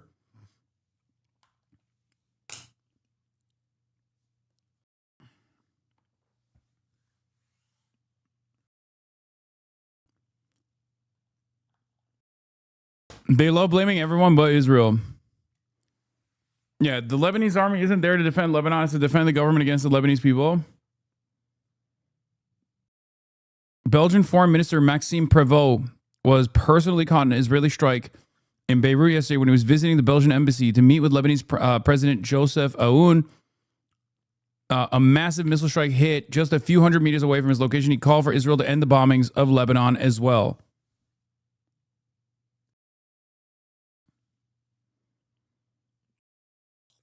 Is the Lebanese government hopelessly naive or just compromised? What do you mean every government in the region is compromised? Otherwise, they wouldn't be in government.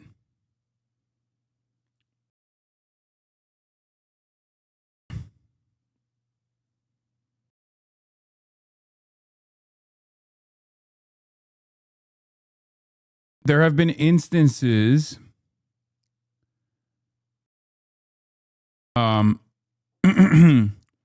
there have been instances where there have been, anti-Israel governments in the region, like in Egypt, for example, and they get couped.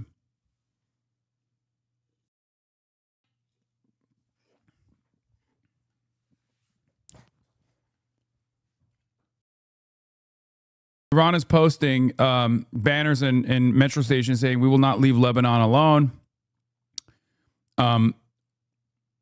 Part of the reason for why they're posting this stuff is because, like, there was already suspicion in the aftermath of October 7 that, like, Iran had kind of left behind their proxies or their axis of resistance. I don't want to call them proxies because, like at the end of the day, these guys are Shia, but they're not. They obviously operate separately from Iran. They have their own goals. They have their own. They have their own ambitions. They're just the allied force in the. They're allied force in the region, and definitely a part of the axis of resistance against Israel and America.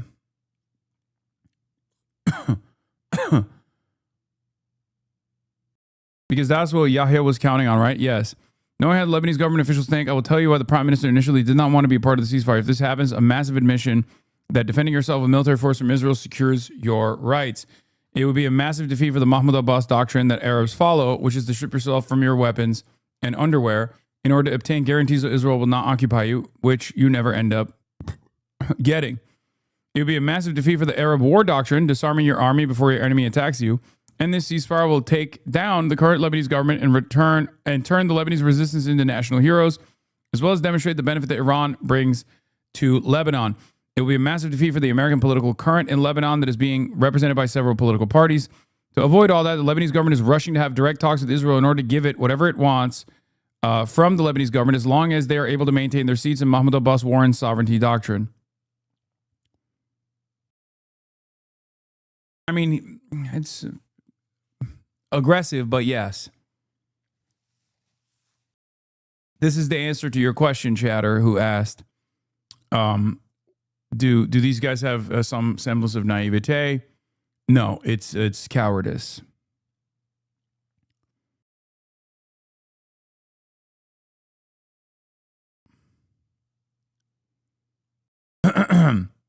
Craig Murray said the current government in Lebanon is thinking about giving Israel territories. Oh my God. That's fucking insane. Have you seen Bennett call Turkey the new Iran? Yes, I have. Anyway, that'll be all for today. I'm tired. I will leave you on that note. And we got more stuff tomorrow, as always. Yeah. Is today Thursday? Oh, Ilhan Omar is going to be in the building tomorrow. So get excited for that. That's right. My goat, my queen, Ilhan Omar is going to be in the building. Okay? The people's queen. All right. Bye, Mr. Streamer. Bye, chat. Bye, mods. Okay. Yeah. The freaking queen, dude. All right. Love you guys. Peace.